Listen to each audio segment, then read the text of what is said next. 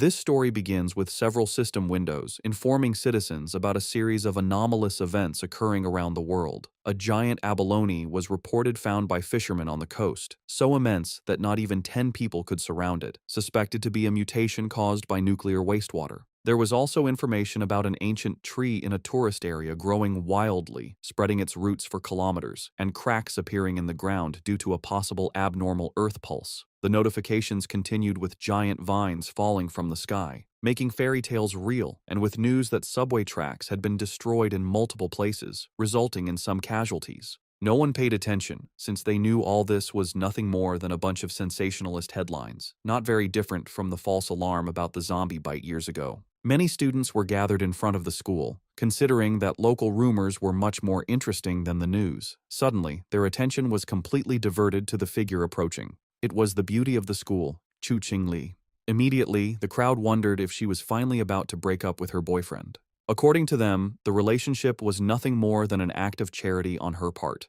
Chu Qingli had already been accepted into Qingcheng University, while her boyfriend hadn't even managed to get into a decent university. Because of this, their futures were on completely different levels. Chu Qingli approached Fang Yi and called his attention. Fang Yi turned around somewhat curious. With a cold expression, she explained that she had thought it over and their relationship wasn't realistic. School-time love always reached a point where one wakes up and realizes they are not meant for each other. A life together, according to her, required not only courage, but also compatibility. For all this reason, it was best to end things. She thought with disdain that no matter what he tried to win her back, it would be impossible. Fang Yi remained silent, and noticing this, people thought his lack of reaction was because he was so shocked that he had collapsed or lost his mind. After all, she was the beauty of the school. They expected him to be on his knees, begging for another chance. However, upon observing him, they simply concluded that he was no match for a rich and beautiful girl, a toad who coveted a swan. With a calm gaze, Fang Yi agreed to break up with her, leaving Chu Qingli and the others in shock. Seeing that she had nothing more to say, our boy turned his back on her and decided to leave. She panicked and called out to him. With a piercing gaze, Fang Yi turned around and asked what she wanted. While her eyes were shining with rage, she made it clear that she didn't care what he was thinking or what tricks he would use. She wasn't going back with him, and she wanted this to be completely clear. Fang Yi began to stare at her and asked her not to flatter herself, calling her the school beauty. Upon hearing this, her eyes widened in surprise, making her blush. The others were in shock at Fang Yi's attitude. Fang Yi was aware that Chu Qingli and the others had no idea what was about to happen. He knew that society's current rules, like money and education, would soon turn to ashes. They were unaware that he had returned from a future disaster, a man reborn in this timeline. Because of this, the Chu Qingli before him was, to him, simply a distant stranger from another life. Fang Yi left the school. He had more important matters to attend to. For him, school beauties and reputation were irrelevant, since everything was about to be completely reconfigured. The real crisis was one looming over all humanity on Blue Star. It all began the night before, when Fang Yi woke up and some strange cracks showed him the future, and then the system informed him that an aura recovery had been detected. Its full activation would take place in 364 days, 11 hours, and 59 minutes, and once this happened, the world would undergo an unprecedented transformation. Fang Yi was somewhat confused. Several figures appeared in front of him, and the system revealed that society's rules would be rewritten. The era of cultivators was about to arrive, and power would become the new standard. Our boy felt somewhat curious, extended his hand and asked who it was. Then a strange light began to appear in front of him. A system window appeared, explaining that it came from the confines of the universe and used top-tier algorithms integrated with cosmic secrets. Its function was to automatically generate cultivation techniques based on spiritual materials touched by the host, showing that current techniques were zero. Fang Yi began to extend his hand, and his eyes widened in surprise as his hand passed through the system window. Then, a powerful monster emerged and began to roar. Fang Yi was paralyzed and his eyes filled with fear. Inside the monster's mouth was a corpse, and the system revealed that this was his end as an ordinary person, as well as the fate of billions on Blue Star. Fang Yi swallowed saliva and could not help but feel afraid. He put his hand over his chest, and his eyes filled with worry. Fang Yi began to ponder and remembered his past life. He had been just an average person, swept along by the tide of events, struggling only to survive with the hope of overcoming the disaster. However, he witnessed the fall of his nation and the suffering of the people, and in the end, he could not escape from the mutated beasts. He remembered dying in despair, full of rage, and with a deep desire for revenge. His eyes began to shine with determination, as he thought that perhaps this was why he had been chosen by the system and brought back 1 year before the recovery of Aura. He began to extend his hand, knowing that at this moment, most people had no idea about the change that was coming. Fang Yi touched the fragments of the system and decided that he would use each anomaly caused by the aura to his advantage. The system began to initialize a new evaluation. The eyes of our boy began to shine as the system informed him that it had been successfully linked. A new path had been unlocked, and now everything in existence could be used as material. His mission was to collect powerful techniques and abilities to become a strong cultivator and save the world. In the city, people were informed that humanity now faced an unprecedented crisis. Answers could not be found in the past. The only option was to adapt with their own strength. Everyone was surprised, except Fang Yi. When he turned on his phone, he saw several notifications. He understood that the government neither confirmed nor denied the strange phenomena, limiting itself to telling people to prepare. This, he knew, was Jia Nation's subtle way of issuing a warning, since reports once considered mythical nonsense would never have gone viral in this way. His eyes filled with sadness as he began to remember the past. He knew that this indirect and silent approach by Jia Nation helped citizens remain calm and trust their country. It was a hard and slow method, but much more effective than the chaos and gunfire of neighboring nations. Then he remembered that the system had told him that he could use anything, which meant that he should go wherever anomalies occurred. His attention was fixed on the phone. It was the #1 trending news. The UV index at Qingcheng University had reached a historic record of the century. Because of this, a heat warning had been issued, urging new students to take safety precautions and use sunscreen. The students were somewhat confused, as they thought that even the best universities now resorted to sensationalist advertising. They considered this false, definitely a paid topic to be trending, since heat of that magnitude could kill people. Fang Yi looked up at the sky and saw that it was full of clouds, then activated the UV meter and saw that it was at 0. He was somewhat confused, as he didn't understand how the weather could be so different, since Qingcheng University was only 15 minutes away by car. Images of a blazing sun above the university were published, and students were informed that new student registration would continue, but they should avoid the north gate due to the high UV index, as all other entrances remained open. Feng Yi couldn't help but smile. He knew that when anomalies occurred for the first time, most people only thought it was a publicity stunt, and only he knew the truth. His eyes began to shine with joy, as his first opportunity had arrived. Fang Yi changed clothes and went to Qingcheng University. Everyone was carrying umbrellas. It was so hot that the leaves of the trees had fallen. Our boy went to the north gate of Qingcheng University, the least crowded of all. He knew that something was definitely wrong in this place. Shiny ashes began to descend from the sky. While students were fleeing to avoid being scorched to death, Fang Yi's attention was fixed on it. He sat down and decided to touch it. Once his finger made contact, an intense glow began to emerge from it, and the system reported that it had detected an intense fluctuation in the Yang attribute, unlocking the data template of it. The energy began to enter Fang Yi's body, causing him terrible pain. An intense glow began to emerge from our boy's body. People covered their eyes to avoid going blind. They didn't know what was happening and thought they were hallucinating. The energy started burning Fang Yi's clothes, making him clench his teeth tightly. He put his hands on top of his head and started going crazy, not knowing if the system had finished compiling. He felt like he was about to die. The compilation was completed, and Fang Yi acquired a Yang attribute technique, the Golden Sun breathing technique. Later, it's the day for new students to register at Qingcheng University. Our main character's ex-girlfriend arrives at the registration area. A guy offers to carry her suitcase for her. Soon, more guys come over to try and get her attention, but she turns them all down, telling them she doesn't need their help. She looks over at a couple nearby with a sneer, but then a bright golden light flashes, surprising her and the other students. A voice on the loudspeaker tells everyone to stay away from the north gate. The girl looks serious and decides to go see what is happening. At the north gate, a huge burst of golden energy lights up the area. A dark figure appears from the smoke, giving off a powerful feeling. He takes a deep breath, and his eyes glow with a strong golden light. A screen pops up, telling him that he has created a new technique and earned 50 points. The guy looks at the screen and wonders what the points are for.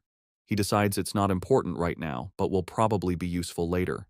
Time passes, and it is now night, with a strange-looking moon in the sky.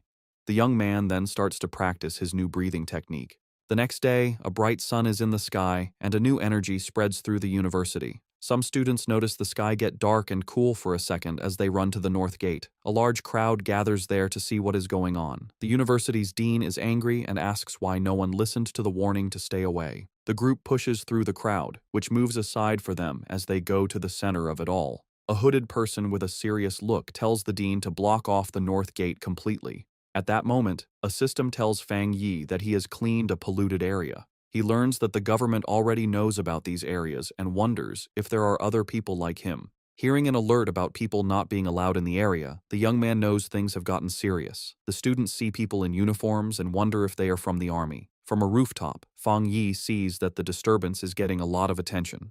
With his red eyes glowing, he decides it's time to leave and jumps off the building. Down below, the mysterious hooded person walks across the ground, which is cracked from the energy. The hooded figure looks carefully at the scene. This person kneels and touches the ground to feel for any remaining energy. Then, she picks up a piece of the ground to get a closer look at what happened. The hooded figure studies it and realizes a person caused the energy. Just then, officials begin moving the students out, while the person in the hood watches from far away. In the crowd, the guy's ex-girlfriend is shocked to hear that only one person did this. At that moment, she sees a figure jumping away and wonders if it was her ex, but she quickly pushes that thought away. With his grades, he could never get into this school. Far away at Fang Yi's house, the sun goes down and night falls. Lying on his bed, the young man complains that his body is still hot, even after a cold shower. Because of the heat, he's afraid he won't get any sleep. He also worries that because of what happened today, someone might have noticed him. He then picks up his phone and sees a popular news story about a cultivation association. The young man remembers that everyone used to think it was just a joke on the internet. Just then, he remembers the hooded people at the university and thinks they must be from the association. Curious, he opens the news story to read the whole article. It explains the different cultivation levels, from ghost acts to total transcendence. In the comments, people think it's a joke, but he wonders if the announcement is real. Fang Yi thinks about how he never knew any of this in his past life as a normal person. Sitting on his bed, he thinks about the cultivation association and decides to try his technique again. He closes his eyes and focuses to start his training. In that moment, he begins to sweat as a strong, golden energy flows around him. He starts to float in his room, surrounded by a bright golden glow. A light shines on him. The first step is to strengthen his body to hold the power of heaven and earth. He successfully controls the energy and shapes it into a divine axe. His eyes glow brightly, and he smiles, feeling full of power. The system tells him he has reached the Dushui level and gives him 50 more points. The guy remembers the points and reads the screen, which says a new path is now open. The system explains that the points can be used to put the compiled data into any object. He thinks about the idea of putting power into an object and looks at his mug on the table. He holds his hand out toward the mug with a golden glow of power. The system asks if he wants to use 1 point to put the Yang attribute on the mug. He realizes this is like enchanting an item to give it a special power. The young man thinks that if he did this to a weapon, it would become his own special item for fighting. He decides that having a powered-up weapon will be very important for what is to come. The guy then finds a small sword on his shelf and decides to try the power on it. He thinks that if the test works, he will buy a real weapon to be ready for the monsters. Suddenly, a strange noise from outside the building gets his attention in the middle of the night. Outside, a dark creature with huge claws is watching Fang Yi's apartment. With glowing red eyes, the strange creature shows its sharp teeth in the darkness. It looks like a giant demonic rabbit and gets ready to attack the building. But inside the apartment, the guy has no idea that danger is coming. Lying in bed, the guy feels uncomfortable from his new cultivation technique.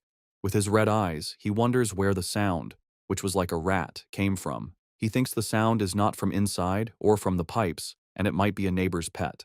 Walking through the living room, he thinks that with his better hearing, it is normal to hear the neighbors. Then the guy focuses his hearing to listen more carefully to the strange sound, but he soon realizes something is wrong and becomes alert. Fang Yi goes to the door and comes face to face with the scary creature right there in the dark hallway. In the hallway, the strange creature with red eyes appears and glares at him, ready to attack. He is startled and recognizes the mutated beast. A memory from his past life scares him. At the same time, a drone flies over the city at night, showing that others know about the danger. On top of a building, a girl complains that they still have not caught the rabbit that ate a rare fruit. With a lollipop in her mouth, the young woman seems very calm and confident about the mission. She then orders her team to keep sending her updates about the target she is hunting. After that, the mysterious girl jumps from the top of the building to begin the chase. Falling very fast, she moves with ease between the huge city buildings. Suddenly, the young woman feels the mutated beast's power and realizes she is getting closer to it. With her eyes glowing, she finally finds the creature and gets ready for a fight. The mysterious hunter lands hard on a rooftop, moving with amazing skill. Running down the side of a building, she gets the order to chase the target no matter what. With a perfect landing, the young woman continues her chase without stopping. Jumping from building to building, she warns that the creature ate a special fruit and might evolve. Just then, a man working late sees something fast go by his window and is very confused. He wonders if he is seeing things, but his boss yells at him for just standing around. Meanwhile, the hunter stands like a shadow in front of the moon on the 65th floor. Back in the apartment, Fang Yi faces the strange creature, which screams at him. With his golden eyes, he knows his body has changed, and now he can fight it fairly. The creature then attacks with its claws, but the young man dodges with amazing speed. Fang Yi thinks that his body has really changed, and now he can see the attacks in slow motion. With sun energy in his hand, he wonders why a mutated beast is here so soon. He then remembers things from his past life and faces the monster. The guy knows the creature has not fully evolved yet, and the night makes it stronger and angrier. So he rushes forward to attack, because he has to stop it, or everyone in the building will die. Fang Yi manages to grab the creature with his hand full of energy. With surprising strength, the guy bites the strange creature without any fear. He holds the monster tightly, and his golden eyes shine with a cold, focused look. Then the young man spins the creature in the air and realizes its tail is its weak spot. Taking his chance, he grabs the beast's tail with all his strength. Fang Yi throws the monster against the window, and it shatters from the force. With his fist glowing gold, he gets ready to land a powerful punch. The guy shoots a beam of energy that hits the creature right in the air. The monster is then completely covered by the bright golden beam of light, but the strange creature grabs the golden energy with its claws and tries to take its power. Fang Yi then realizes the monster is trying to steal his yang power, and he fights back. He thinks the power of the sun is too strong and that the rabbit is just destroying itself. Soon after, a golden explosion covers the monster, which can't handle that much energy. In the building next door, a couple wakes up from the noise, and the man wonders if it was thunder. He then goes to the window to check, but sees nothing strange outside. Our hero lands on the floor, surrounded by what is left of his golden energy. The young man thinks that the creature was like a starving ghost trying to eat his power. After the fight, the monster's eye falls to the floor, letting out a weird black smoke. With a serious look, he stares at what is left of the creature he just defeated. Without thinking twice, the guy stomps hard on the eye, crushing the rest of the beast. He understands that the creature of the night was desperate for his opposite Yang-type power. The young man thinks that if he were normal, the monster would have easily eaten everyone in the building. With that, he knows he needs to learn more techniques to face the dangers ahead. Meanwhile, a mysterious girl jumps through the air in the moonlight, looking like a hunter. With amazing speed, the young woman runs very fast down the side of a building. When she gets to the scene, the mysterious hunter's eyes open wide with shock. Standing there in the middle of the night, she wonders if someone else defeated her target. Kneeling on the ground, she notes that the target has been destroyed, and that she will try to get the night attribute back. But as she touches the monster's remains, she is surprised by a golden energy that is still there. The young woman then feels a strong heat and a burning power that makes her pull back right away. The young woman remembers the energy from the university gate and understands that this is not a coincidence.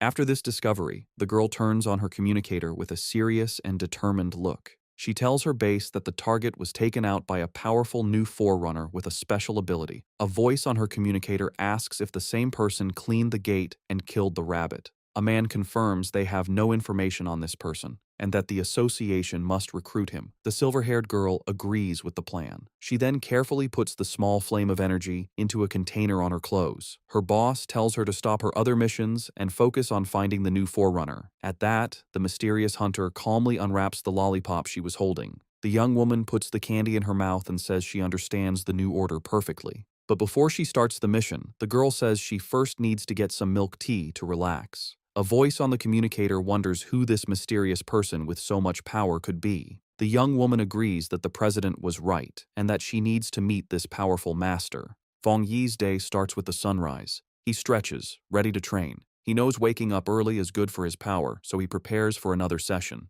The fighter uses his breathing method, taking in the morning's golden energy. As the energy fills him, his eyes glow with golden power. He enters the Ghost Axe realm and feels the technique's power appear. A sudden burst of energy surprises him. He realizes he's getting stronger again. Power flows through his body, and he focuses to control it. He makes a tight fist, feeling the energy now in his hand. He summons his key axe and sees that the weapon feels much lighter. He grips the weapon's handle firmly, ready to try out his new strength. The warrior lifts the golden axe over his head, preparing a powerful hit. He reaches the 2-star Ghost Axe realm, releasing his strength. His eyes now burn with golden flames, showing his new power. Feng Yi's body feels much stronger and tougher after this change. He grew stronger so fast because he used the extra energy from his last power-up. Feng Yi decides that from now on, he will level up slowly and carefully, one step at a time. But his growing power gets a lot of attention, so he needs a more private place. In the association's office, a man feels something strange in the air. He sees the change in the sun's energy and wonders if it's the new guy again. Feng Yi finds a quiet spot by a river to continue his plans. A system screen appears, and he confirms he will add a special quality to his weapon. He remembers trying this with another item, but it couldn't handle the power. This time, the new blade works with his energy, making a strong connection. A system message confirms the item encoding worked. Excited by his new weapon, he gets ready to test its amazing power right away. The test result shocks him with the incredible power the sword let out. A huge golden beam of light shoots from the blade into the sky. The warrior lands with his sword in flames, feeling the power flow through him. He almost starts a fire with that swing and sees how dangerous his strength is. The smoke from the attack is big, so he knows he was seen and needs to leave. A girl is running fast toward the smoke he left. She complains that she stepped away for a moment and missed everything. Suddenly, the young woman stops. She sees that the river is actually boiling. The agent flies over the damaged area, wondering what the new guy did to the place. She can already imagine being told off, since everything has gone wrong since he appeared.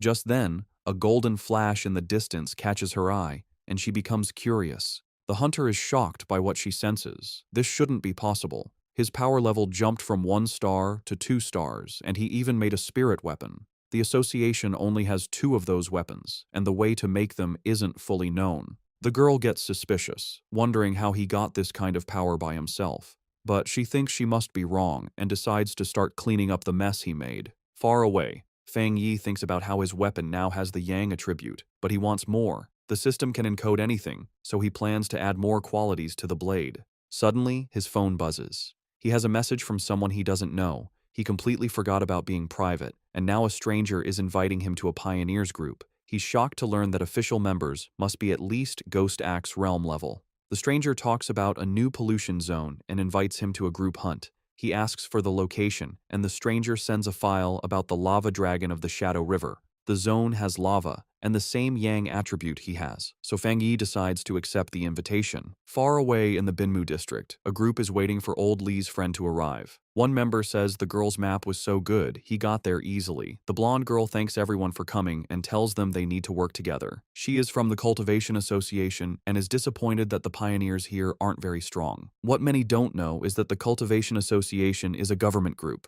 Getting into the group was hard and required her family to ask for favors, so she hates to fail. Just then, one of the explorers sees the newbie arriving and calls him by his name, Fang. Feng Yi makes a strong entrance with his new sword and introduces himself to the group. The agent is startled by his power, but sees his aura isn't scary, but warm. Since the team is all there, the leader gives the signal, and they go toward the cave entrance. Feng Yi decides to go first and asks the blonde agent to take care of the light. The group walks through the cave, and one of them warns Fang about the loose rocks. They think it's strange that the place isn't very hot yet.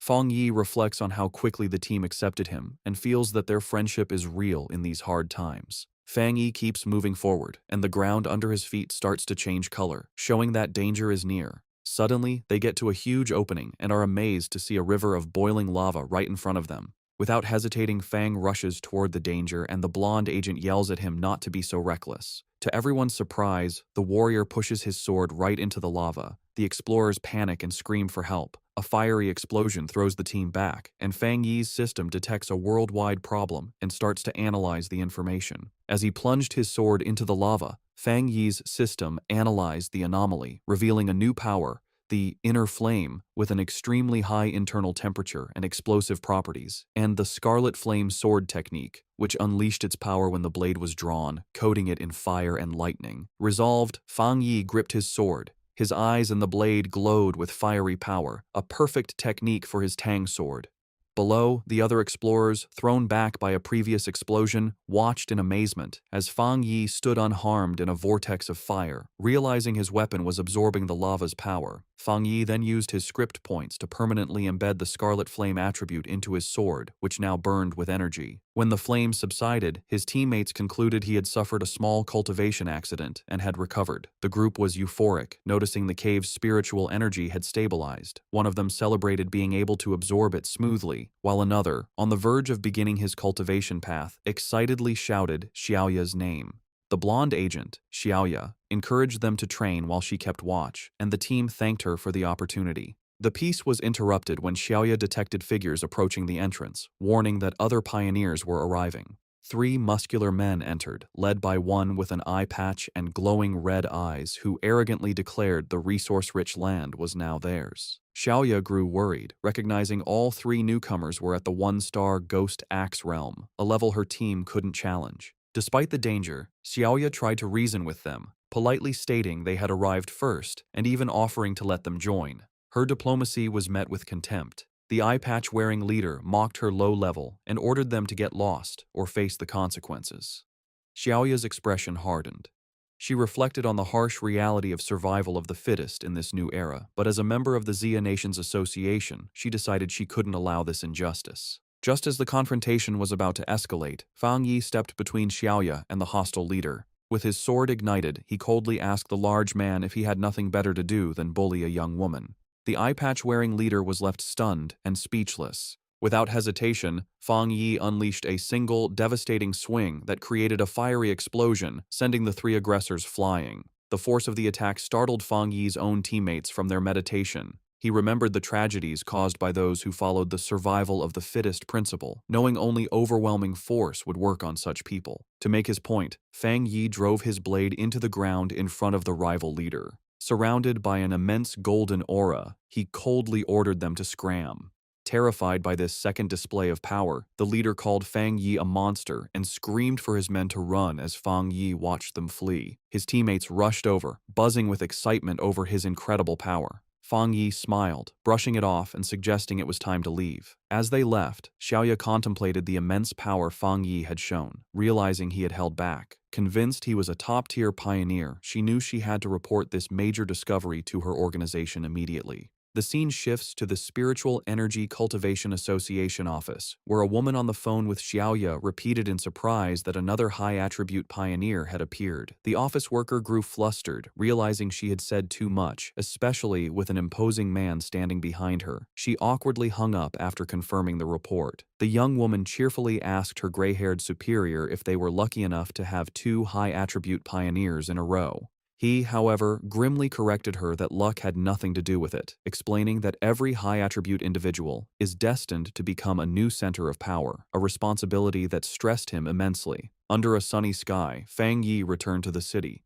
He tried to disguise himself as a cosplayer, but his powerful presence and authentic sword only drew more attention. His walk was interrupted when he saw on his phone that news of the cave incident had already gone viral. He chided himself for his carelessness, knowing the eruption of his internal flame was too noticeable. Dismissing the idea that his teammates would betray him, he focused on a more urgent matter. The massive yang energy he had absorbed was pushing him toward a new breakthrough. He needed to find a secluded place immediately and headed for the back mountain. 5 minutes later, on that same mountain, a silver-haired young woman named Su Qingying, a garden restoration expert, felt a sudden, powerful presence. She saw an intense burst of light, like a miniature sun, and recognized the signs of a cultivator breaking through to the 3-star Ghost Axe realm. The scale of the energy astounded her. She'd never imagined a breakthrough of that realm could be so monstrous. Driven by a sense of duty and a flash of recognition, she raced toward the disturbance, vowing to catch the mysterious individual this time. High on the mountain, Fang Yi was focused on his breakthrough. He pulled in huge amounts of golden energy, which spun around him before forming a bright, sun-like ball above his head. As he meditated in the air, the power behind him formed a complex, star-shaped divine shape. Golden energy sparked across his skin, and his eyes glowed with great power as he tried to control the wild energy. Finally, the power came together, taking the shape of a giant divine axe made of pure golden and light blue energy, crackling with power. Meanwhile, Su Jingying arrived and stopped suddenly when she saw the amazing sight.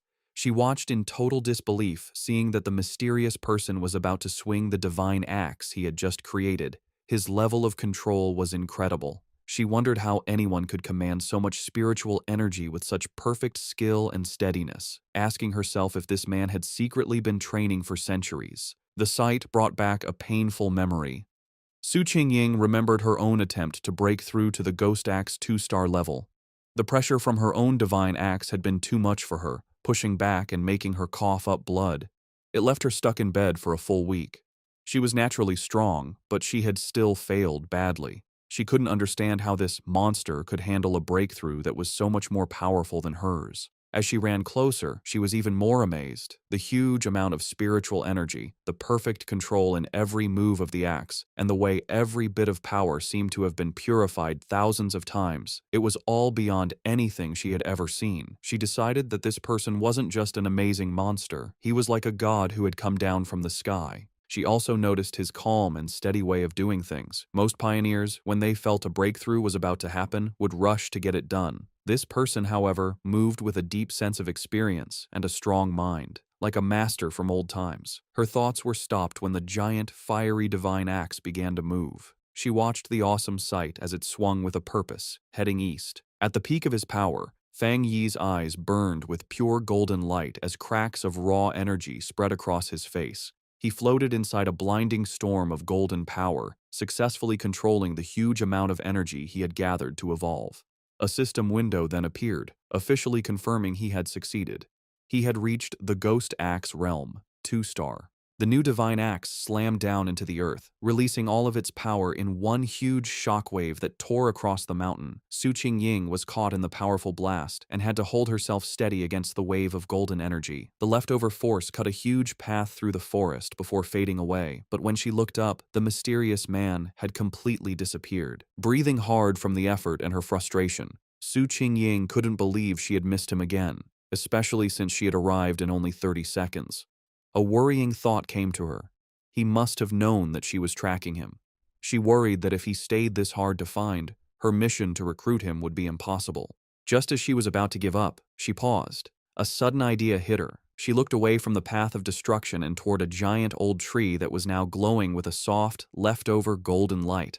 With a new feeling of certainty, she called out into the woods that seemed empty, calling him Senior and asking if he was still in the area. From the shadows of the forest, Fang Yi appeared, his hooded body giving off a cool confidence. His glowing red eyes were on Su Qingying. He immediately knew she was the person who had been looking into him for the past few days. Seeing she had been found, Su Qingying stood her ground and properly introduced herself. She said she was the captain of the Firefly Squad, a part of the Spiritual Practitioners Association of Xia Nation, and also one of the nation's first pioneers. On behalf of the association, she sincerely invited him to join them. She admitted she had been following him for 2 days, and hoped her methods hadn't made him think badly of her. As she spoke, Fang Yi stayed quiet, and his face was hard to read under his hood. Su Qingying added that while the public didn't know yet, all the official papers for the association were ready. Inside, however, she was very nervous, choosing her words carefully, and worrying if she was bothering him or making the powerful man angry. She knew she had to sound soft and respectful. Her carefully planned speech was cut short by Fang Yi's simple, direct question.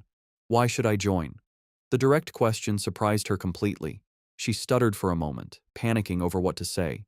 She quickly saw that empty, nice words would be useless against someone so smart. The truth was her only choice. Pulling herself together, she explained what the association was for. She told him that the Xia Nation wanted to gather and unite all the early pioneers, to guide them on an organized path, and also give them extra protection. She knew that growth was messy right now, and that an association might feel like a cage to a free spirit like him. But she asked him to look at the bigger picture. A great return of spiritual energy was coming, and they would all need to stand together to face the unknown enemies of the future. After listening to her passionate speech, Fang Yi leaned casually against a tree, looking tired and uninterested. He told her plainly that he was not willing to join. He explained that, for now, he still couldn't bring himself to fully trust her or the association she represented. Su Qingying was left completely stunned and speechless by his direct refusal, her eyes wide with shock. Facing his refusal, Su Qingying grew desperate. She quickly pulled out her identification card from her jacket. Holding it up for him to see, she quickly introduced herself again as Su Qingying and mentioned she used to be a well-known athlete before the spiritual energy returned. She begged him to believe her, hoping her public identity would give him a reason to trust her. Fang Yi paused and thought about her words. He touched his chin thoughtfully, saying that he now vaguely remembered her. His mind remembered a framed picture of her celebrating a victory as the runner-up in the Xia Nation's long-distance championship. He realized her natural athletic skill was what made her such a fast and good pioneer. However, his face then became hard. A dark memory from his previous life came to mind, showing a vision of a ruined city.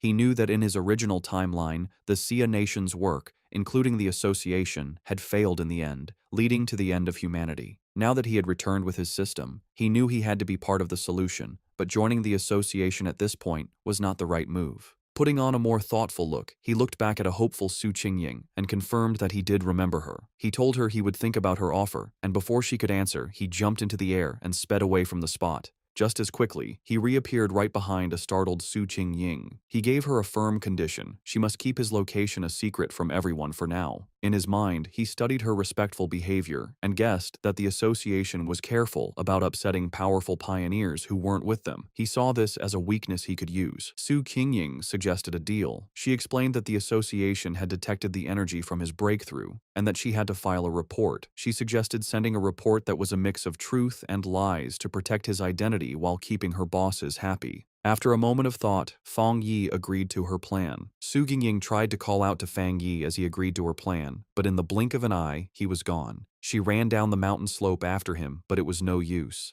Tired and annoyed, she walked alone on a forest path, muttering in frustration about how many times she had failed to catch him and how he was now trying to avoid her. She sighed, complaining about the tiring work of erasing the powerful energy signs he left behind after every incident. Her thoughts were cut short by a voice in her earpiece, telling her to stop worrying about the hard-to-find pioneer and remember the mission she was on. The voice seriously told her that the strange creatures had appeared again. Su Qingying froze, her eyes wide with shock as she asked if they were really back. A scary memory flooded her mind, showing her surrounded by a crowd of terrifying wolf-like creatures with bloody mouths and glowing red eyes. She thought to herself that she would never forget those strange, bloody beasts. The story explained what they were: cold, evil, and bloodthirsty monsters born from the pollution zones made by the spiritual energy's return. They got power from these zones, turning into monsters that ate humans. Some could even hide as natural disasters, killing anyone as they split up lands and made new pollution zones. If they weren't stopped, their very destructive nature would let them keep eating the human world until nothing was left. A heavy storm suddenly hit the city.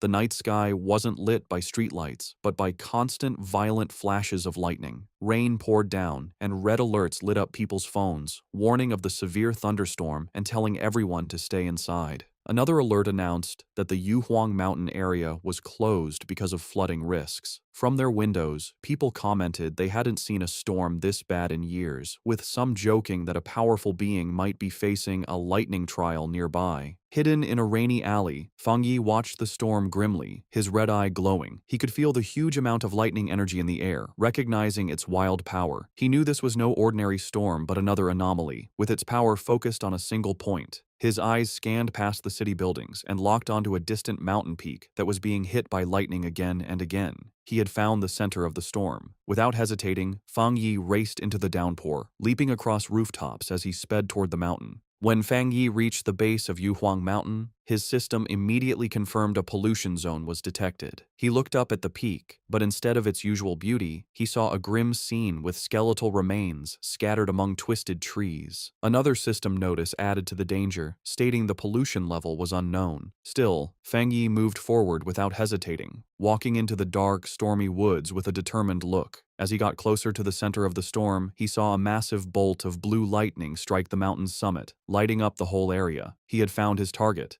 Inside the Spiritual Practitioners Association's command center, officials held a tense meeting. A large screen showed a vortex of blue energy over a mountain peak. An official reported that the danger on Mount Yuhuang was rising quickly, so they had to close it off and call it a new contamination zone. The grim-faced association leader said the situation was so critical, he had to pull Su Qingying from another important mission. He asked her to report on what was happening. Su Qingying told the officials that it was currently impossible to climb the mountain, as the unstable thunder energy was about to explode. Because of this, the area was officially classified as an A-level contamination zone. She continued with more worrying news. Based on how fast the energy was growing, the mountain would soon be an S-level threat, which would start their highest emergency plan. But she pointed out a major problem. Based on their data, no explorer they had could safely get near the area, admitting that not even she could handle it. A wave of shock went through the room, as calculations showed the mission would mean certain death even for highly advanced explorers. Facing this impossible situation, a man in a security uniform ordered the foot of Mount Yuhuang to be completely sealed off, with patrols sent out 24/7 to stop anyone from trying to climb it. The association leader firmly agreed. He declared they had to stop the threat by sealing the mountain and that no one could go near it until the energy concentration dropped.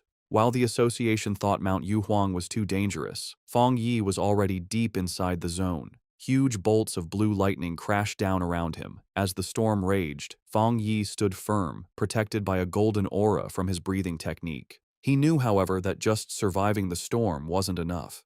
To get the purest thunder energy, he had to climb to the center of the storm at the mountain's peak. His decision was fueled by dark memories of the past. He knew that the creatures they faced now were just the beginning, and even more terrifying monsters would appear in the future. He realized that his current fire-based powers were not enough for the challenges to come. He had to become stronger himself, not just rely on his weapon. Surrounded by the lightning, Feng Yi saw a rare and perfect opportunity to use the thunder energy to strengthen his own body. Feng Yi knew if he didn't take this chance to get stronger, he would face certain death from the disasters to come. His eyes glowing gold, he drew his flaming sword and, with a defiant roar, plunged it directly into a massive bolt of blue lightning. The wild energy surged through him, causing terrible pain, but his face remained determined. His body shook violently as the electricity coursed through him. He realized this thunder power was like a divine punishment, actively fighting against him. The storm was furious that he had entered its territory and seemed to demand that he give up. Staring at the chaotic sky, he wondered how he could possibly make such a raw force obey him. Then, he had an idea. He calmed himself and remembered his system's rule. To get a power, he had to touch the energy source. A golden aura exploded from him as he unleashed his golden sun breathing technique, determined to fight through the storm. With a loud roar, Feng Yi pushed forward, using his flaming sword to cut a path through the storm of blue lightning. The clash of his golden energy against the raw storm created a huge, chaotic explosion. Blood trickled from his mouth from the strain, but his eyes burned with determination. He knew this was a desperate gamble where he had to push himself to his limit, facing death in order to live. Finally, after a hard struggle, he reached the peak. He plunged his sword into the ground, cracking the rock as he arrived at the center of the storm. Here, the power was even more terrifying, a violent flood of thunder energy that made it hard to even breathe. He felt the storm's full attention on him and realized it no longer just wanted to push him away, it wanted to kill him. As if to prove it, the storm gathered its full power and shot a single, massive beam of white-hot lightning directly at him, an attack meant to completely destroy him. As Feng Yi faced the storm's final attack, his system activated, detecting a powerful thunder attribute and starting to process it. Far below in the city, people watched from a tall building, amazed. One man taking a photo had never seen lightning so big. Another wondered if a god was going through a trial, even thinking he saw a person in the sky. At the mountain's peak, the fight ended in a brilliant explosion. Feng Yi had won. A system message confirmed it, announcing he had obtained refined divine thunder power and could now summon heavenly lightning to make his body godlike. He was rewarded with 5 writing points. Feng Yi now floated in the air, surrounded by blue lightning and his golden aura. He understood his new power. The thunder attribute was a top-tier force for both attack and defense. Unlike his sun power, which was mostly for defense, the thunder could refine his body and turn it into intense energy. He decided that the thunder was now his spear and his shield. He also realized the power wasn't just about destruction, it was also about purification and rebirth. He could feel the energy strengthening his bones and muscles without any pain. The system then offered him an upgrade to punish evil, which would grant him double critical damage, asking if he wanted to use writing points to get it. Landing softly, Fang Yi thought about what to do next. His first thought was to put this new thunder power into his Tang sword. He considered it carefully. While it would make the blade stronger, he worried it might mess with the purity of the sun attribute already in it. He also knew that putting too many different powers into one item could damage or even destroy it. Suddenly, he had a brilliant idea. Looking at his hand, he decided to do something different. He would implant the thunder attribute directly into his right hand. The system immediately responded, asking if he wanted to put the thunder attribute into the chosen item. A confident smirk appeared on his face as he gave the command. Instantly, all the wild blue lightning in the air rushed into his right hand as he claimed the storm's power for himself. The next day on the storm-damaged peak of Mount Yuhuang, the immediate danger was gone. Below a cliff, Su Qingying and an army officer named Major Han Li stood over numerous figures in body bags. Su Qingying reported that the contamination zone's energy had strangely dropped from its most dangerous level to a mild level in just 3 hours, though some electricity was still in the air. Major Han Li listened and immediately figured out what had happened. Someone had been there. It was a seeker, a person who actively looks for these dangerous events. Su Qingying was shocked, wondering if another seeker was involved and if they could have survived. She knelt and looked for clues but couldn't sense anything, guessing that the heavy rain had washed away any evidence. She concluded that the seeker must have left the mountain safely around 8 p.m. the night before. Major Han Li agreed with her timeline. The strange event began around 6 p.m., and the army sealed the mountain at 7 p.m., so the seeker must have climbed the mountain before it was closed. He noted that their instruments predicted the danger would reach grade S, but after 8 p.m., the energy suddenly dropped. Standing where the lightning had been strongest, the major added his own theory. He believed the seeker not only survived the lightning, but probably had a thunder-related power, turning the disaster into a great opportunity. He concluded this person was the direct cause of the sudden change. The major then shared his biggest worry. People like this were the most dangerous because they didn't know whose side they were on. Su Qingying agreed, adding that if such a powerful person was a threat, the disaster they could cause would be huge. They had to be found quickly. Miles away, sitting on his couch and unaware of the military operation now focused on him, Fang Yi let out a sudden, loud sneeze. Back on the mountain, Major Han Li made his decision. He gave a firm order to his troops. Find this person immediately, at any cost. As his command was given, he assigned the mysterious target his temporary codename, the Tyrant. The investigation on Yuhuang Mountain started right away. The army hoped the Spiritual Practitioners Association could recruit the mysterious person codenamed Tyrant soon. In the meantime, they would keep all information about the event secret and start their own investigation. On the rainy peak, the association leader told Major Han Li that they already had a high-level pioneer trying to make contact. He then turned to Su Qingying and ordered her to give her report to the major. Su Qingying was caught off guard by the order and gasped in panic. Forced to think fast, she began her half-true report. She connected the current incident to the pioneer who had recently cleared the pollution zone at a local university. Inside, she was panicking, terrified she would say something wrong and reveal her deal with Fang Yi. She explained that she had been trying to contact him, but he was hard to find. She mentioned finding the body of a mutated rabbit he had killed and correctly identified his Yang Flame attribute from the evidence. She finished by promising to do her best to get close to him and find out how he had cleared the university's gate. She silently prayed for help, knowing that mixing truth with lies was her only way to make her story sound real. Major Han Li listened closely, thinking about what a pioneer with a Yang Flame attribute meant. He seemed happy with her report and thanked her for her hard work, calling her a talented young pioneer. Su Qingying gave a sharp salute and replied that it was her duty. With the meeting over, Major Han Li mentioned they would release fake news about natural disasters to hide the event from the public. He also said he disagreed with posting spiritual energy information online where bad people could use it. As the officials talked, Su Qingying quietly sighed, relieved that the tough questioning was finally over. Back at his home, Fang Yi used his golden sun breathing technique to easily dry his white hoodie, making it glow with a warm light before holding it up, perfectly clean and dry. After putting it on, he checked the changes in his body. Even after adding the powerful thunder attribute, he could still feel a clear difference. He looked down at his right hand, which now sparked with blue lightning. It had completely changed, becoming the strongest part of his body and getting a huge boost. As he flexed his fingers, making small balls of lightning appear, he could feel that he was close to another upgrade. What surprised him most was how the once wild thunder attribute had become as calm as a kitten after being added to his body, letting him control it freely. He compared this to the terrible pain he felt when he first unlocked the Yang attribute, and wondered if the energies got weaker during the process. Remembering the system told him this new power dealt double damage to strange and evil creatures, he was eager to test it. His thoughts were broken by a sudden alert from his phone on a nearby table. He picked it up, wondering what was happening now. He had set up special news alerts after the last incident, knowing that in these crazy times, the government would issue warnings to protect people. For a pioneer like him, however, these warnings were more than just notices of danger. In every crisis, there was a chance to grow stronger, even if it meant risking his life. As Fang Yi thought about what to do next, he looked at the major news alert on his phone. The report said a huge explosion had just happened inside a chemical plant, causing a lot of pollution in the city. The official story said no one was hurt and told people to stay calm, but Fang Yi was suspicious of an event this big. He checked online forums, where people who saw it happen gave a much scarier story. People who lived nearby described a super creepy feeling they couldn't explain. One person asked if it was a cold, evil aura, and another quickly agreed. While many were doubtful, the overall feeling was one of dread and fear. The words cold and evil aura felt familiar to Fang Yi. Suddenly, a terrifying memory from his past life came back. A bloody hand and a horrible monster.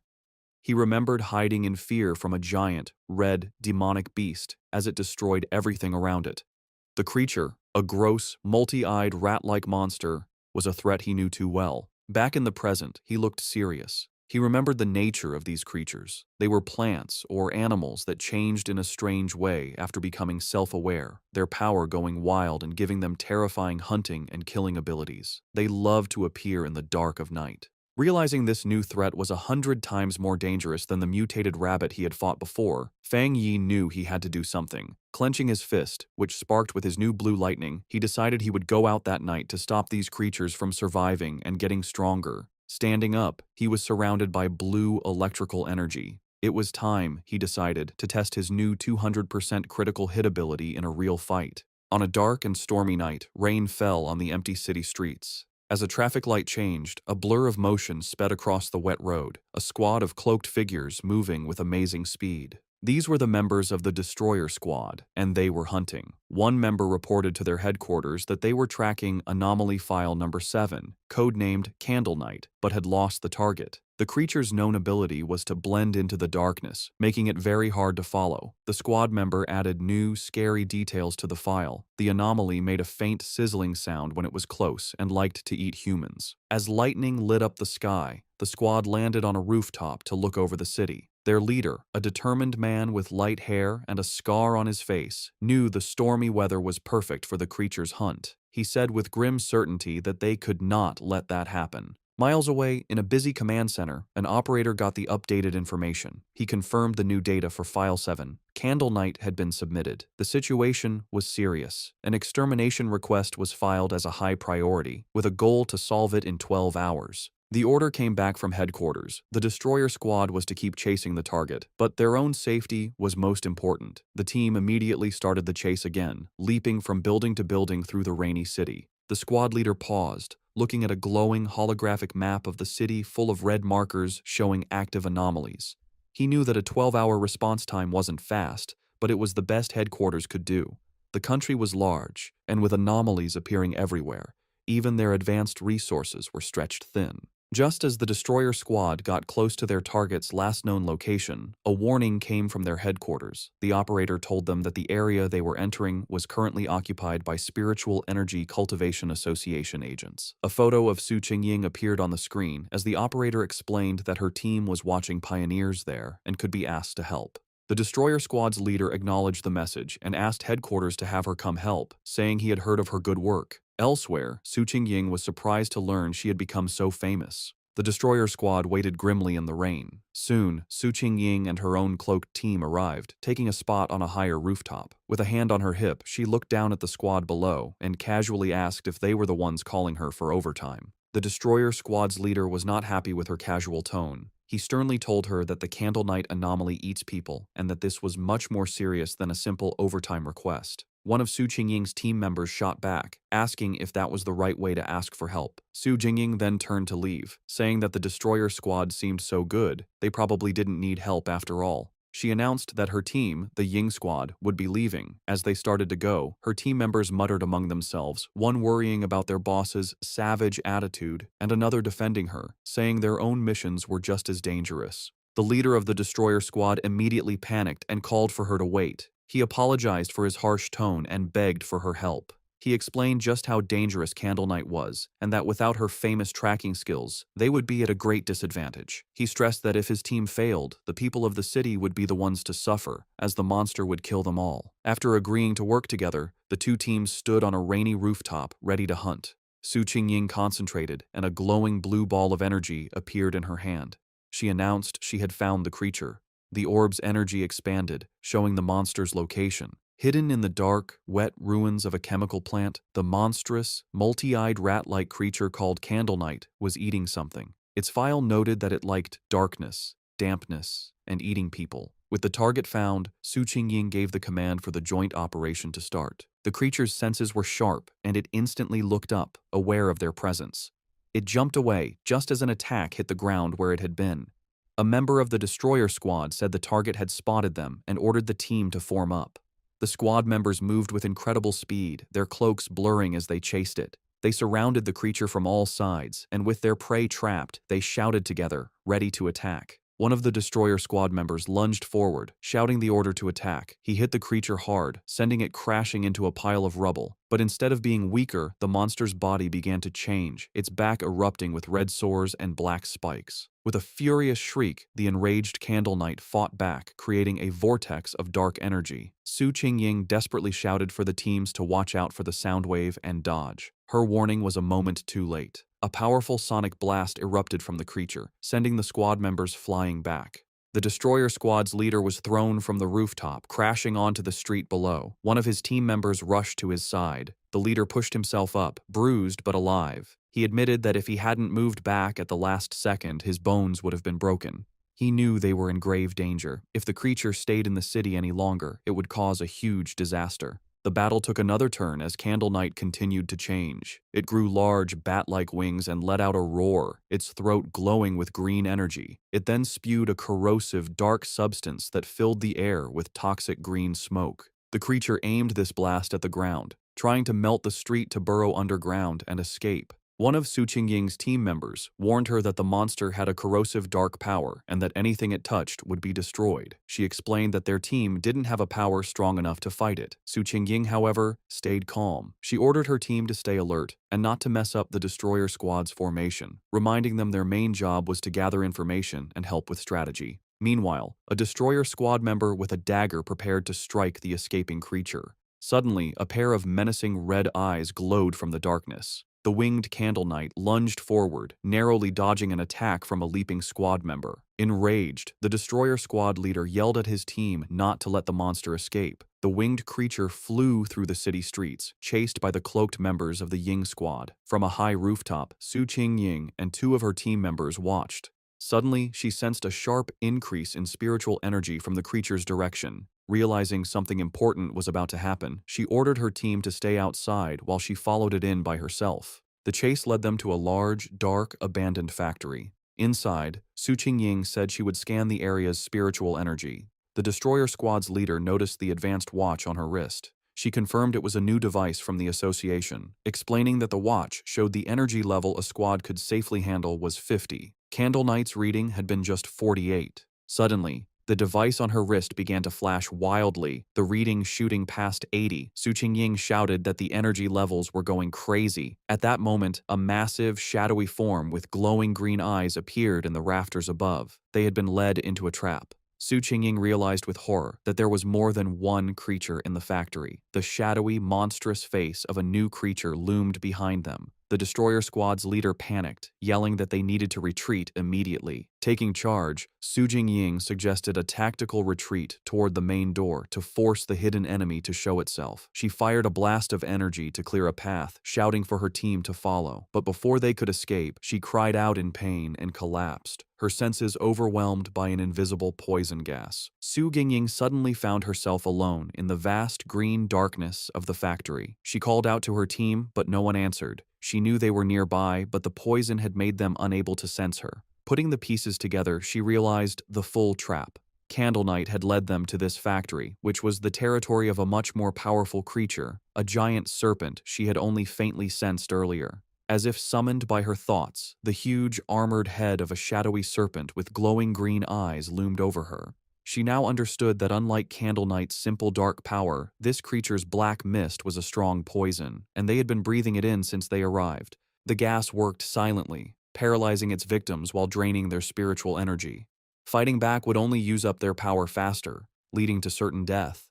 She could feel her own spiritual energy was almost gone, and without it, she knew she would soon be another victim. As she collapsed to the floor, her strength gone, she despaired at the terrifying intelligence of a creature that was just playing with them. She closed her eyes, wondering if this was the end. Lying defeated on the factory floor, Su Jingying saw a single ray of light cut through the green darkness above. A flicker of hope appeared in her eyes. Suddenly, the factory ceiling exploded inward, and a blinding light filled the room. Her eyes widened as a figure came down from the blast. It was Fang Yi. He landed gracefully in the rubble, his hooded figure standing out against the glowing hole in the ceiling. He stood before the giant serpent, immediately identifying it as a dark attribute creature. Without warning, the serpent lunged, its massive fangs aimed at him. At the same time, the Candle Knight monster burst from the shadows, attacking from behind. Fang Yi dodged the serpent's attack and came face to face with the growling rat-like beast. As the two creatures closed in, he finally understood the full trap he had walked into. In a shocking move, Fang Yi let the Candle Knight monster bite his shoulder. As blood splattered, he noted their surprisingly smart tactics, one creature for luring prey, the other for killing them. He taunted the beast latched onto him, asking if it enjoyed biting people so much. In response, he unleashed his new power. Bright blue lightning erupted from his body as he challenged the monster to taste his thunder property. At the same time, he fired a massive beam of golden solar energy from his free hand, which hit the lunging serpent head-on. Now, covered in crackling electricity and free from the stunned rat creature, Fang Yi turned his full attention to the serpent, unleashing a flood of golden flames as he challenged it to see how well it could handle fire. The giant serpent lunged with a furious roar, its huge mouth open to eat its prey. With amazing agility, Fang Yi dodged the attack, flipping through the air while swinging his glowing golden sword. As he landed, he coolly told the monster to look at his blade, a clear challenge to the giant beast. The serpent seemed to pull back, cautious of the glowing weapon. Seeing his chance, Fang Yi counterattacked. Leaping through the air, he delivered a powerful slash to the serpent's face, his sword covered in the crackling blue energy of his thunder power. The force of the blow was huge, but the result wasn't what he expected. Instead of crushing its skull, the creature's head split down the middle, revealing a second identical head underneath as if it were shedding its skin. Fang Yi landed on his feet, his eyes wide with surprise at this strange development. The creature's split head then pulled apart completely, shedding its outer layer to reveal its true, healed form. As green energy pulsed in its neck, Fang Yi knew the fight was far from over. The serpent reacted with shock and pain as the leftover thunder energy from Fang Yi's sword ran through its body. It roared in fury as the electrical energy grew stronger, overwhelming its dark power. Watching the creature twist in pain, Fang Yi gave a small, confident smirk. He knew he had the advantage, as he had already sensed this serpent's dark aura was stronger than Candle Knight's. He then revealed his clever plan. When he attacked with his sword, he had held back the full force of his fire. Instead, he had used the blade to carry and channel the thunder power from his hand directly into the snake's body. He compared the two creatures, realizing this serpent was a far more dangerous and evolved monster than Candle Knight. Suddenly, he felt a sharp pain in his shoulder where the rat creature had bitten him. He hissed, looking down to see strange purple snake scales growing from the wound. He understood immediately. Just as he'd thought, this was a smart smart, mutated species. Its poison, delivered by its partner's bite, had a paralyzing effect that let it kill silently. He could feel a sharp pain from the wound, but he also felt his Golden Sun breathing technique working to fight the venom. With a determined look, he knew he had the perfect counter. The Yang Flame power could dissolve the poison, the Golden Sun technique would protect and heal his body, and the Thunder power would purify anything left.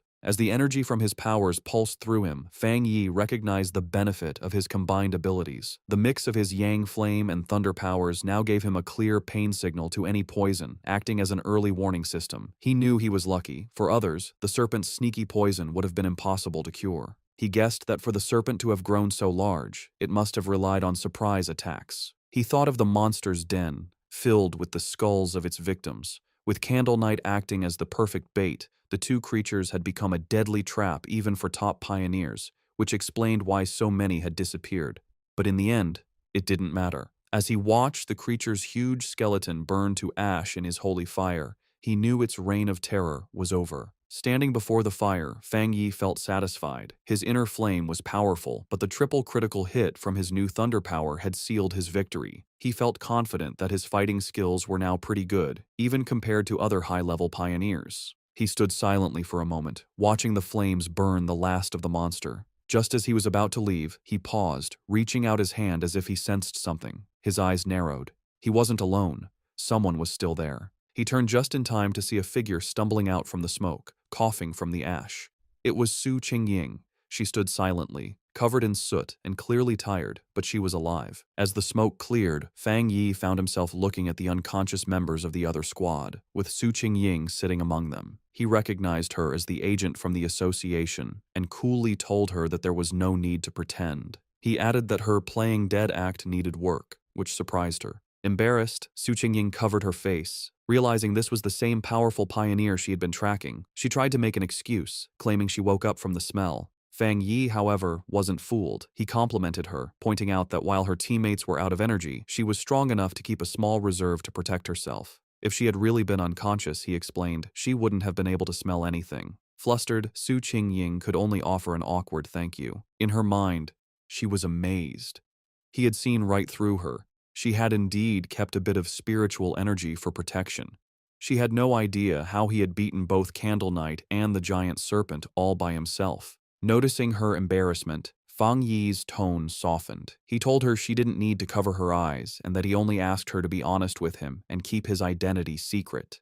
Seeing she and her team were safe, he said it was getting late and he would be leaving. Su Qingying tried to call out to him, but it was too late. Saying that explaining things would spoil the surprise, he jumped effortlessly through the hole he had made in the factory ceiling and disappeared into the night. As he traveled across the rooftops, Fang Yi thought about the battle. He was glad Su Qingying hadn't tried to absorb the dark power from the monsters, remembering its disgusting coldness. He wondered why he couldn't absorb it himself. He guessed maybe the dark energy was already gone, or his body had instinctively rejected it. He decided to think about it later, at home. Left alone in the huge, abandoned factory, Su Qingying looked up at the moonlit hole in the ceiling where Fang Yi had disappeared. She sighed, disappointed that she hadn't gotten a good look at his face, and realizing he still didn't trust her, or the association. Her quiet moment was short. Acting like a squad leader again, she walked over to the unconscious captain of the destroyer squad and gave him a few slaps, telling him to wake up. The man groaned and slowly opened his eyes, bruised and confused. His first thought was panic, and he shot up, shouting that they had been ambushed. Su Qingying just watched him with a calm look. The leader and his squad members then saw why she was so calm: the massive, smoking skeleton of the giant serpent. They stared in total disbelief, confused by the scene. The leader demanded to know what happened and where the powerful Yang energy came from. Su Qingying calmly explained that a powerful pioneer had rescued them. She continued her carefully planned report, explaining that the pioneer was likely the person from her original mission, a very high-level individual with a Yang attribute. She let her voice trail off, suggesting his appearance was a lucky coincidence. The other squad members were in complete awe, with one saying it was unbelievable that one person could defeat both monsters. Su Qingying added that she hadn't managed to recruit him yet, and that he had even managed to track her back, which only made him more mysterious. Getting back to their grim job, the destroyer squad leader asked where Candle Knight's body was. As he began using a green energy technique to clean the scene, he said they needed to collect the remains for the association. As the squads began the cleanup, the destroyer squad's leader used a green orb of energy to gather the strange, dark remains left from the battle. As he stepped forward, he accidentally crushed a piece of debris on the floor, which suddenly exploded in a blast of bright blue electrical energy. He jumped back in pain, yelling at the force of the shock as Su Qingying looked on in surprise. This new discovery only made things more mysterious. The remains, which they now realized belonged to Candle Knight, were crackling with leftover electricity. The squad leader turned to Su Qingying, questioning her report. He reminded her she had said the Pioneer had a Yang attribute, yet this incredibly strong electrical power told a different story. The two leaders knelt to look at the electrically charged body. Su Qingying was stunned by the pure strength of the thunder power left behind, confirming it was a high-tier power. This led the destroyer squad's leader to a new idea. Maybe two high-level pioneers had appeared, one to kill the serpent and another to kill Candle Knight, before leaving together. Su Qingying knew that wasn't right. She struggled with how to explain the unbelievable truth, remembering the image of the lone pioneer holding both crackling blue lightning and roaring golden fire. She knew no one would believe that a single person could have two different top-level powers. Having just one made you a genius. Having two was almost unheard of. The impossible proof was right in front of them. The burning skeleton of the giant serpent was the work of a Yang Flame Walker, while the electrified body of Candle Knight was the clear mark of a Thunder Tyrant. The combined squads could only look on in complete disbelief, wondering what kind of monster this mysterious pioneer really was. As reinforcements from the association arrived, Su Qingying was glad she had left team members outside. If she had been inside too long without checking in, they would have reported her missing. She grimly realized the rescue team now at the scene had originally been sent to collect their bodies. Her two subordinates, who were knocked out by the serpent's poison, finally woke up. They scrambled to her side, crying with relief that their captain was still alive. With the threat gone, the association's team began their work. Their job had changed from a rescue to a forensic investigation. Using advanced scanning tech, they carefully analyzed the leftover spiritual energy and the battle signs, trying to piece together what happened for their report back to headquarters. Soon, one of the specialists approached Su Qingying and the destroyer squad's leader with his findings. He reported that after comparing all the data, from fighting habits to the way both monsters were killed, there was a 99% probability that one person was responsible for killing both of them.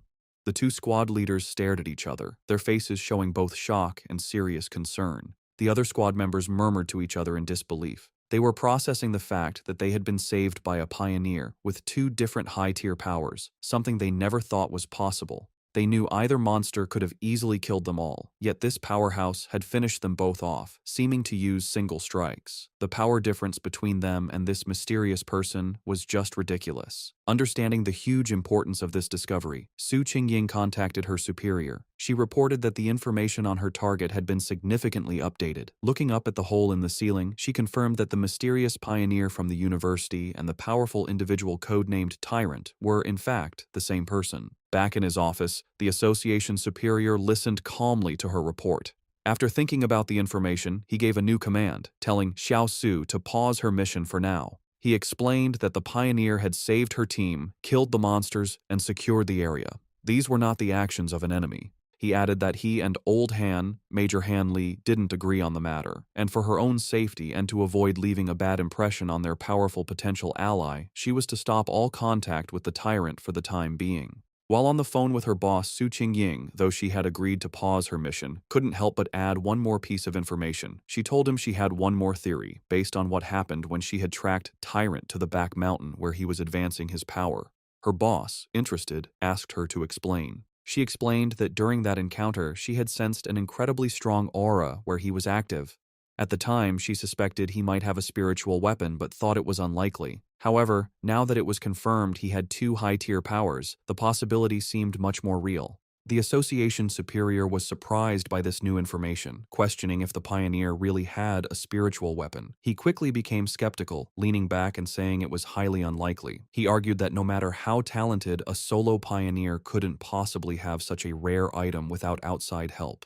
Furthermore, he added, the team had found no traces of a third spiritual energy. which would usually come from a separately made spiritual weapon. Su Jingying quickly corrected him, clarifying an important detail. The spiritual weapon aura she had sensed during her first encounter with him was clearly a yang attribute. This new information completely changed things. The superior's eyes widened as he understood what this meant. If the weapon's attribute came directly from the user's own yang energy, it meant he wasn't just using a weapon, he was creating it. This led to an amazing conclusion. If he could create his own spiritual weapons, then he had to be a spirit creation realm cultivator. Such a being could theoretically do this alone, but that level of power was almost mythical. Su Qingying was floored by this idea, knowing that cultivators at that level were extremely rare, with barely more than 2 in the entire world. The superior then thought of an even more terrifying possibility. If this person did have a third, separate attribute, it would shift the balance of power and shake the entire pioneer community. He explained that according to all known research, different attributes clash inside the human body, making it nearly impossible for them to exist together. So far, no pioneer had ever been confirmed to have 3 different spiritual attributes. Therefore, if the pioneer truly had a spiritual weapon, the fact that they didn't detect a third energy signature from it might actually be a good thing. As the call ended, the superior was left with a single worrying thought. He could only hope that such a powerful pioneer would never become an enemy of humanity. Back at his apartment, Fang Yi stood thoughtfully under a hot shower, washing away the dirt and tiredness from his recent battle. As he dried off, he thought about the current state of the world. He knew there was less than a year until the official spiritual energy revival, but dangerous monsters and strange events were already happening more and more often. He used his yang attribute to easily dry his clothes, his hand glowing with golden energy as he thought about how many pioneers, like himself, had already started cultivating on their own. He thought back to the aggressive men he had met at the lava river, realizing that once the connection between the body and the spiritual world was opened, people naturally became more sensitive to the world's changes. He recognized that even without the country's official approval, many self-trained pioneers had already reached the 1-star Ghost Axe realm. The fact that the government, through agents like Su Qingying, was now reaching out to wild pioneers like him showed that both sides were in a relatively peaceful phase of mutual exploration. Standing in his room, thinking about Major Han Li and Su Qingying, he concluded that for now, the monsters were still under control, and there was no serious conflict yet among the different pioneer groups. However, as he finished getting dressed, he knew this peace was fragile. The government had already created the Spiritual Energy Cultivation Association, but it still hadn't told the public about it. He understood their strategy perfectly. While people were talking more about local problems and strange events, the government was walking a fine line, trying to both protect humanity and give subtle early warnings without causing mass panic. Despite his recent victories, Fang Yi's analysis of the world situation was still grim. He knew the problem was the government's lack of confidence to officially start a full-scale cultivation era. With such a huge population, he understood that once the full truth was revealed, society would likely collapse into chaos and death. In the current state, even official pioneers couldn't stop the inevitable chaos, and the mix of internal problems and external threats from monsters would only make things worse. He admitted that the government's gentle, careful approach wasn't wrong, knowing that human fear and panic could be more destructive than any monster. However, what truly worried him was how fast the monsters were developing, which was far exceeding his expectations. He reviewed the information on the creatures he had just fought. They were a typical product of dark attribute contamination, specifically the shadow attribute, a sub-branch of dark energy that his system identified as a natural enemy to pioneers, and currently something he couldn't absorb. He realized these monsters were far smarter than typical beasts, working together to trap and kill pioneers, whom they saw as a good food source. He knew, however, that these creatures were still much weaker than the true dark-type monsters he remembered from his previous life. Monsters that could destroy entire countries on their own. Still, the close call was a serious reminder of the growing danger. He was certain that if he hadn't been there, Su Qingying and her entire squad would have been wiped out. A bit of hope sparked inside him as he thought about the system's wording. The fact that the dark attribute was only temporarily unabsorbable suggested that once certain conditions were met, he might be able to use its power himself, a possibility that could be key to winning in the future. He reviewed his current abilities. He now possessed the Golden Sun breathing technique of the Yang attribute, the Divine Thunder tempering of the Thunder attribute, and the Crimson Flame Blade technique. With these perfectly suited, high-tier techniques and his current strength as a 3-star Ghost Axe Realm pioneer, he knew very few could match him. Yet, as he stood surrounded by his own great power, he knew with absolute certainty that it was still not enough. His thoughts were suddenly interrupted by his phone ringing. He picked it up, surprised to see a call from his auntie. On the other end of the line, his aunt asked about his health before explaining the real reason for her call. She told him that his cousin was coming to study in the city and, worried for her safety, asked if she could stay at his place for a few days instead of a hotel. Feng Yi was taken aback, his memory of his cousin extremely fuzzy. All he could recall was a quiet, straight-A student who was obsessed with her studies. He couldn't even remember what she looked like. Despite this, he agreed, telling his aunt that there was a spare room.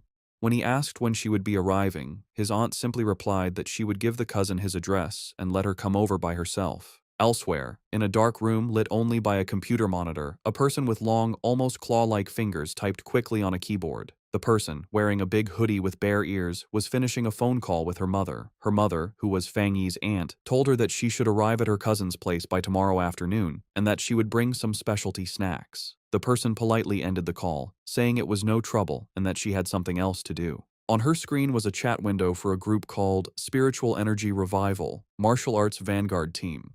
The user, Feng Heiju, had just announced her arrival in the city and her plans to stay at her cousin's place. After ending the call, she clicked her mouse, pulling up a new window. It was a rumor alert about an internet-famous town, now nicknamed Death Town, where 3 more people had vanished in relation to a pork beast challenge. A gruesome, blood-splattered image of the town was with the article. With glowing glasses reflecting the screen, Feng Heiju identified the location as Yanghuo Town, her interest clearly sparked. Her browsing was interrupted when her mother entered the room, asking if she had finished packing. Feng Heiju told her mother that she was packed, but that she'd rather stay in a hotel than bother her cousin. Her mother insisted, saying it was much safer than staying alone and that she trusted the cousin completely. Gently pushing her daughter out the door, her mother gave her some final advice. Be sure not to cause trouble and help out around the house when she could. Feng Heiju reassured her mother that she understood. Once the door was closed, Feng Heiju let out a small sigh, preparing herself for the visit. She thought of it as just one more hurdle to overcome. Adjusting her glasses with a flash of determination, she resolved that no matter what her cousin was like, he couldn't possibly be more difficult to handle than a monster.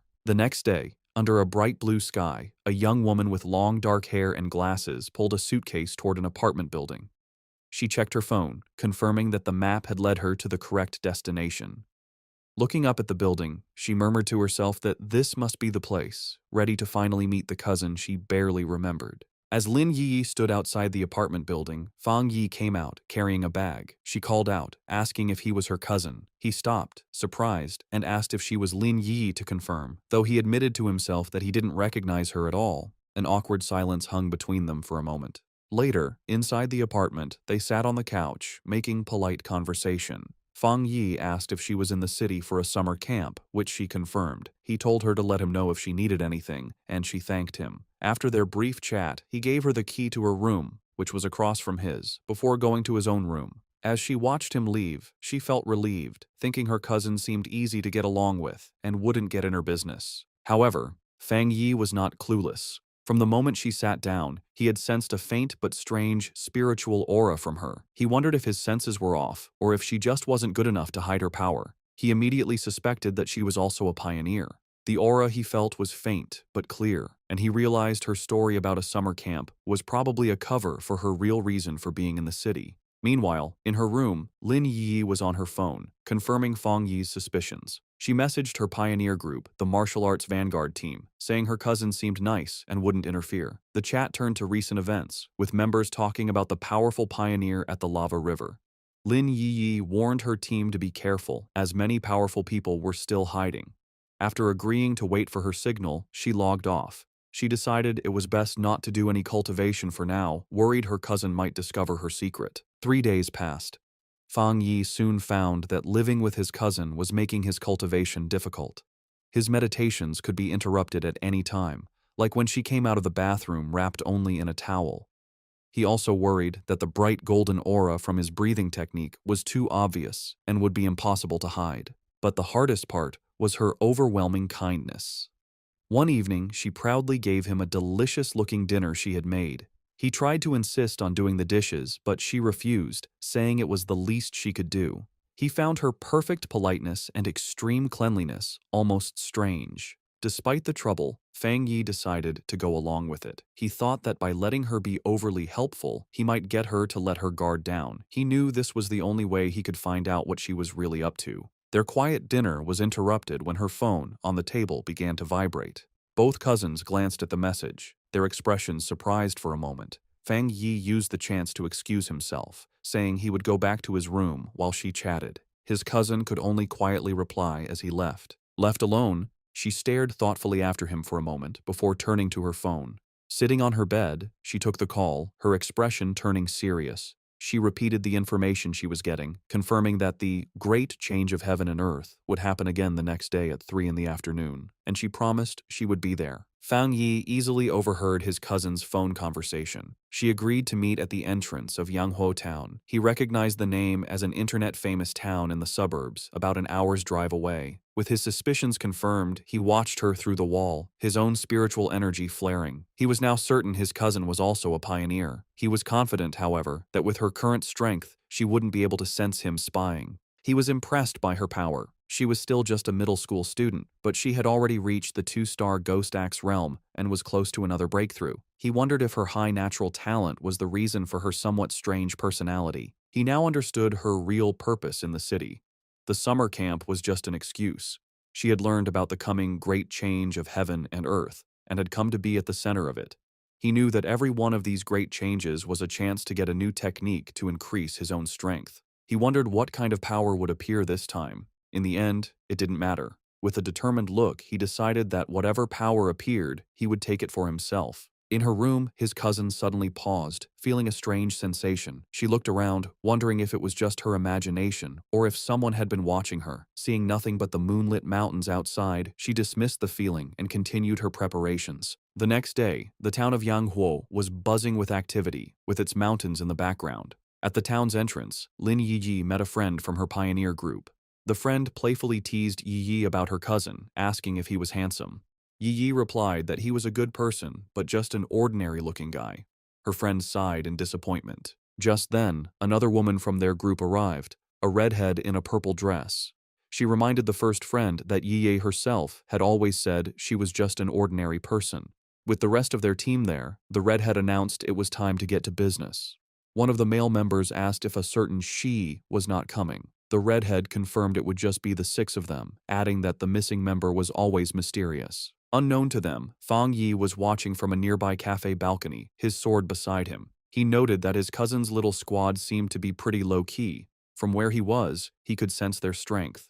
The weakest was at the 2-star Ghost Axe level, and the man who had spoken was even a 3-star. He also overheard them say their team was usually stronger, with one powerful member often absent. As he sat watching, his attention was drawn to the mountains overlooking the town. His eyes narrowed with anticipation, sensing this was where the real event was about to happen. High in the mountains, the great change of heaven and earth finally happened. A giant green vine came down from the clouds, looking like the beanstalk from the fairy tale. This strange event would appear randomly and wasn't destructive, but for pioneers, it was an important key to understanding the changes in their world. Deep in the misty mountains, Lin Yi and her squad finally saw the incredible sight.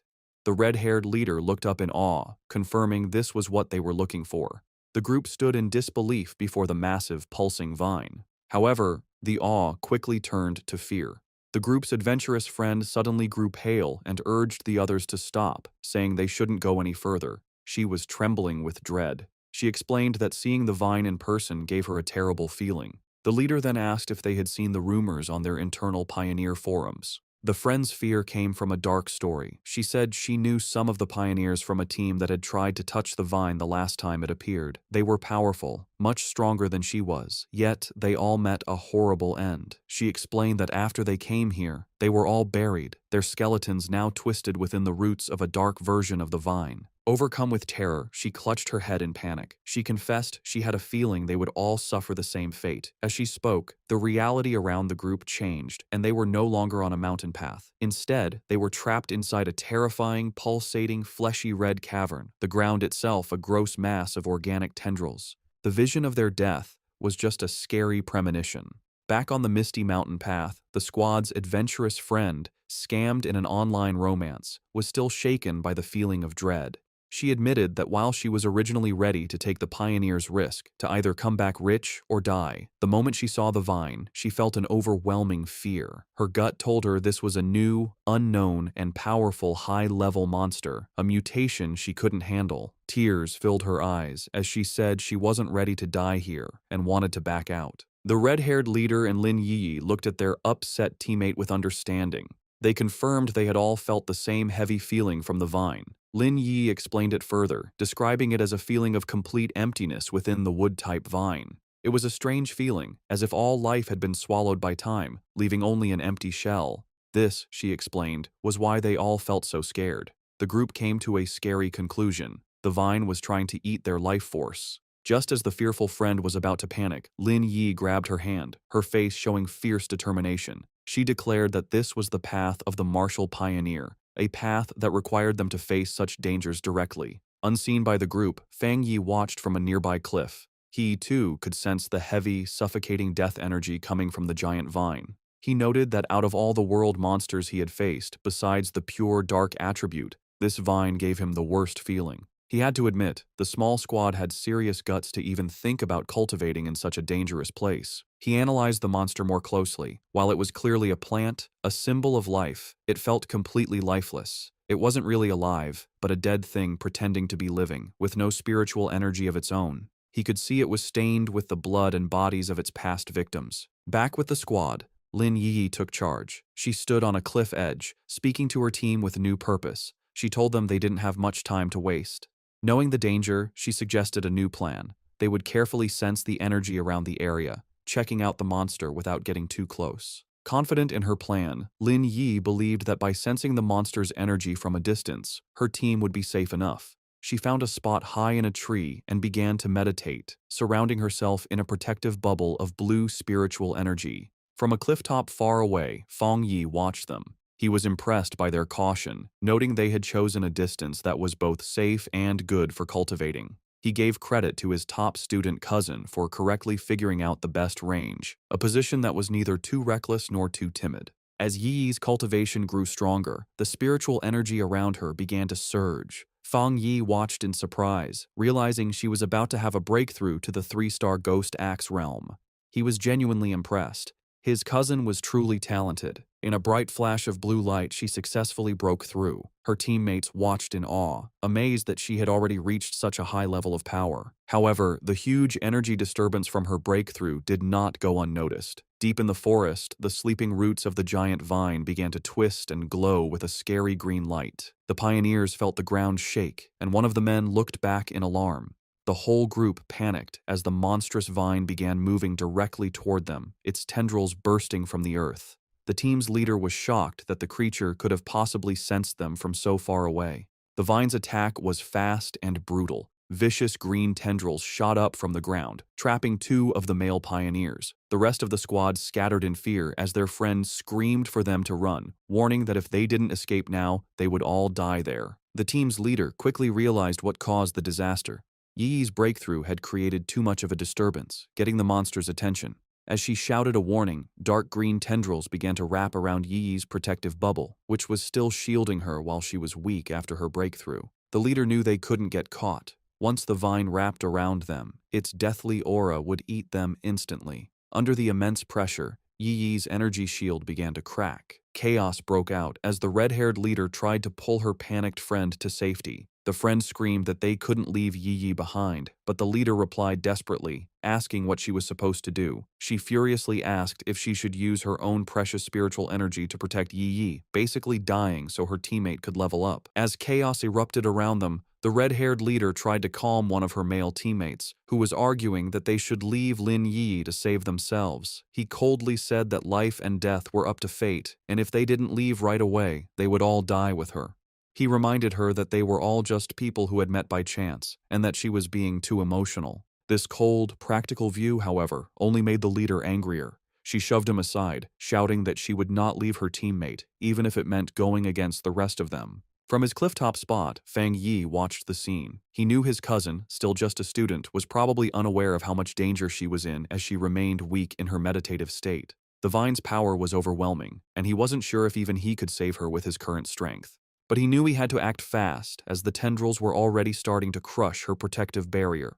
He clenched his fist, a golden aura flaring around him. He had made a promise to his aunt to take care of her, and a promise made must be kept. The red-haired leader jumped into action, leaping through the grabbing vines to reach Yi Yi. She landed a powerful kick against one of the tendrils, breaking it with the force of the hit. But her victory didn't last long. Dozens more vines shot out, wrapping around her and trapping her completely. Just as the vines were about to crush her, Yi Yi's protective shield finally broke. But before the monstrous plant could grab its new victims, Fang Yi stepped in. Leaping through the air, he sent out 2 arcs of bright golden energy from his sword. The rest of Yi Yi's squad could only watch in horror, screaming her name as they saw her shield break. A massive, fiery, phoenix-shaped blast of energy shot down from the sky, hitting the mass of vines with explosive force. Fang Yi landed gracefully in the now cleared area, a small pillar of golden flame rising from the ground where he stood, having saved both his cousin and her brave leader just in time. As Fang Yi floated in a bright aura of golden light, just his presence was enough to overwhelm the deathly vine. The surviving members of the pioneer squad watched in stunned silence as the monstrous plant, which had just been moments from killing them all, stopped its attack and began to pull back from the overwhelming yang energy. The tendrils pulled back from the intense light, hissing and dissolving as they retreated. As Fang Yi came down, surrounded in a radiant glow, the pioneers could only cover their eyes from the blinding light, barely able to understand what was happening. The practical male pioneer who had suggested leaving Yi Yi was completely shocked, questioning if this newcomer was another pioneer. The red-haired leader, just as stunned, recognized the power for what it was, the purest form of the yang attribute. She knew that only a high-tier power of this level could possibly push back such a powerful, life-draining monster. The male pioneer had a crisis of confidence. He had always thought of himself as extremely talented, having reached the 3-star Ghost Axe realm in a very short time, a feat few in the country could match. He knew that even the talented Lin Yi Yi's skill barely matched his own, and yet this mysterious stranger was on a completely different level. He looked down at his own hands, then up at the glowing figure on the clifftop, feeling completely insignificant. If pioneers like that existed, he wondered, then what were they? The newcomer hadn't just beaten him, he had beaten all of them with his pure, overwhelming power. As Fang Yi stood bathed in the golden light of his power, his system activated. It had detected the extreme wood attribute from the deathly vine and had started the auto-writing process, quickly finishing a new technique. The system window then showed the details of his new ability. Endless Vitality, a technique that could instantly absorb all nearby life force to quickly heal injuries. As the power of the vine flowed into him, he was surrounded in a surge of green, life-giving energy. He was amazed at the incredible wood attribute technique he had just gotten, realizing that as long as there was life nearby, he now had what was basically a non-stop energy-absorbing engine. As Fang Yi absorbed the last of the anomaly's power, his system successfully extracted the vine's main attribute. A notification confirmed it. Extracted attribute, Desolation. The system described its scary power, the ability to instantly create a desolate aura that would destroy all surrounding life. Fang Yi stood calmly in the swirling green energy, fully taking in the new power. When he opened his eyes, they glowed with the same vibrant green as the desolate vine. He stood in the now lifeless clearing, a faint green aura around him. He now understood why the vine could only grow in such a dangerous, remote place. If it grew anywhere else, it would drain every bit of life for miles around. He thought about the ruthless nature of the desolation attribute, a powerful force that forcibly stole the life force of others. His thoughts were interrupted by a grateful voice. The red-haired leader of the pioneer group approached, her clothes torn and her body bruised, but she was alive. She thanked him greatly, saying that without him, they would all be dead. She then asked how they could possibly repay him for saving their lives. Fang Yi simply waved her off, coolly telling her there was no need and that they would meet again someday. He then turned and walked away. In his mind, however, he didn't feel like a hero. He knew that he had only found this opportunity because of their information. In his mind, he was the one who had benefited from the situation. As for the conflict he had seen among the pioneers, he wasn't concerned. With a final leap, he launched himself into the air, leaving the stunned squad behind. He knew that people's true characters are easily shown in a crisis, and a disorganized team like theirs would not be safe in the dangerous new era. Left in the empty clearing, the adventurous girl and the shaggy-haired man watched him go. The girl, still in shock, wondered aloud what they should do now. The man, however, answered her with a bitter, blaming tone, asking if she now regretted her earlier hesitation to save their teammates. With the immediate threat gone, and Lin Yi now at the third tier, the red-haired leader knew their best option was to stick together. Sometime later, Yi's eyes opened, glowing a brilliant blue as she came out of her meditation. Her teammates rushed to her side, relieved she was finally awake. The male pioneer who had suggested leaving her now said that their fate depended on their leader's wisdom, but another teammate said their focus should be on the mysterious stranger who had saved them. Still confused, Yi asked what had happened. Noticing her other teammates lying unconscious on the ground, she stood up and was immediately hit by the powerful burning warmth of a leftover yang attribute on a nearby tree. She could feel its intense heat even from a distance. The shaggy-haired man then stepped forward, offering to explain what had happened while she was unconscious. Later that day, back in front of her cousin's apartment, Yi was still trying to understand the incredible events. She couldn't believe that someone so powerful actually existed. Her teammates' words echoed in her mind. He had called the mysterious pioneer a monster. He had described how the vines they couldn't even scratch had been easily pushed back by his power, and how the massive beanstalk had retreated far into the sky, no longer daring to come near them. Such was the overwhelming presence of the man who had saved them. She knew that even though he was long gone, the vine was still calm, a sign of his lingering power. She opened the door to the apartment and was surprised to find Fang Yi there to greet her. He looked at her with concern, noticing that she looked a little pale. Yi quickly pulled herself together, forcing a smile as she brushed off his concern, blaming her tiredness on a long day of studying. Fang Yi accepted her excuse, telling her she had worked hard and should go rest. He offered to order takeout for dinner, and she agreed before heading to her room. Once inside, she collapsed onto her bed, completely exhausted. She knew that breakthroughs were mentally draining, requiring a lot of concentration. She felt more tired than if she had stayed up for a month straight. Lying on her bed and scrolling through her phone, she felt a sense of relief. She was no longer an ordinary person. She wouldn't die from a few all-nighters. She accepted that this constant, life-threatening struggle was the fate of a pioneer in a world where things had begun to change. She thought of her cousin's seemingly normal, peaceful life and knew that such a life was no longer possible for her. Her quiet thoughts were interrupted by a new message in her Pioneer group chat. It was from a user named Jiaolan, the mysterious, powerful member who was usually absent. Jiaolan had sent a simple, direct message. "If there are any more traces of that strong man, please inform me."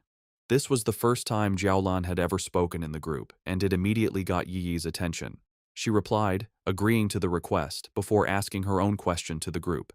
She asked if they thought the man who had saved them could be the same one from the Dark River Lava Dragon incident, and if so, why he would have helped them. The group chat immediately lit up with a post about the mysterious high-tier Yang attribute master. The post described his sun-splitting slash in great detail, telling how the witness had been forced out of the cave by a blast of white-hot light. The author of the post declared with total certainty that no other pioneer in the Xia country could match his power, and warned everyone to stay away if they ever met him. Meanwhile, Fang Yi was heading out for the evening on his bicycle. He was confident that after the day's events, his cousin would have let her guard down around him, letting him come and go without making her suspicious. With his new freedom, he had a new mission in mind. It was time to find a suitable carrier for his new desolation attribute. He knew that this power was most compatible with plants, and he pedaled off into the night to begin his search. As he rode through the night, Fang Yi thought about the best way to use his newly acquired desolation attribute. He knew that despite its power, it was still a bad attribute at its core, based on destruction and decay. He worried that putting it on his own body could lead to bad reactions. Furthermore, he was concerned that its evil nature might conflict with the good, purifying power of his thunder attribute. He decided that the best solution would be to find a carrier for the attribute, something like the strange vine itself. He guessed that the original vine monster had been born when a regular plant sensed the return of rich spiritual energy and chose to evolve, creating the desolation attribute as a way to gather more power. With this in mind, a plan began to form in his mind. With a confident smirk, he knew exactly where he needed to go. He followed a moonlit road, guided by a sign pointing toward the forest park. He arrived at the large urban park and left his bike, going into the woods. Under the bright full moon, he walked through a field of vibrant, glowing flowers. He knew he needed to find the perfect lucky one, a plant that could create the greatest connection with his own spiritual energy and show a sense of closeness to him. Closing his eyes, he focused, reaching out with his own spiritual energy. A vibrant green aura flowed from him, spreading throughout the forest and covering the plants. He could feel a response from the plants, a wave of their own spiritual energy rising up to meet his. He noted that while their response was a lot, it still wasn't strong enough for what he needed. As Fang Yi continued to send out his spiritual energy, he realized he needed a much stronger response from the plants around him. Suddenly, he stopped, his attention drawn to a specific spot in the forest. There, in the tall grass, a single white flower with a glowing center gently swayed, as if calling to him. He wondered if this was the one he had been searching for. He approached it carefully and reached out his finger. As his fingertip touched it, the flower's petals closed around it, and he could feel it absorbing the spiritual energy he was giving off. The flower then bloomed again, seemingly happy, as if it had just had a good meal. Fang Yi knelt beside the flower, a small smile on his face. He noted its strong spirituality. Though it was just a plant, it had reacted to his touch like a greedy puppy, eagerly eating his spiritual energy and then rubbing against his fingers for more. He knew he had found his carrier. Out of the entire forest, this small flower had the strongest reaction to his aura, making it the perfect container for the desolation attribute. He told the flower that it was the chosen one and asked if it was ready. Without waiting for an answer, he unleashed a vortex of green spiritual energy, focusing it entirely on the small white flower. A system window appeared, asking for confirmation. Do you want to forcibly implant the desolation attribute into this plant? With his eyes glowing a vibrant green, he gave his consent. A brilliant light erupted from his hand as the flower began to transform, its petals opening into a much larger, more complex, and powerful form. The implantation process was finished in a bright flash of green light. Fang Yi was surprised for a moment by the sudden burst of power. The small, simple white flower had been completely changed. Its petals had opened into a beautiful, lotus-like flower, and its leaves had grown thick and bright, all of it glowing with a powerful green aura. The newly powered flower immediately began to show its influence. It released a massive wave of desolation energy, its roots digging into the ground as it drew power. The effect was instant and destructive. The green, healthy forest around Fang Yi was drained of its life in seconds, the trees dying and the ground turning to dust. He was amazed at the pure, evil power of the desolation attribute. In just a few moments, the energy had eaten the entire section of the forest and was still spreading quickly. As the flower's light began to fade and its form shrank to a smaller size, Fang Yi knew he had to leave. If he let the process go on any longer, the huge energy disturbance would surely get the attention of the Spiritual Energy Association. He reached down and plucked the glowing flower from the ground, roots and all. He knew this park was a risky place for such an experiment. Being so close to the city center, it was certainly watched by the association, who were worried about how the spiritual energy revival could turn even normal plants into dangerous threats. He had noticed the increased number of security cameras and the lack of any other people in the park when he arrived. As he walked away, holding his new prize, he noticed something incredible. The flower was still absorbing energy from the air, surviving and even doing well without its roots connected to the earth. He looked at it more closely, a smile of wonder on his face. He found it magical that its spirituality hadn't weakened at all since being pulled up, especially since it had been just an ordinary wildflower moments before he chose it.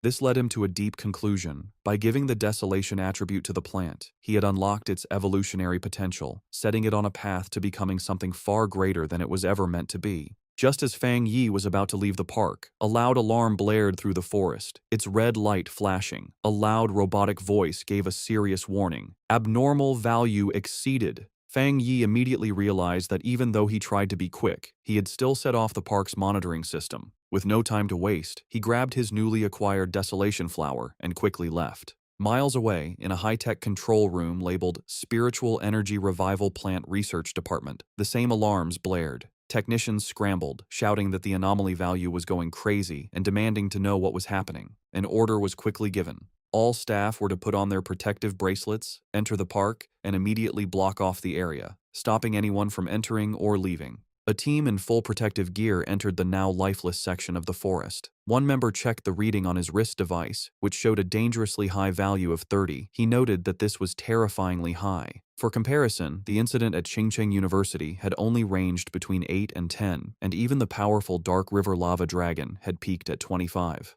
Another team member added that the park's original spiritual energy level had never even gone above 10. As one of the researchers took a soil sample, another reported his strange findings. The air humidity, surface temperature, and sunlight were all completely normal. Yet, all the plants in the area looked as if they had been drained of their life in a matter of seconds. The team leader decided they needed to get closer to the center to figure out what kind of spiritual attribute could have caused such an event. However, as one of the members stepped forward, another researcher with glasses, who seemed to be a senior member, shouted at him to stop and not get any closer. He warned them with serious authority not to touch anything, identifying the leftover energy as the desolation attribute. He then asked if any of them knew about the vine that had recently come down from the sky. The younger researchers were stunned into silence. One of them finally found his voice, realizing with growing horror that the senior researcher was talking about the infamous devil-like vine that had already been classified as an A-level mutation.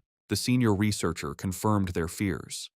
Standing before a ghostly image of the vine with the souls of its victims trapped at its base, he explained the source of its terrifying power. The reason it was so deadly, the reason it had killed so many pioneers, was its natural desolation attribute, a powerful parasitic ability that drained the life force from all surrounding creatures, making everything it touched its own. The young researcher, who had been about to step into the dead area, clutched his chest, sweating and gasping in terror. He thanked his superior, realizing that he had just been saved from certain death. The senior researcher explained that the area around any plant that had awakened the desolation attribute was a dead zone, where anyone who entered would have their life force eaten. He remembered seeing data on another such plant in the Xia country, a rotting ancient tree in a forbidden zone in Wan City that instantly destroyed any life that came near it. He looked around at the lifeless clearing with serious concern, noting that the mutation of plants in this new era could not be ignored. From what they knew, the desolation attribute was the strongest a plant could awaken, and now, in addition to the ancient tree and the celestial vine, a third had been born. His lecture was interrupted by a hand clapping him on the shoulder. The research team turned in surprise to see the stern face of Major Han Li, who had arrived with his own group of soldiers. The major had already been told about the situation. He ordered all the researchers on site to change into the advanced protective suits his men had brought, and to follow him into the contaminated area. With Major Han Li leading the way, the newly equipped team, now joined by Su Qingying, stepped firmly into the dead zone. As they moved forward with their scanners, they made a series of confusing discoveries. They couldn't find a source for the desolation energy, and the aura itself was quickly fading, the level having dropped to 25 in the few minutes since they arrived. This went against what they knew about the celestial vine, which was supposed to be able to move. Major Han Li turned to Su Qingying, suggesting they investigate the area more closely. She agreed, her expression serious. As Major Han Li and Su Qingying began their investigation, two members of the team with glowing blue auras started tracing the flow of the leftover spiritual energy. The energy trails led them from the outer edges of the dead zone back to a single starting point. As they got closer, they stopped, their faces filled with shock. The Major and Su Qingying realized the horrifying truth at the same time. The source of the desolation energy had been dug up and taken away. A researcher in a protective suit couldn't believe what he was hearing, questioning how such a thing was even possible. Major Han Li knew that if someone truly had the power to enter a desolation dead zone and steal its source, their identity was extremely important. Su Qingying, however, had another theory.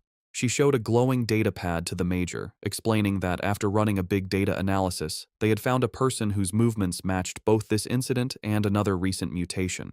The file on the screen showed a picture of Fang Yi, his name clearly visible. Just then, Major Li told Su Qingying that he would send her all of Fang Yi's information, confirming that he was highly likely the same pioneer she had been in contact with. With that, he tipped his hat, saying the rest was up to her association to handle. Left alone in the desolate woods, Su Qingying held the datapad, her expression one of grim understanding. 2 hours later, back in his apartment, Fang Yi carefully placed his new desolation flower into a small pot. He smiled, thinking that this was his first time raising a flower. He affectionately named it the obedient little white flower, and told it that since it now had the desolation attribute, it would cultivate on its own and become a powerful helper for him. He knew its special, life-draining powers would be a great help in battle, and its simple appearance would be the perfect camouflage, easily hidden from his cousin. As he gently touched a petal, he thought that in the dangerous new world, raw power was only part of the equation. The real key to victory was having more secret weapons. Fang Yi's quiet evening was interrupted by his phone buzzing on the table. He picked it up, surprised to see the caller ID,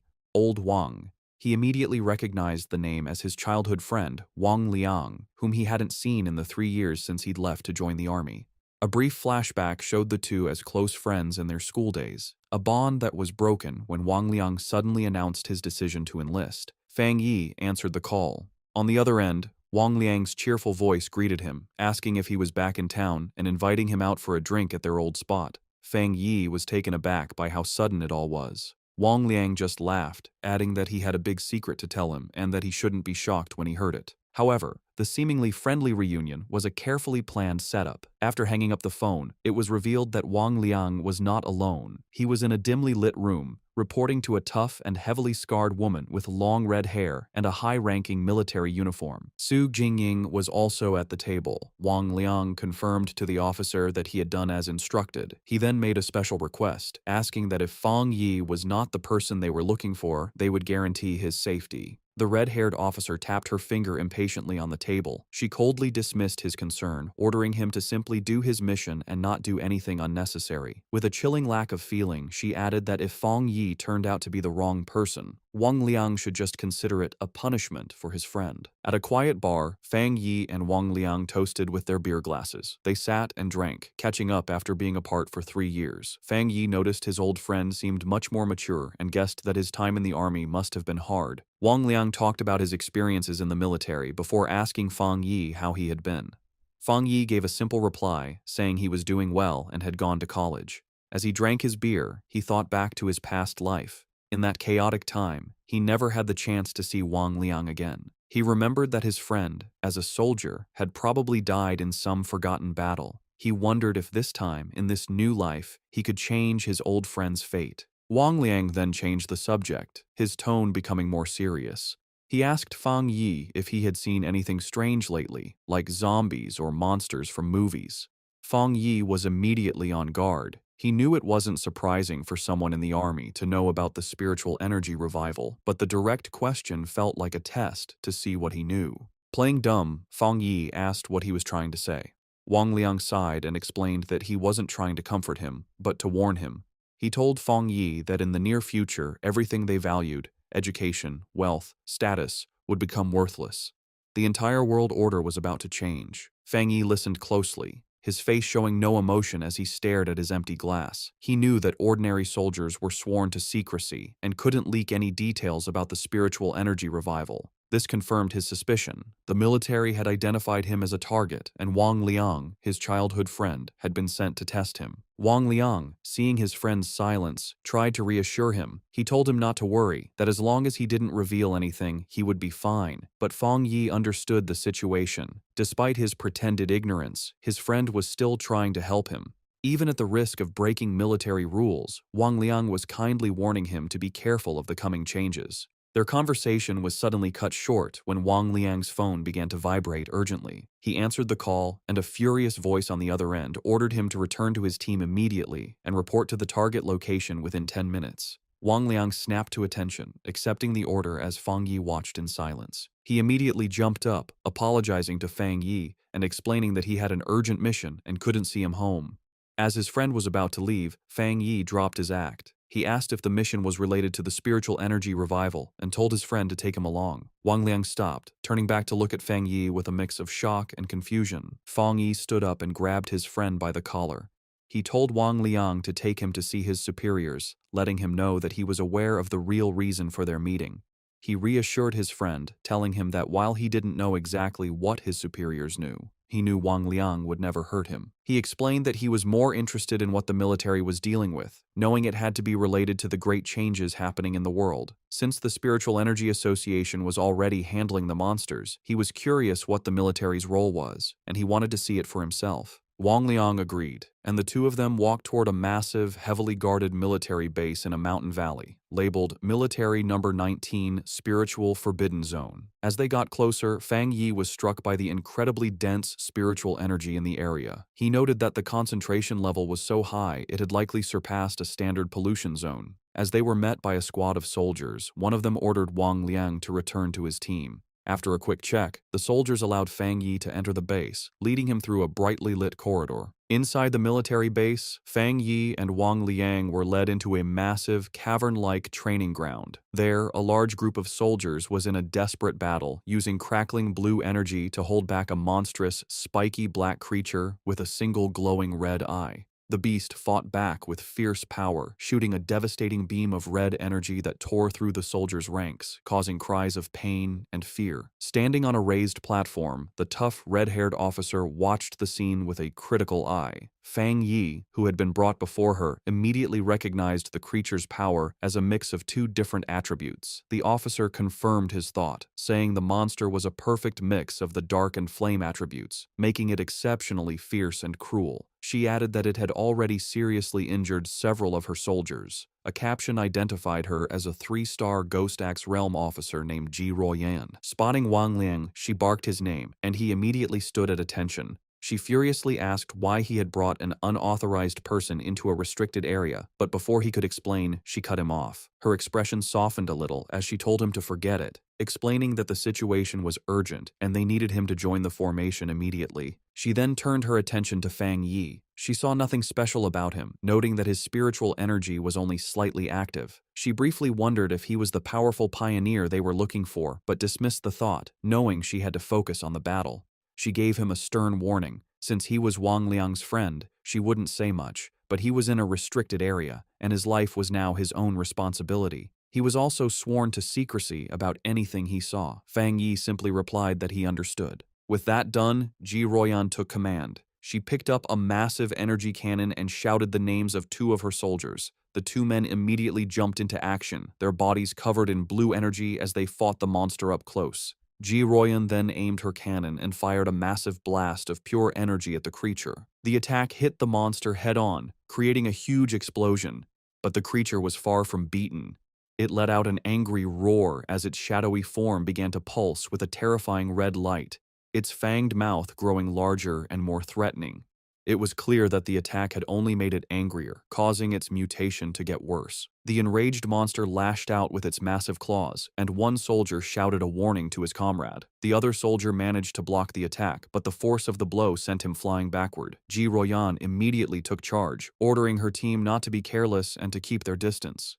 She knew they had to finish the creature off before it could complete its evolution. Watching from the side, Fang Yi was impressed by the soldiers' performance. He saw a well-trained team of comrades who trusted each other completely, with incredible discipline and coordination. He knew that every person was essential, and that when they worked together, they could unleash a power far greater than their individual strengths. This thought, however, was immediately broken when he realized the monster's power was increasing at a scary rate. He shouted at them to run, warning them that they were no match for the creature in its current state. But his warning was lost in the chaos. The monster shot out a massive blast of dark purple energy, sending the soldiers flying. Ji Royan refused to back down. She ordered her team to raise their alert level and upgrade the restricted area's mutation level. With a furious roar, she commanded that no one was to retreat. It was too late. The monster's transformation was complete. It now stood as a huge, demonic beast, covered in black and red flames, its eyes glowing with pure evil. One of the soldiers shouted a terrified warning. The evil dog had fully mixed with the dark attribute and completed its mutation. The creature's single eye, now a burning red orb, focused on a new target. It fixed its gaze on Wang Liang, who could only stare back, frozen in terror. As the monster prepared to strike, Ji Royan and Fang Yi both reacted in horror, realizing with a jolt that Wang Liang was in mortal danger. Just as the monster completed its evolution, lunging forward in a blast of power, a soldier was violently thrown backward by a surge of energy. Ji Royan immediately shouted for her team's attention, announcing that the C-level evil dog had fully mutated and was now reclassified as a B-level threat, requiring an immediate change in their battle plan. The soldier who had been thrown to the ground coughed up a spray of blood. Fang Yi rushed to his side, catching him and asking if he was all right. The injured soldier explained that he had been trying to send spiritual energy to the monster's restraining collar, but the creature's evolution had caused the device to violently explode. Despite coughing up a black, thick liquid, the soldier tried to be brave, telling Fang Yi not to worry about the officers of Restricted Area 19. Fang Yi could only look on with a grim, angry expression. Realizing her normal weapons were now useless, Ji Royan dropped her heavy energy cannon to the ground. She stood before her remaining troops, her determination unshaken. She gave a final, desperate order. No matter what they had to do, even if it cost them their very lives, they could not let this B-level mutation escape the restricted zone. But just as she and her team were about to make their last stand, Fang Yi stepped directly in front of her, blocking her path. Ji Royan demanded to know what he thought he was doing, but he ignored her. His eyes and hand began to glow with a brilliant blue light as arcs of raw lightning crackled around him, a clear sign that he was about to join the battle himself. Surrounded by crackling blue lightning, Fang Yi mocked the monstrous creature, his eyes glowing with power as he questioned how tough it was. He then charged toward the mutated beast, his arm a bolt of bright blue energy aimed right at the creature's head. The impact was huge, as a massive explosion of divine thunder erupted when he hit it, completely overwhelming the monster. The sheer force of the attack created a powerful shockwave that sent the nearby soldiers flying backward. One of the soldiers, stunned, said he couldn't believe it, realizing this was the same B-level monster that even their commander, Ji Royan, couldn't beat alone. Wang Liang, just as shocked, turned to Ji Royan and asked if his friend was really who they thought he was. With a serious look, she confirmed that none of them were wrong. She declared that he was, without a doubt, the pioneer known as the Tyrant. Fang Yi stood calmly before the beast, which was still on fire but clearly hurt by the lightning. Seeing it wasn't completely beaten, he noted that he would have to finish the job. He then told Ji Royan and Wang Liang to stand back for their own safety. Ji Royan watched him, thinking about how her whole squad needed a complex formation just to face a B-level threat, yet he was getting ready to handle it all by himself. She wondered what kind of power he had. She had to admit that his was the most extreme form of the thunder attribute she had ever seen. She knew that even now, he was a top-tier pioneer in the entire country, and she began to wonder about his potential once the spiritual energy revival was fully underway. As Fang Yi raised his hand, gathering even more electrical energy, a shocked look appeared on Ji Royan's face. She looked up to see a massive storm of thunder energy forming in the sky above him, and she couldn't help but wonder just how scary his power would become as he continued to evolve. With a final step forward, Fang Yi unleashed the full power of his thunder attribute. A massive pillar of bright blue lightning erupted from the ground where the monster stood, a display of power that truly matched his codename, the Tyrant. His eyes, still crackling with leftover electricity, showed a calm determination as the blinding light from his attack began to fade. The surviving soldiers watched in terror. One commented to another that the sight made his whole body shake. While he could handle the monster's corrosive dark power, the pure, destructive force of the thunder was on a completely different level. Once the dust settled, Fang Yi casually gave a thumbs up to his friend, announcing that the threat was gone. Wang Liang rushed over, shouting with relief that Fang Yi had scared him to death. Overjoyed, Wang Liang playfully punched his friend on the shoulder, laughing that he never expected his old buddy to be so powerful. The mood then shifted as Wang Liang apologized, admitting he had suspected Fang Yi was a pioneer but had to follow orders. Fang Yi brushed it off, asking why his friend was being so formal after 3 years apart and telling him he understood. Their reunion was interrupted as Ji Royan approached them. She formally thanked Fang Yi for his help, extending her hand as a sign of respect.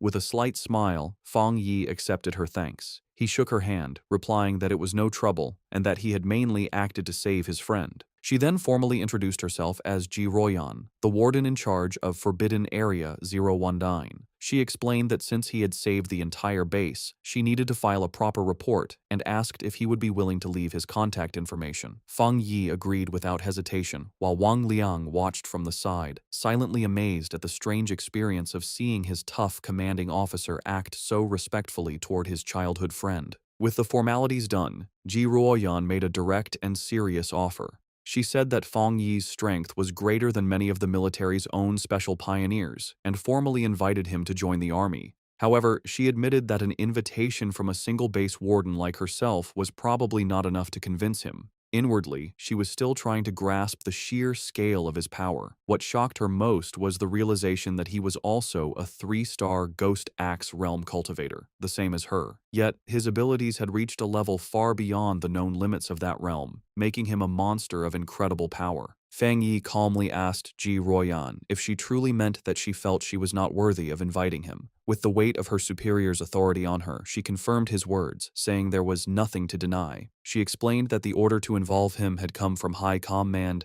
and she was certain that they would come to invite him personally in the future. Fang Yi let out a small laugh, telling her it wasn't necessary to be so formal. He placed a hand on his chest and explained that he genuinely respected all of them, knowing that not everyone had the courage to sacrifice themselves for others. He admitted that he had never seen soldiers in combat before, and what he had just seen had truly moved him. Touched by his sincerity, Ji Royan could only offer a quiet thank you. He then made an offer of his own. He told her that if they ever ran into trouble in the future, they could call on him for help, just as they had always done for ordinary people like him in the past. However, he added one important condition. They could not interfere with his personal cultivation or restrict his freedom. His unexpected proposal left Ji Royan momentarily stunned. With their business concluded, Fang Yi announced that it was getting late and he should be leaving. Ji Royan agreed, saying that she and Wang Liang still had to get rid of the mutated creature's body and that she would arrange for someone to take him back. As he stood before the soldiers, Fang Yi finally understood the military's true purpose in this new era.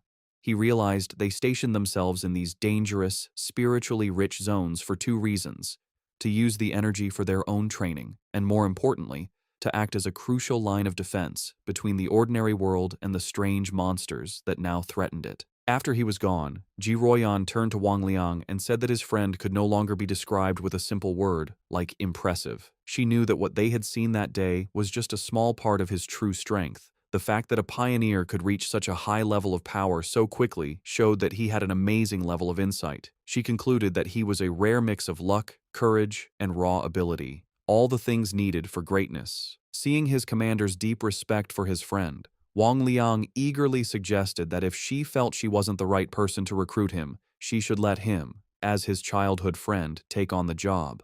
Ji Royan, however, quickly brought him back to reality with a sharp tap on the head, ordering him to stop talking and help her clean up. He could only agree as he was dragged off to work. Later that night, back at his apartment building, Fang Yi meditated on the roof, surrounded by a brilliant golden aura. He thought about his meeting with the military. He knew that while the trip had revealed his identity, he had only shown them his thunder attribute, keeping his other powers a secret. Based on their respectful attitude, he concluded that this was likely a good thing. He now understood that his rare thunder attribute was a perfect counter to the dark monsters the military was fighting, making him a very valuable asset. He knew they would try to recruit him, not threaten him, which would give him access to the fastest ways to get stronger and the most advanced information. The day's events had also made clear the different roles of the nation's two main pioneer forces.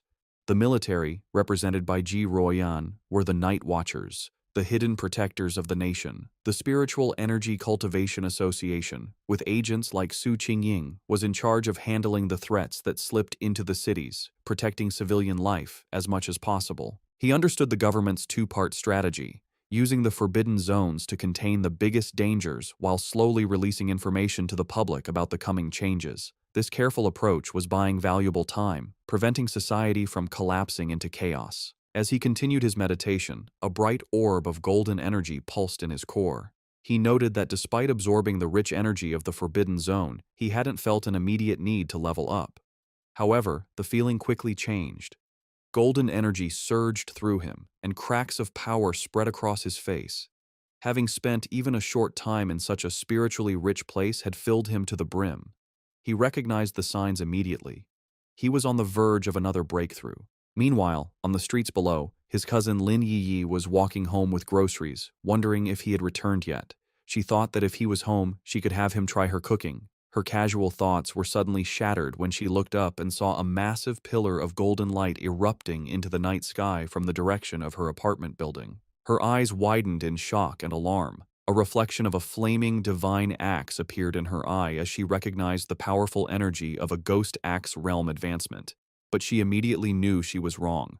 The sheer scale of the power, showing up as a massive, fiery divine axe in the sky, was far too terrifying for an ordinary breakthrough. She could only stare in disbelief, wondering if another powerful pioneer was making their move in the city. On the street below, Lin Yi stared at the sky in complete disbelief. She recognized the immense power of the Ghost Axe realm, but this was something else, a force so powerful it was changing reality itself. As a giant, divine hand made of pure golden energy formed in the clouds above, she realized the terrifying truth. This was the power of the legendary spirit creation realm. The realization that a pioneer of such incredible strength was living right next to her sent a wave of shock and fear through her. The massive energy surge did not go unnoticed. Miles away, in a high-tech command center, red alarms blared as technicians scrambled. An urgent warning flashed across their screens. The anomaly value had reached a catastrophic level of 99, its location pinpointed to the southeast of the city. An official and Su Qingying reacted with alarm. The official demanded to know what was happening, ordering all units to the target area. Su Qingying wondered how such a powerful anomaly could have gone undetected, noting that an energy reading of this size was powerful enough to destroy an entire city. Before a holographic map of the city, military leaders held a tense emergency meeting. They debated the two terrifying possibilities. Either a new, godlike spirit creation pioneer had just appeared, or the city was on the brink of a massive disaster. One grim-faced officer suggested it could very well be both. The situation escalated as the senior official frantically called headquarters, demanding they send all advanced equipment, short of large-scale weapons. His panic was cut short, however, when a subordinate burst into the room, breathlessly announcing that the alert had been cancelled.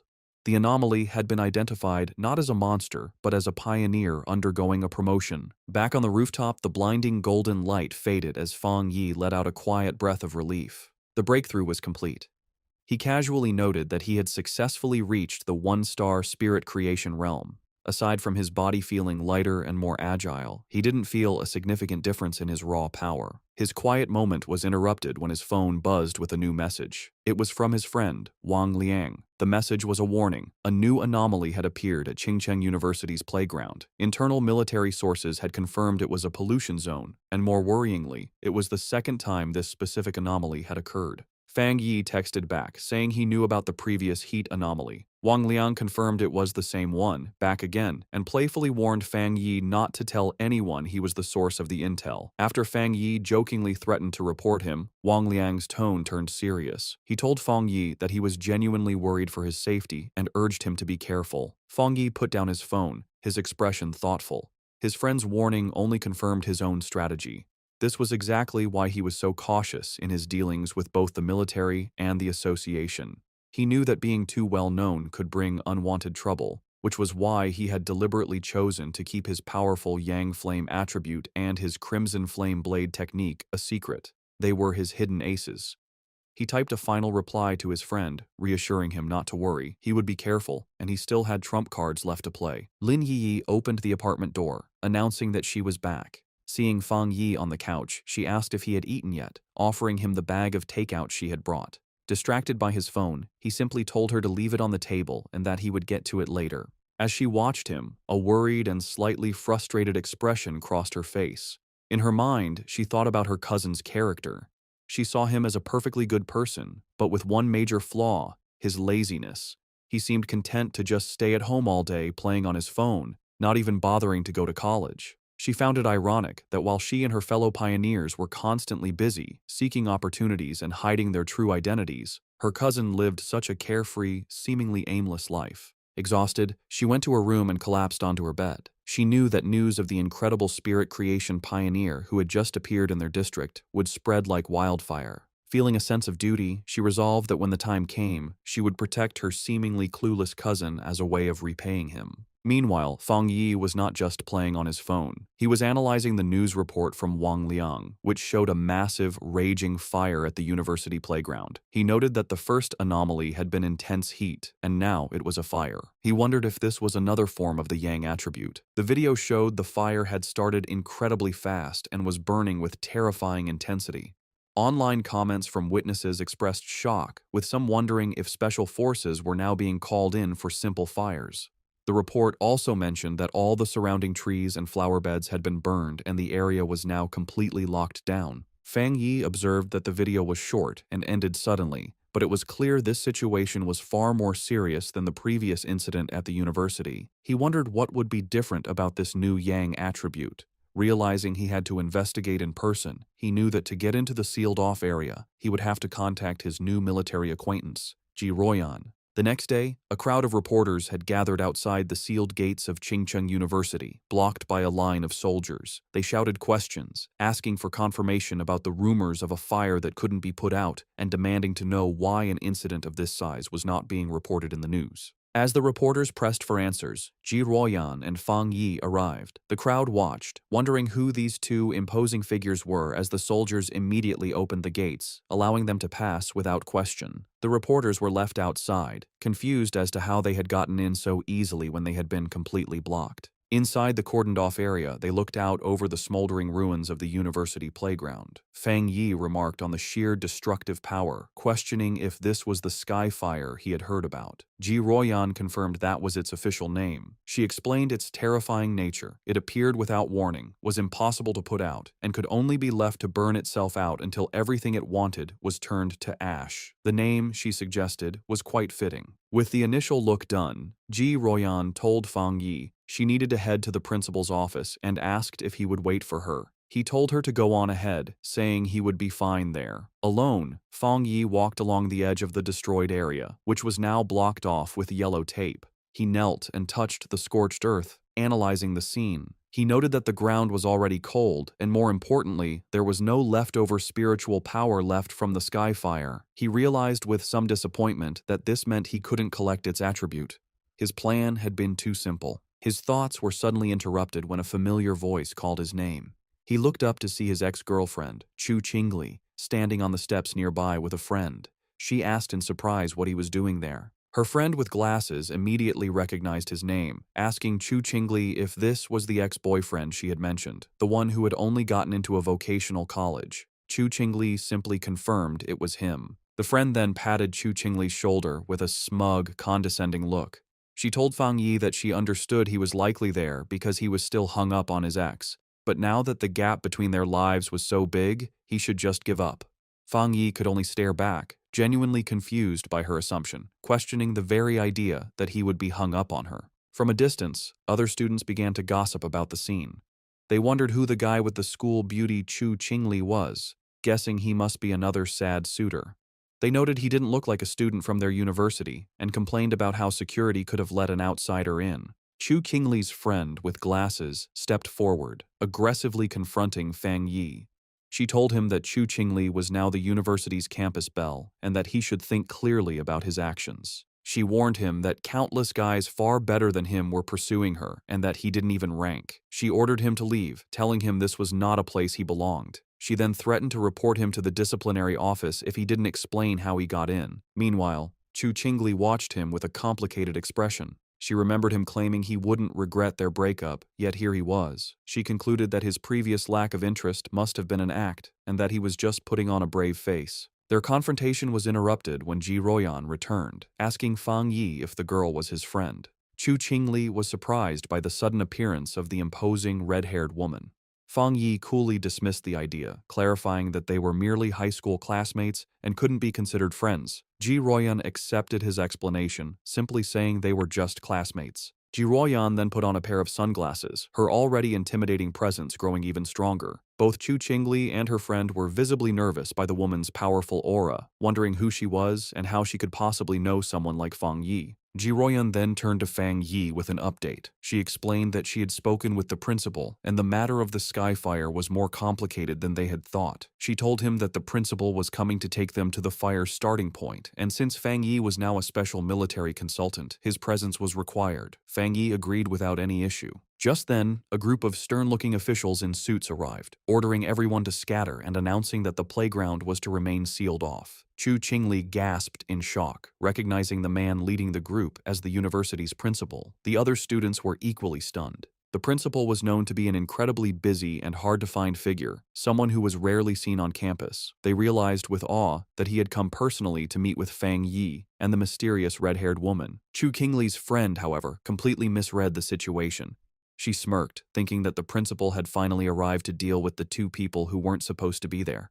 Chu Qingli, however, remained silent, a look of uncertainty on her face. To the absolute shock of Chu Qingli and her friend, the principal and his group did not approach Fang Yi and Ji Ruoyan as trespassers. Instead, the elderly principal walked directly up to Fang Yi and greeted him with a warm, respectful handshake. He addressed Fang Yi as the consultant introduced by Ji Ruoyan, explaining how worried he had been about the school's recent anomalies and the safety of the students. He expressed his immense relief that they had come to solve the situation. In an even more stunning display, the principal then bowed slightly to Fang Yi, formally putting him in charge of the entire playground matter. From where she stood, Chu Qingli could only watch, her eyes wide with total disbelief as her entire view of her ex-boyfriend was shattered in an instant. The principal's security then moved to secure the area, forming a human barrier and ordering all unrelated people to step back. As the crowd of students, including Chu Qingli, was pushed away, they buzzed with confusion, unable to understand why their respected principal was bowing to such a young man. Lost in the crowd, Chu Qingli listened as the students' opinions changed around her. They now guessed that Fang Yi must have some extraordinary special identity to deserve such treatment.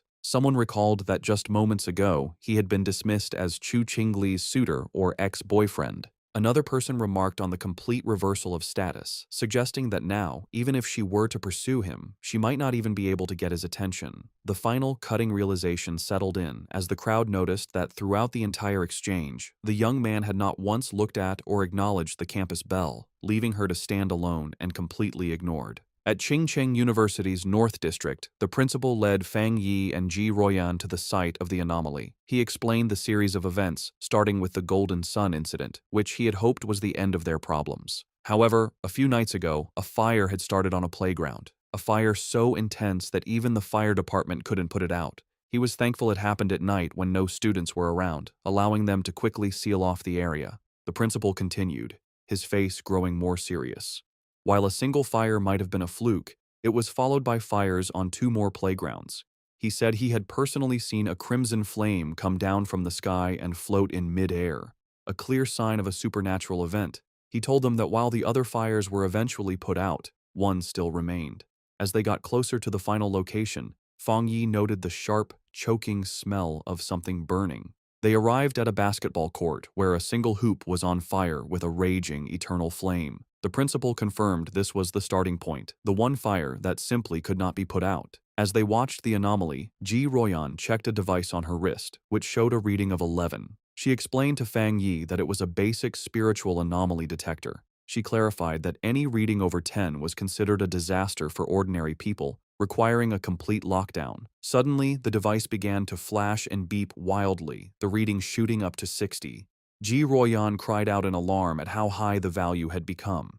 Panicked, she warned the principal that if the energy kept rising, it wouldn't just affect the university, but the entire city. She declared they needed to immediately send an elite squad of pioneers to contain the threat. Before they could act on the plan, however, Fang Yi took matters into his own hands. Without a word, he leaped over the chain-link fence, ignoring the no-entry sign and heading directly into the fire. He was instantly covered by the intense flames, as Ji Ruoyan and the principal watched in shock. At that exact moment, the reading on Ji Ruoyan's device jumped again, now showing an incredible 110. She shouted that the anomaly had just been upgraded to S level. The principal, panicked, asked what they were supposed to do now that Fang Yi was inside. Ji Ruoyan could only stare into the fire, questioning his recklessness and muttering that even the strongest soldier from the Forbidden Zone wouldn't dare to enter such a dangerous area alone. Inside the fire, however, Fang Yi stood completely unharmed, his silhouette calm against the raging flames. He knew that just as his Yang attribute had protected him from the divine thunder, it could also shield him from this sky fire. But he quickly found a major problem. While his power was protecting him, it also stopped him from touching the source flame itself, which meant he couldn't activate his system's ability to create a new technique. Realizing his protective aura was both a help and a hindrance, Fang Yi knew he had to get to the source flame. He watched as the fire wrapped around the basketball hoop like a great fiery dragon, understanding that he needed to get to its heart. Without hesitation, he prepared to face the fire head-on as the fiery dragon lunged toward him with a ferocious roar. In an incredibly risky move, he deliberately turned off his Golden Sun protective aura, leaving himself completely vulnerable. The sky fire instantly rushed in, covering his body in a storm of raw, burning energy. He gritted his teeth against the searing pain as the flames burned him, but he forced his hand forward, determined to touch the anomaly's core. His gamble worked. The moment his hand touched the source, his system activated, confirming it had detected the strong fluctuation of the Skyfire attribute. Despite the pain, a determined grin spread across his face. He was amazed at the Skyfire's power, noting its will was even stronger than the Desolation attribute he had recently gotten. With fierce determination, he declared that he would absorb this power no matter the cost. The system began its final calculation, successfully compiling the new data. With a triumphant smirk, he knew he had succeeded. A new system window appeared, announcing his reward.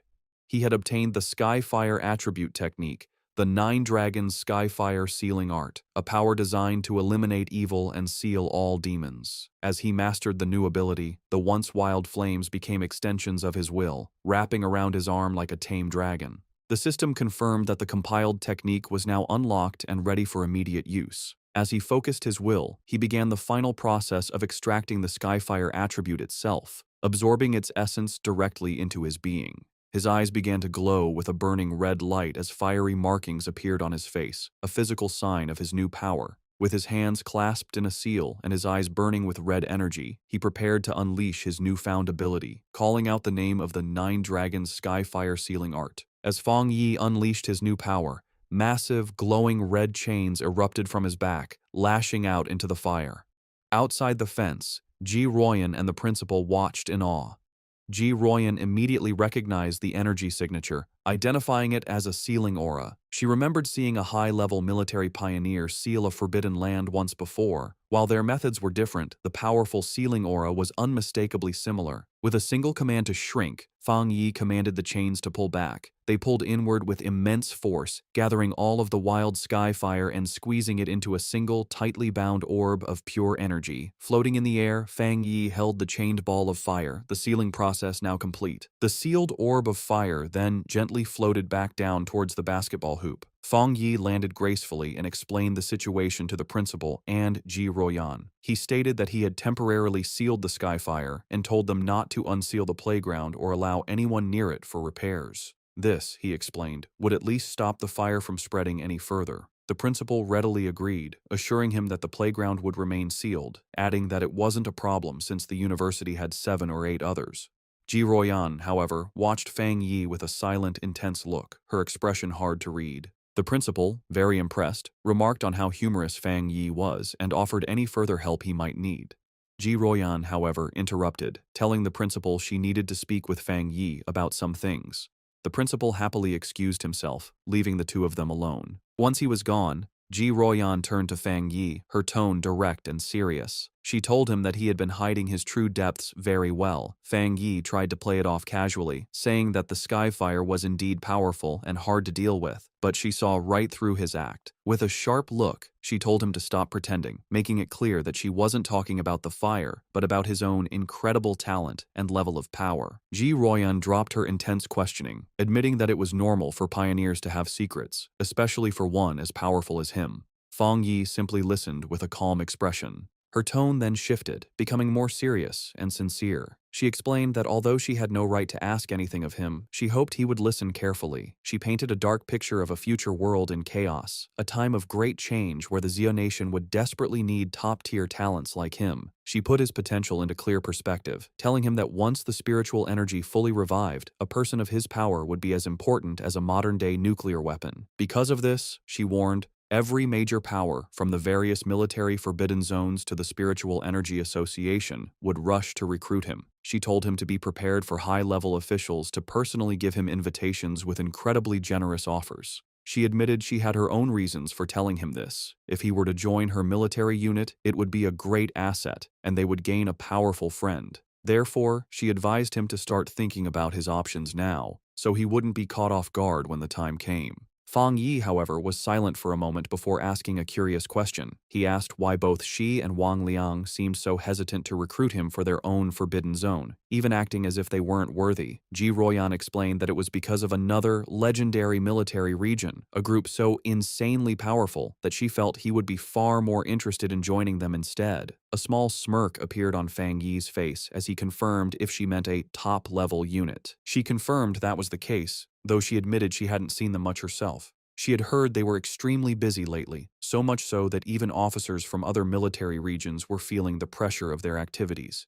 Changing the subject, she suggested they stop talking and go, as the principal had invited them to eat at the university cafeteria. As they walked, Fang Yi silently concluded that even the nation's most powerful forces were facing their own big troubles. His mind raced with the implications. Ji Royan's words meant that terrifying anomalies, with power far beyond the capabilities of current pioneers, had already begun to appear. He realized that the pioneers fighting these threats must include spirit creation realm cultivators like himself, and perhaps some who were even stronger. A new sense of urgency washed over him. He felt that the day of the full spiritual energy revival was fast approaching, and his preparations were still far from enough. His thoughts then shifted back to the immediate task at hand: how to best use the Skyfire attribute he had just collected. He analyzed its nature, an irregular, wild, and all-consuming flame that left nothing in its wake. He realized it would be the perfect weapon against anomalies that could reproduce or regenerate endlessly. Suddenly, an idea struck him. The wild and powerful nature of the Skyfire was a perfect match for his Crimson Flame blade technique. He imagined enchanting his sword with this new power, realizing it would be an incredible enhancement to his fighting style.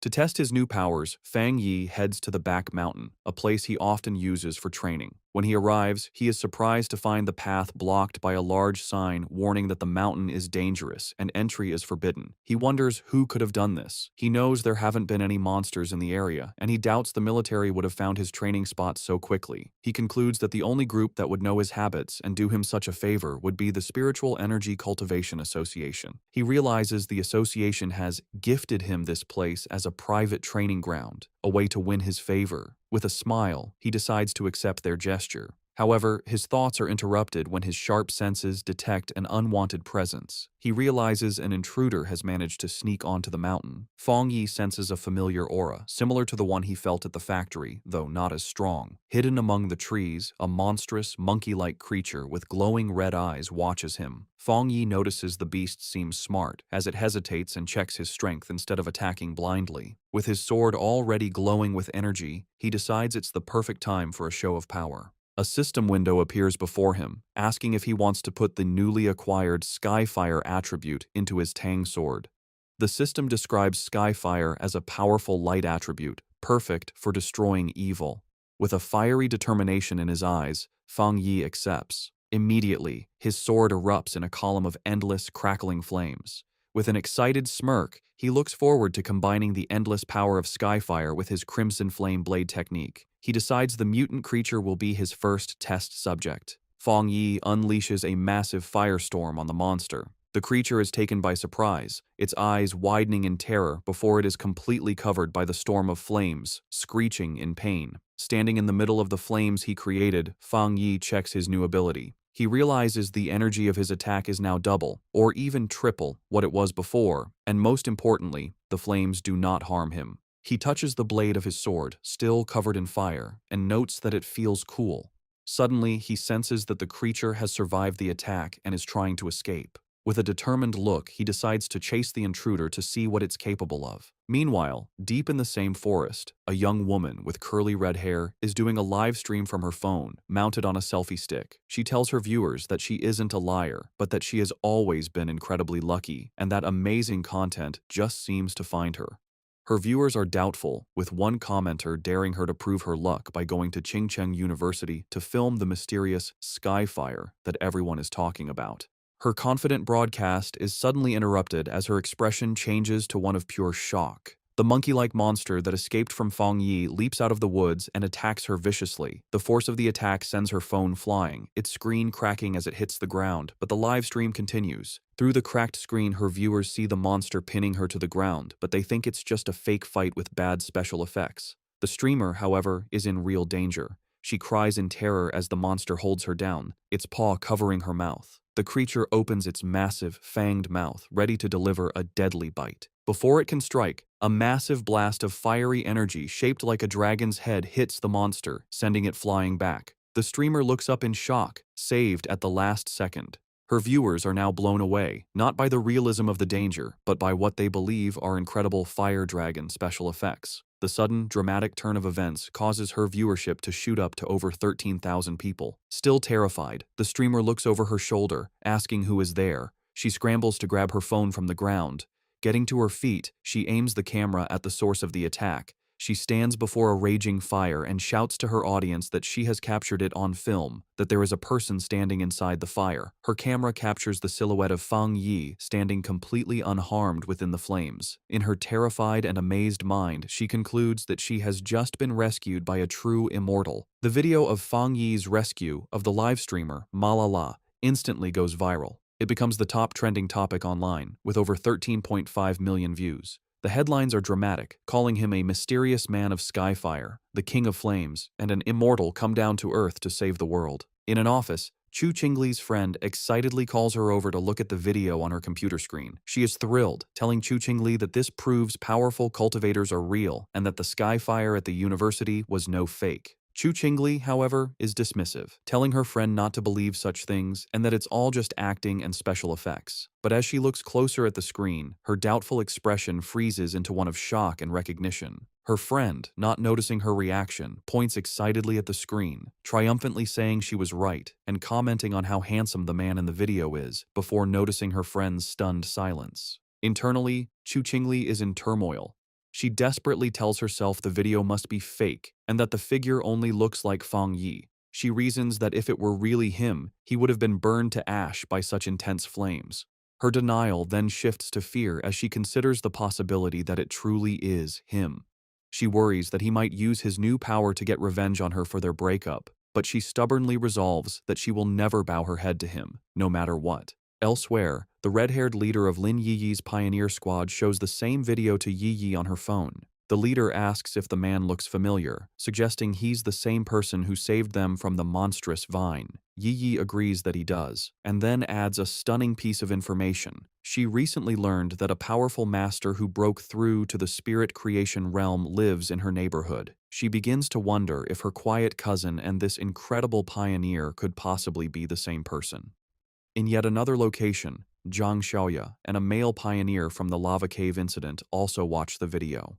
The man recognizes Fang Yi's fighting stance and points out how much stronger he has become, while his companion notes that the way he wields his blade is identical, realizing they were incredibly lucky to have had such a powerful figure on their side. The news of Fang Yi's public display of power reaches the highest levels of the nation's two main organizations. Inside a sleek, modern skyscraper, likely the association headquarters, the city's crisis seems to be getting worse, with the current pioneers struggling to keep up. In a high-level meeting room, Su Qingying addresses a group of officials. She informs them that the military has already been in deep communication with Fang Yi, and she expresses her firm belief that he will agree to help them. Meanwhile, in a military command center, Ji Ruoyan, Major Han Li, and other officers discuss the new intelligence. They are astounded by his rapid progress, calling him a monster for reaching the spirit creation realm so quickly. They debate how many high-tier attributes he could possibly possess, with one officer concluding it must be 3 or even more. They agree that trying to intimidate him was foolish, and that their only option is to recruit him. Major Han Li asks if the High Command has decided to approach him personally. Ji Ruoyan confirms they have, but adds that the top brass is still hesitant to humble themselves, as all previous top-tier pioneers have come from within the military's own ranks.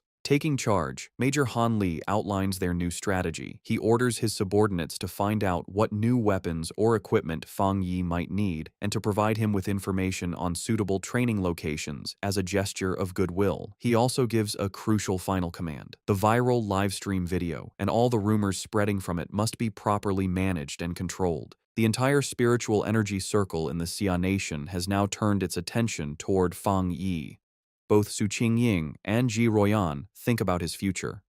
Su Qingying appears concerned about the immense pressure he now faces, while Ji Ruoyan wears a slight, confident smile. Both women, leaders of their respective groups, eagerly await to see what this extraordinary young man will do next. In a quiet hospital room, a heart monitor beeps steadily. A mysterious woman with long purple hair sits by the bedside of an unseen patient, whom she calls her teacher. She speaks softly, telling the patient that the Xia Nation seems to have found a new hope. With the appearance of a person as powerful as Fang Yi, she adds, the chances of her teacher finally waking up have become a little higher. One day later, Back at the apartment, Fang Yi is having breakfast and thinking about the previous day's events. He reflects on how the news of his battle in the back mountain went viral, all because a daring live streamer had managed to sneak into the restricted area for views. As he eats, he notes that the video has since been completely removed from the internet and the live streamer's account has been banned, correctly assuming it was the work of the military or the Spiritual Energy Association.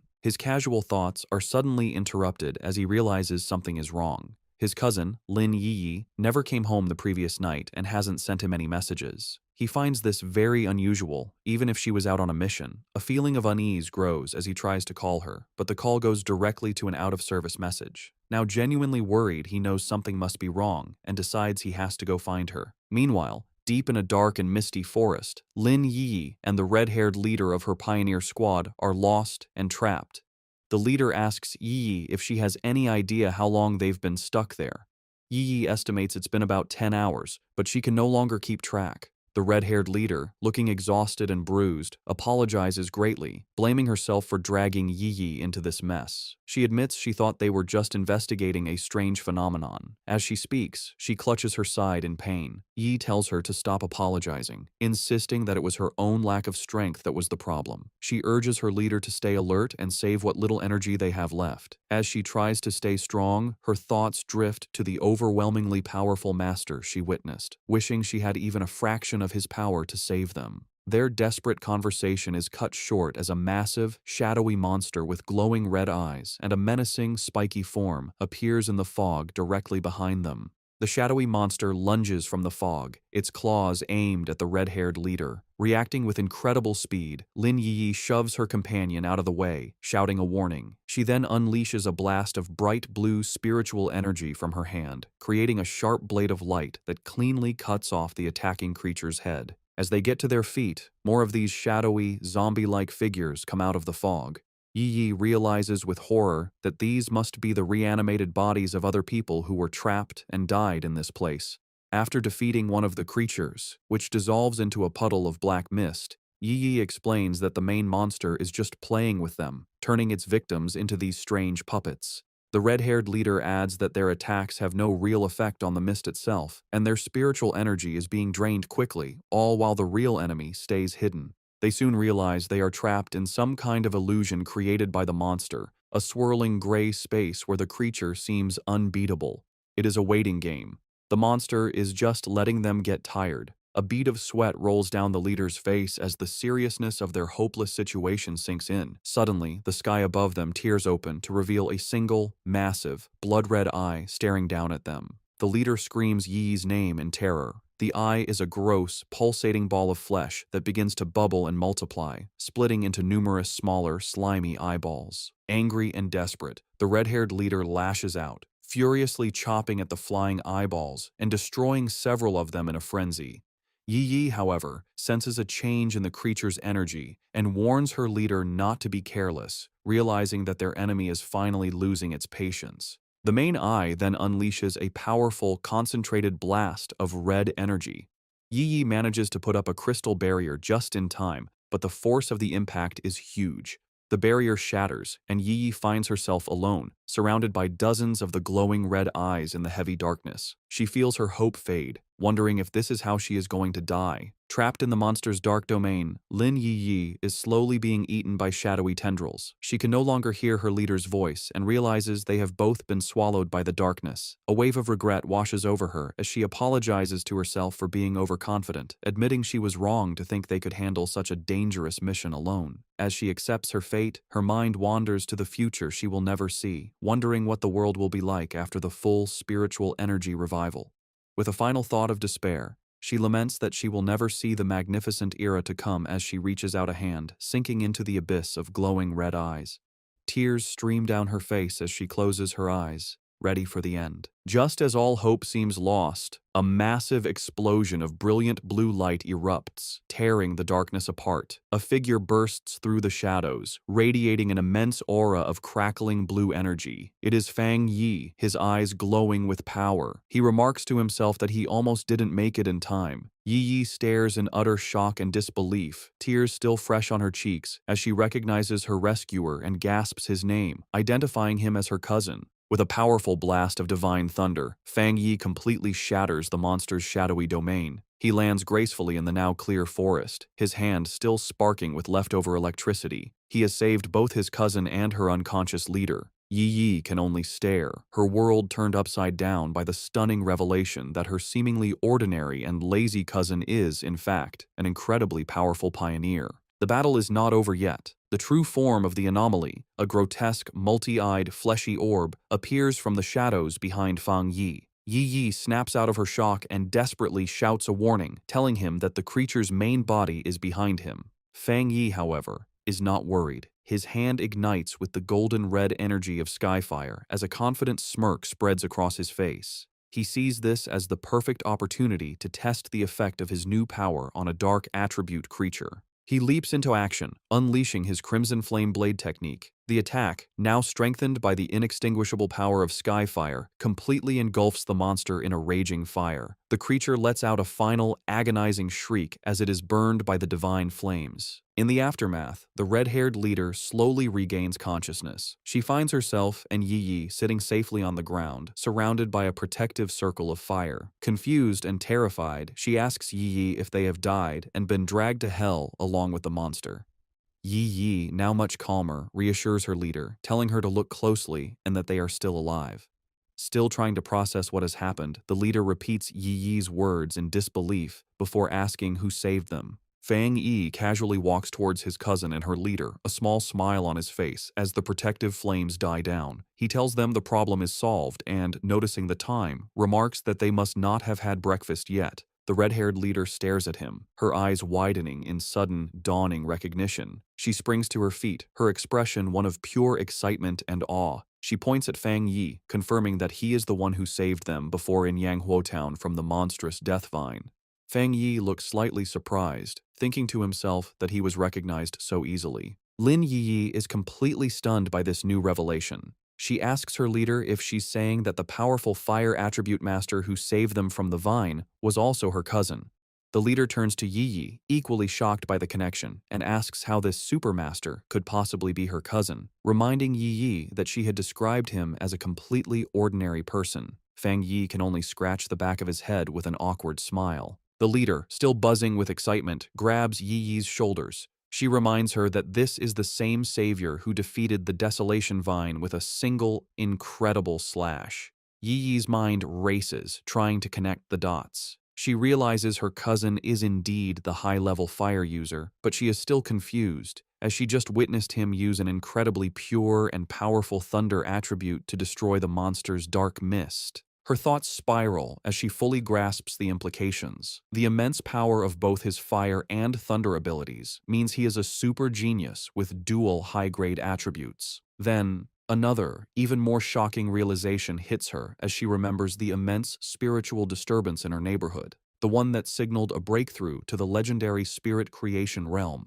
She wonders if that incredible display of power was also her cousin's doing. Tired of the confusion, Fang Yi cuts in and confirms that yes, it was all him. He then changes the subject, asking them about the dark attribute anomaly. He says that they should have known this type of creature was not to be taken lightly, and asks why only the two of them came, and where the rest of their teammates were.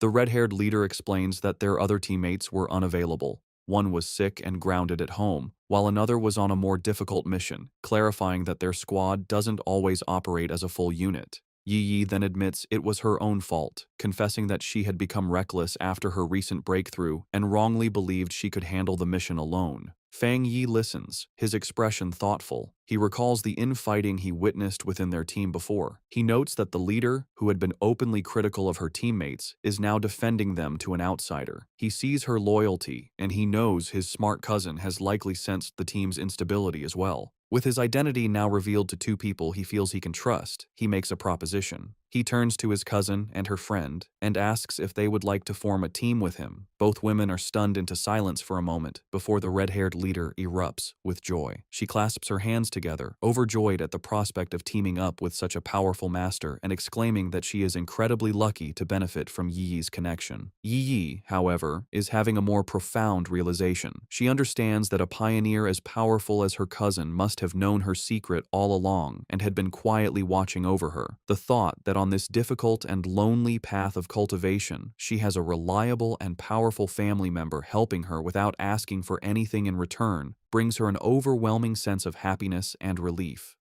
A single tear of gratitude rolls down her cheek. Wiping it away, she flashes a bright, happy smile and a peace sign at her cousin, thanking him greatly and promising to make him 2 extra eggs for dinner. Just then, Yiji's phone buzzes with a notification. She announces that Sister Jiaolan, the mysterious and powerful member of their pioneer group, has just posted a new mission. The message is an alert for a high-risk collection task in a place called the Extreme Dark Zone, which is explicitly stated to be related to the dark attribute. Jiaolan's message ends with a stern warning for everyone to think very carefully before signing up. Fang Yi asks if they know about this zone. Yi explains that it is a border area that is strictly forbidden by the Xia nation. The dark attribute energy there is so overwhelmingly powerful that most pioneers make it a point to avoid the area entirely. She adds that most of the strange anomalies that have been appearing in their city are actually energy leakages from this forbidden zone. Because of the extreme danger, even the government has been unable to explore it deeply, as past attempts have resulted in severe accidents. Intrigued, Fang Yi suggests they should give it a try and asks Yi to message Jiaolan for more specific details about the mission's content.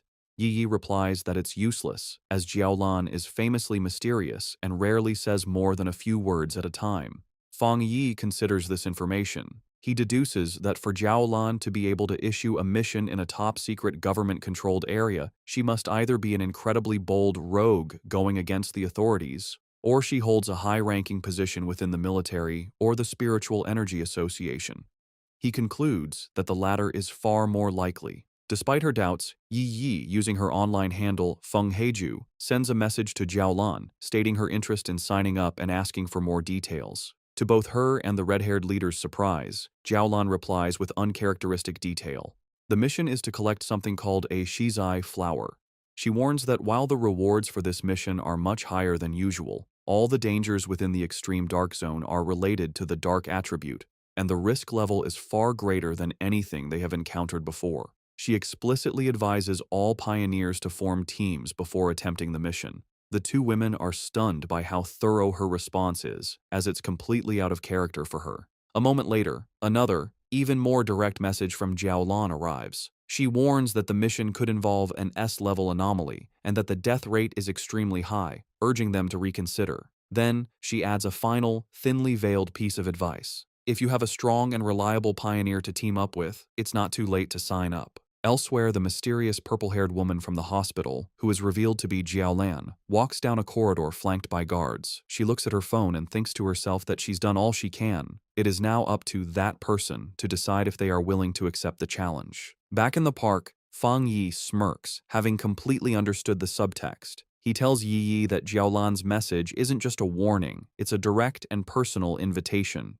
He translates the hidden meaning, "I know who you are. I know a pioneer of your caliber would be interested, and I'm daring you to come." Fang Yi realizes with certainty that this entire mission posting was aimed directly at him. Looking out at a vision of the dark and desolate landscape of the extreme dark zone, he finds the prospect interesting and decides he will indeed be making a trip there. Lin Yi, using her online name Feng Heiju, officially accepts the mission, telling Jiaolan that her team has 3 people. The scene changes to a hospital waiting area, where Jiaolan is walking with 2 female helpers. One of them is worried about the small size of the team that just signed up. Jiaolan, however, is calm and confident. She says that if he is a pioneer that the Xia nation can truly trust, he will come. The helper asks more, worrying about what will happen to the other pioneers if he doesn't show up. Jiaolan simply replies that if he doesn't come, then it means their fates were not meant to be. As they walk, a smirk appears on Jiaolan's lips. She asks her helpers if they really believe the purpose of a mission to collect the shizai flower is to send powerful pioneers to their deaths. She explains that the true goal of this incredibly dangerous task is the exact opposite of what it seems. A vision reveals what the flower is. It blooms from a dark, evil pool, fed by the bodies and souls of fallen pioneers. Jiaolan says that getting this flower is a necessary step to strengthen the nation, as it is the only way to save even more pioneers in the long run. The reason for this mission, she explains, is to protect both the future main strength of the Xia nation, represented by the new generation of pioneers like Fang Yi and his team, who are shown traveling to the mission on a subway, and to revive the top-tier fighting force that has already died in battle. They arrive at the hospital room of her teacher, the comatose elderly man. Holding his hand, she repeats their goal. They must get more Shizai flowers at any cost. She reveals his identity and the great importance of their mission. Her teacher is the only pioneer in the entire Xia nation to have reached the legendary Jinggang realm, and the Shizai flower is the only thing that can wake him from his coma. Jiaolan explains the huge strategic value of such a person. After the full spiritual revival, a Jinggang realm powerhouse is like a modern-day nuclear weapon, making him the nation's greatest asset in talks with other countries. From her point of view, sacrificing a few pioneers or even entire squads is a worthy price to pay for his return. Her helper, however, gets concerned for Jiaolan's own well-being, telling her that while the mission is important, her health is too. The comment causes a dark reaction. Jiaolan's face darkens as she repeats the words, "My health is important." She suddenly explodes with rage and sadness, shouting that her life is indeed important, but only because it was a gift, paid for by the lives of her fallen comrades who died to save her. She clutches her head, hit with a sudden, intense pain, a physical sign of her trauma. After a moment, she calms down and apologizes for her outburst. One of her helpers asks if her headache is acting up again. Jiaolan dismisses their concern, saying it's not yet time for her medicine. A vision of her former happy team flashes in her mind, and she looks away with a sad, tired expression, murmuring that it's all in the past. The story flashes back to a traumatic memory from Jiaolan's past. In a dark, empty landscape, a voice screams for the sword-wielding squad to leave immediately. A younger Jiaolan kneels among the bodies of her fallen comrades as her dying captain tells her the mission to get the Shizai flower is now in her hands. As she trembles in despair, thinking of her teacher and her country, she realizes the extreme dark zone is a truly unforgiving place. She screams in protest, refusing to leave her captain. In his final moments, the captain places his hand on hers, transferring his spiritual energy to her. He tells her he hopes their powers will be of use to her and pleads with her to make it back alive. Back in the present, Jiaolan stands in the hospital, thinking about that tragic day. She reveals the bitter irony of her team's sacrifice. They gave her their power, but they didn't know that a Shizai flower is useless if it is touched by blood or not picked perfectly whole, meaning their mission failed even as they saved her life. Later, after a long journey, Fang Yi's new team arrives at the empty outskirts of the extreme dark zone. The red-haired leader complains about the long walk. She asks why they don't just fly, given their power.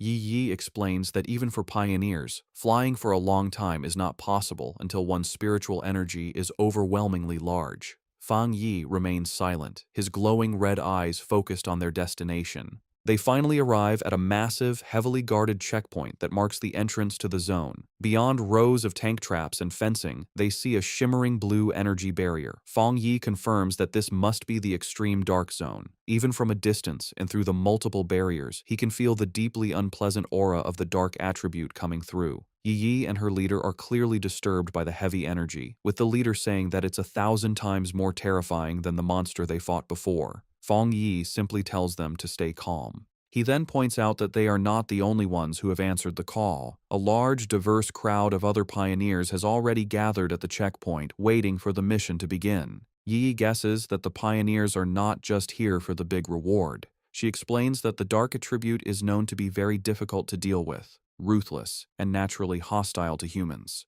However, with the increasing number of violent dark attribute monsters appearing in the cities, pioneers have realized they can no longer afford to ignore the source of the problem. Many have come here to face the threat directly and find a way to fight back. The red-haired leader agrees with her logic, and Fang Yi looks on with a slight smile, impressed by his cousin's sharp mind. The scene shows the various wild pioneers, each with unique gear and styles, all waiting for the gates to open. As they wait, Fang Yi explains his reason for taking on such a dangerous mission.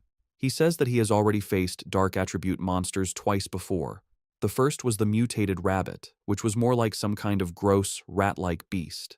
The second was the serpent and its rat-like partner, Candle Knight, a smart pair that worked together to lure and trap pioneers, a mission that nearly wiped out an entire squad from the Spiritual Energy Association. He explains that the most important detail, as his cousin Yiji correctly pointed out, is that these creatures seem to be cleverly and purposely bypassing the military defenses at the city's borders. He suspects they are using some unknown method to get into urban areas, and these incidents have happened so often that they can no longer be ignored.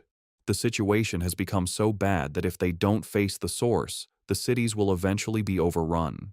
Therefore, he concludes, they have no choice but to go to the extreme dark zone. At the checkpoint, a military officer watches as Su Qingying briefs a group of pioneers before the energy barrier. She stands with a grim and serious expression, ready for the dangerous mission ahead. Her focus is broken when she spots a familiar group approaching. She is completely shocked to see Fang Yi walking up with Lin Yi and the red-haired leader. Her green-haired subordinate, Zhang Xiaoya, is equally surprised and calls out to her, but Su Qingying is frozen, covering her mouth in a panic. She silently prays that the great master won't notice her in the crowd, but her hopes are crushed when Fang Yi looks directly at her, a questioning look on his face as he calls out her name, identifying her as Captain Su. Resigned, Su Jingying walks over with her cloaked squad members, having already received military information about Fang Yi's team. The red-haired leader, always mischievous, sizes up the beautiful silver-haired girl and asks Fang Yi if this is Yi Yi's sister-in-law, a teasing term for a potential girlfriend. The suggestion sends both Yi Yi and Su Qingying into a panic. Su Qingying blushes and waves her arms, exclaiming what a huge misunderstanding it is. Fang Yi calmly clarifies that she is not, explaining that she is Captain Su from the Spiritual Energy Association who helps him out with miscellaneous tasks. This explanation, however, only seems to make Su Qingying more flustered, as she finds the description even more annoying than the romantic idea.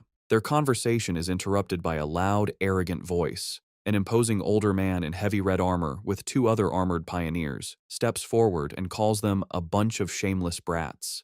He complains loudly that the new generation of pioneers is younger and more disrespectful, not even greeting their elders. He scolds them for talking casually in such a dangerous place. He finishes with a sarcastic comment, saying he hopes they can all rely on each other inside the extreme dark zone. The red-haired leader gets angry, but Yi Yi holds her back, trying to calm the situation. Fang Yi calmly steps between them, signaling for his teammate to calm down. Not intimidated, the red-haired leader points a finger at the arrogant man, telling him to mind his own business and warning him that it's anyone's guess who will be scared to death inside. The man's expression turns into an angry glare. Just then, the sound of an approaching vehicle breaks the tension. The man smirks, seeing that their car has arrived. A large armored transport with police lights pulls up, and its back doors open. The mysterious Jiaolan steps out, and her presence immediately gets the attention of every pioneer there. The crowd gasps, recognizing the infamous Sister Jiaolan. She walks forward with an air of authority, with her guards on either side as the pioneers murmur in awe, wondering who she is to deserve such a grand entrance. Fang Yi watches her approach and figures out her purpose. She is the one who will open the gate for them. Jiaolan stands before the massive, crackling blue energy barrier. She raises her hand, gathering a swirl of pure energy until a glowing blue symbol forms in her palm. With a powerful push, she shoves the symbol forward, and the huge energy barrier tears open, revealing a dark path into the forbidden zone. With the gate now open, the S-Class mission has officially begun. With the huge energy barrier torn open, Jiaolan stood before the dark portal, with red and black energy whipping around her. She announced that the pioneers could now enter but gave them one last important warning. The Shizai flowers they were sent to get had to be perfectly whole and must not be touched by human blood. She said that if the flowers didn't meet these rules, there would be no reward, and with that, she told them to start. The large group of pioneers began to walk into the scary portal. As they walked, a member of the arrogant pioneers group grumbled to his leader, complaining that Jiaolan was sending them to their deaths without going in herself. The arrogant pioneer's teammate told him to be quiet, reminding him that if they died, the government would pay a lot of money to their families. As Fang Yi's group watched the others enter, Su Qingying analyzed the strength of the various teams for him. She identified the arrogant pioneer as a one-star spirit creation realm cultivator, the same level as Fang Yi. She also noted that there were several other powerful people who were hiding their auras, making them hard to judge, while the rest were solid pioneers at the 1-star or 3-star Ghost Axe realm. She concluded that the teams were all about equal in strength. Fang Yi was surprised to hear that the arrogant man was also at the spirit creation realm, as he hadn't sensed a high level of spiritual energy from him. He thought to himself that the mission must be very difficult to have attracted so many elite teams. Back outside, one of Jialan's helpers gave her a final report from a tablet. She confirmed that a total of 37-star Ghost Axe Pioneers, 7 1-star Ghost Axe Pioneers, and 3 1-star Spirit Creation Pioneers had entered. The mission involved monsters ranging from B level to S level in danger.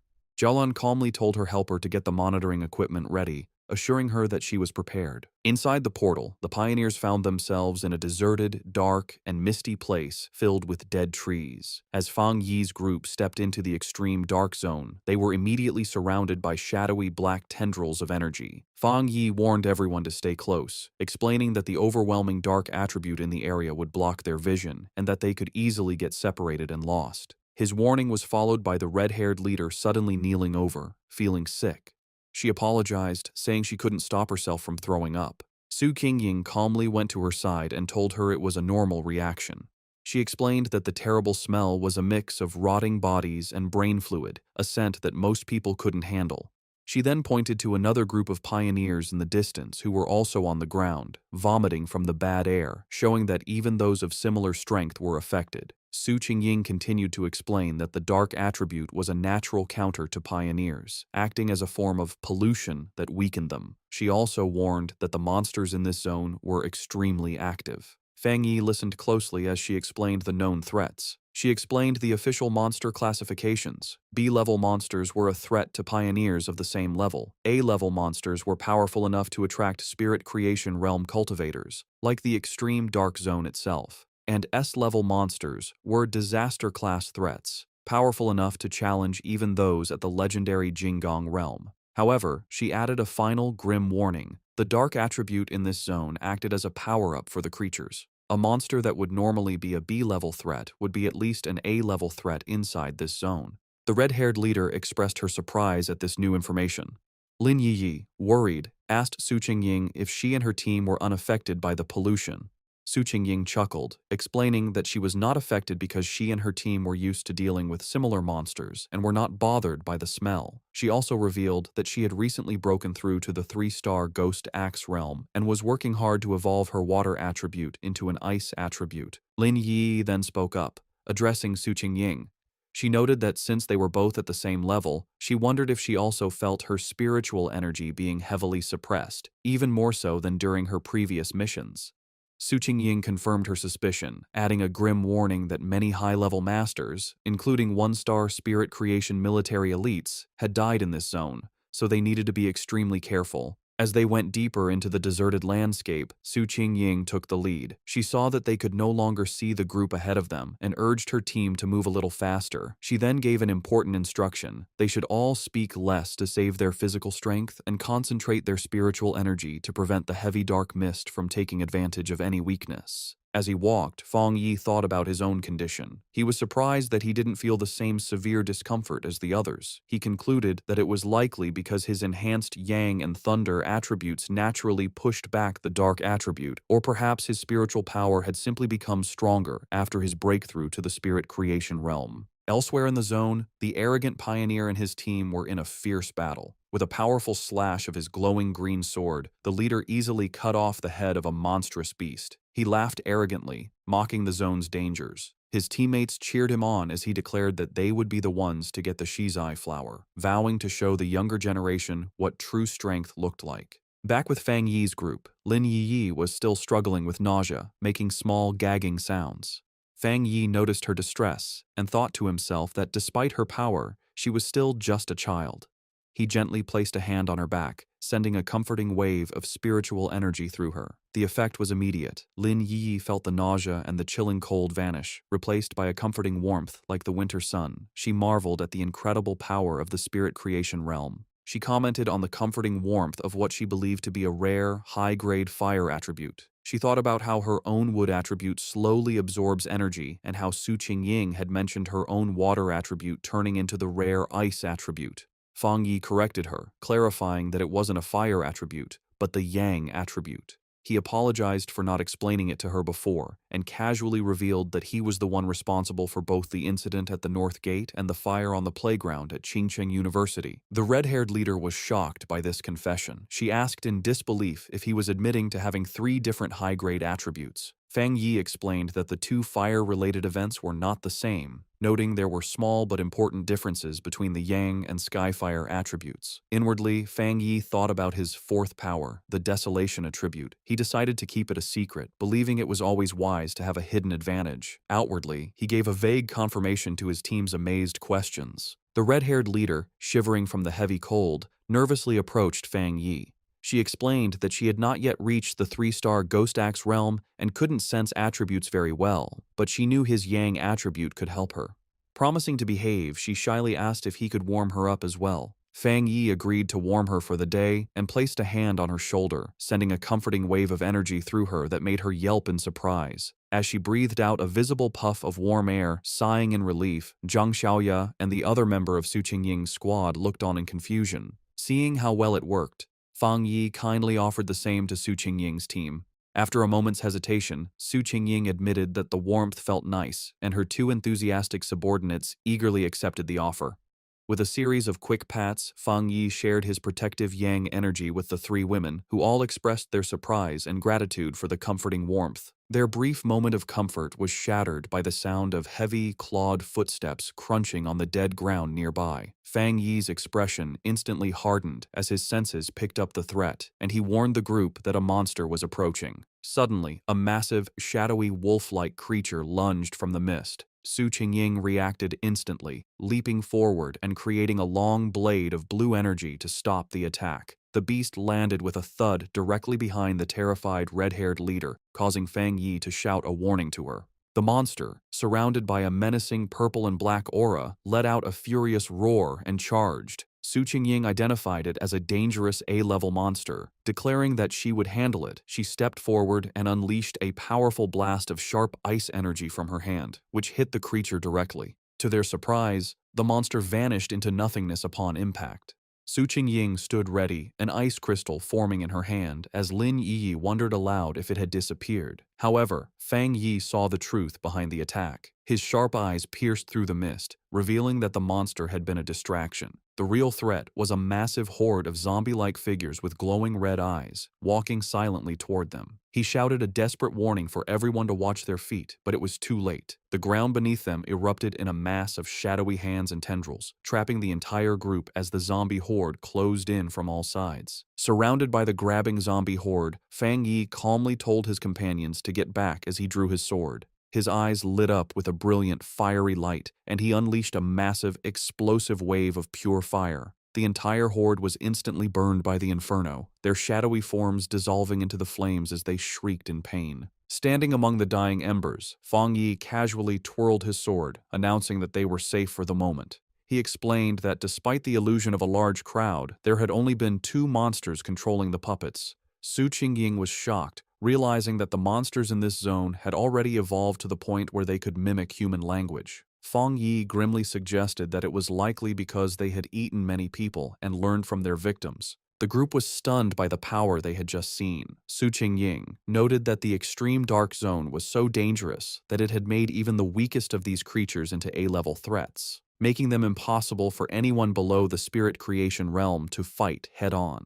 In a separate location, the mysterious Jiao Lan watched the event unfold. She was impressed, realizing that Fang Yi had destroyed 2 A-level phantom beasts with a single strike. She admitted to herself that even she would have needed to fight them for several rounds to win. Understanding the new level of danger, Lin Yi declared that if what Su Qingying said was true, it was more important than ever for them to stick together. She warned that the monsters could disguise themselves and attack when they let their guard down, and she urged the red-haired leader to get up from the ground. The red-haired leader, however, was still shaken, not by the monsters, but by the overwhelming power of Fang Yi's attack. She complained about the terrifyingly heavy aura, which she found more suffocating than the zombies, feeling that even a slight touch from his flames would have killed her. Suddenly, a deep rumbling sound echoed through the deserted landscape. Lin Yi asked if the others could hear what sounded like ocean waves. The ground began to shake violently, causing the entire group to stumble and lose their balance. In the distance, they saw other pioneer teams fleeing in absolute terror. One man desperately shouted at his comrade to stop fighting and run, screaming that the approaching threat was pure evil and that they were seeing ghosts. Fang Yi, Su Qingying, and Lin Yi watched with grim expressions as the chaos unfolded. Before them, a massive, swirling vortex of pure dark energy, filled with countless monstrous forms and glowing red eyes, swept across the landscape, consuming everything in its path. The arrogant pioneer and his team were caught in the middle of the disaster, which was identified as the legendary Dark Tide. As the terrifying Dark Tide swept across the land, eating pioneers who screamed for help, the arrogant pioneer scoffed. He dismissed the threat, proudly declaring that if the regular troops couldn't handle it, it didn't mean he couldn't. With a defiant roar, he summoned a huge barrier of green energy with his sword, proclaiming that everything inside the zone was his to take. He then charged recklessly into the heart of the swirling red and black storm. His confidence was instantly broken.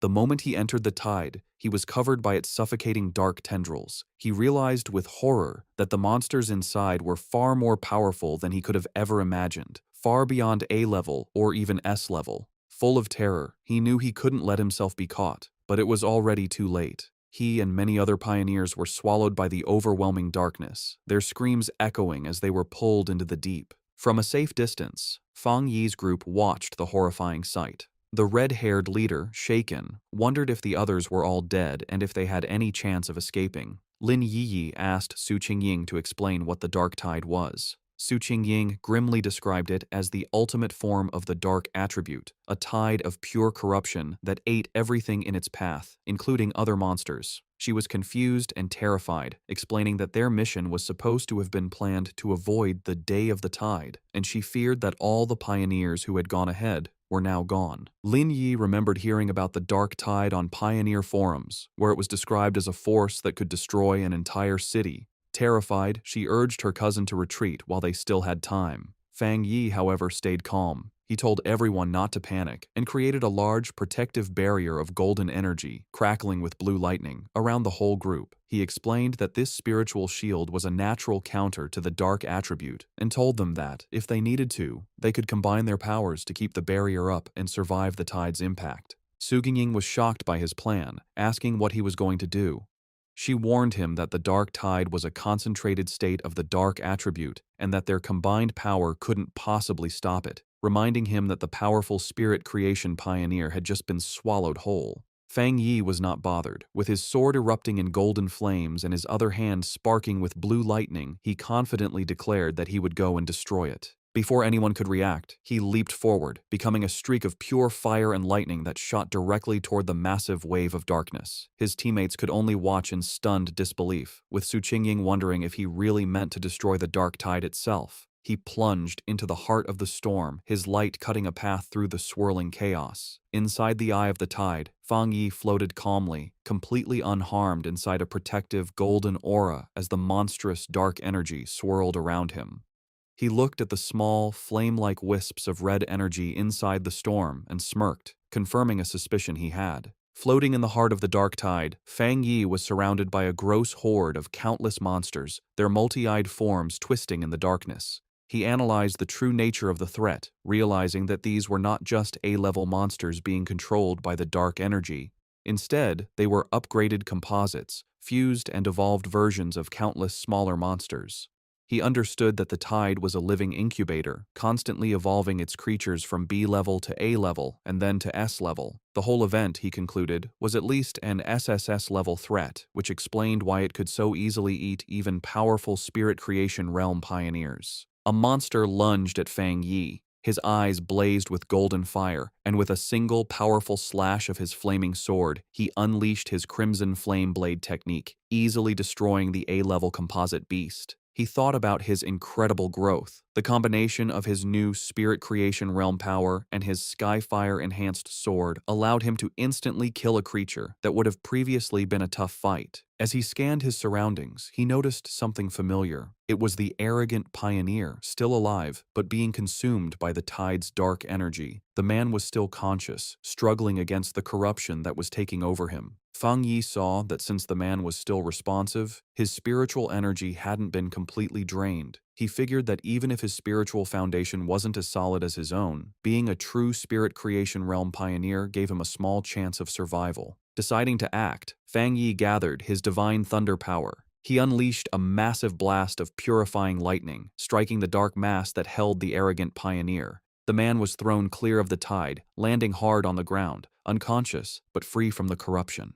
Standing over his fallen rival with his sword still burning, Fang Yi noted that the man could be saved, but just barely. His victory didn't last long. The dark energy around him began to twist and come together, and the monsters he had just destroyed began to reform before his eyes. He watched as a massive, multi-eyed creature regenerated from the darkness, realizing with grim certainty that the tide could infinitely reproduce its minions. He wondered if this terrifying regenerative power was the special characteristic of monsters that were above S level. Facing the endlessly regenerating horde, Fang Yi decided on a new, much riskier plan. With a confident smirk, he proposed to try something different. He deliberately dropped his protective spiritual energy aura, leaving himself completely exposed to the full, overwhelming power of the dark tide. The moment he was unprotected, his system activated, detecting the extreme dark attribute. However, it quickly reported a failure. The attribute's power was too special and could not be taken at this time. Fang Yi was disappointed but not entirely surprised.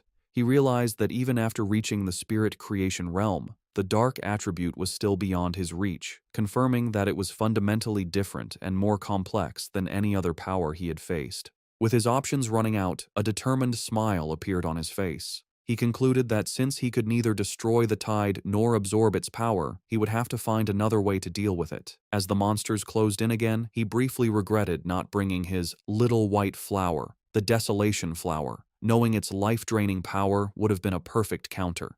He wondered what other options he had left. Then, his eyes widened with a sudden realization. He knew he had a ready-made solution right in front of him. Outside the tide, the rest of the team watched from the safety of their golden barrier. The red-haired leader, still shaken, asked Su Qingying if she had ever seen such a situation before, but Su Qingying could only admit that she hadn't. Suddenly, the chaotic, swirling energy of the dark tide grew unnervingly still, pressing silently against their protective shield. The strange calm only increased the tension. Lin Yi was terrified, admitting that even when they faced the monstrous desolation vine, she hadn't felt so anxious. She was consumed with worry for her cousin, fearing the worst. Su Qingying tried to reassure her, pointing out that his protective barrier was still active, just flickering. She took Yi's hands, telling her they should focus their own spiritual energy to help strengthen the shield. She added with grim logic that if a pioneer as powerful as Fang Yi were to fall, their own fates would be sealed anyway. Su Xingying continued to boost their morale, reminding them that Fang Yi was a Spirit Creation Realm cultivator who used several powerful attributes, and she suspected his true strength was even greater than they knew. She told them that it was not up to pioneers at their level to worry about rescuing someone so far beyond them. Her surprisingly humorous and confident words managed to calm Lin Yi, who thanked her. Su Xingying simply smiled, admitting that her own teammates often said she was too serious, and asked if Yi felt a little better. Their tense weight was shattered as a massive column of pure fire erupted from within the dark tide, pushing back the oppressive darkness. From the heart of the inferno, Fang Yi unleashed his ultimate technique, the 9 Dragons, Skyfire Sealing Art. He rose from the flames, his body glowing with a mixture of blue and golden energy. Outside, his teammates watched in absolute awe. The red-haired leader excitedly pointed him out to a stunned Lin Yi, while Su Qingying stared in disbelief at the sheer scale of the power on display. The technique appeared as 9 colossal, fiery dragons that swirled and danced, their combined light completely overwhelming the dark tide. Elsewhere, the mysterious Jiaolan, who had been monitoring the mission, was thrown off balance by the immense spiritual pressure. She recognized the power as the legendary Skyfire attribute and the technique as a powerful seal. She watched in utter disbelief as the 9 dragons came together, compressing the entire, city-destroying dark tide into a single, unstable orb of fiery energy, questioning if he had truly managed to seal the entire event. But Fang Yi was not finished. Having contained the tide, he gathered his divine thunder power in his hands, unleashing it in a massive vortex of crackling blue energy that swirled around the sealed fiery sphere. With a powerful roar, he invoked the name of his combined technique, the 9 Dragons' Edict. The 2 immense powers of fire and thunder crashed together, creating a massive explosion that shook the very foundations of the extreme dark zone. With a final, decisive command to seal, Fang Yi brought his hands together, forcing the chaotic energy to collapse in on itself. The vortex of fire and lightning compressed into a smaller, more stable sphere, finally settling into a small, brightly glowing orb of perfectly contained, pulsating power. After Fang Yi's incredible display of power, the arrogant pioneer lies unconscious on the ground. Fang Yi thinks that, for now, they are safe, and that he has unexpectedly rescued someone, wondering what he should do with him. Lin Yi runs to her cousin, very relieved that he is okay. Su Qingying, standing by the fallen pioneer, offers to have her team take care of the unconscious man. Later, Su Qingying approaches Fang Yi, asking why he does not seem happy after successfully sealing such a high-level dark attribute. In her mind, however, she is completely amazed, thinking that he truly kept his word to destroy the dark tide and that he is a truly incredible person. Fang Yi explains to the group that they must move quickly. He says that the seal he used is only temporary and that the overwhelming dark attribute energy in the area is still strong. They must hurry to find the Shizai flower before the seal wears off. Su Qingying understands and confirms that her team will take the man back to the association for treatment while her teammates carry the unconscious pioneer on their shoulders. The group stops at a cliff, looking out over the empty landscape. Su Qingying realizes that none of the other pioneers who went ahead made it out, sadly concluding that they were all eaten by the dark attribute, as not a single trace of them remains. The red-haired leader mourns how people who were alive just moments ago have completely vanished. Fang Yi, for his part, thinks that maybe he is cold-blooded, but he feels relieved that he didn't have to watch them die. As they approach a scary dark pool, Fang Yi takes command. He tells Lin Yi and the others to go ahead with Su Qingying's team, explaining that this pool is now the most dangerous thing and it's better for him to stay behind to protect them. The group agrees and moves forward. When he is left alone, standing on a rocky ledge, a system window appears before Fang Yi, telling him that it has detected a new, strong fluctuation of the dark attribute. Immediately, a powerful vortex of purple and black energy erupts from the ground around him. The system confirms that the detection was successful and announces that it is activating its ultimate computing power to begin writing a new technique. Fang Yi is lifted into the air, his arms outstretched, as huge pillars of pure dark energy rise around him.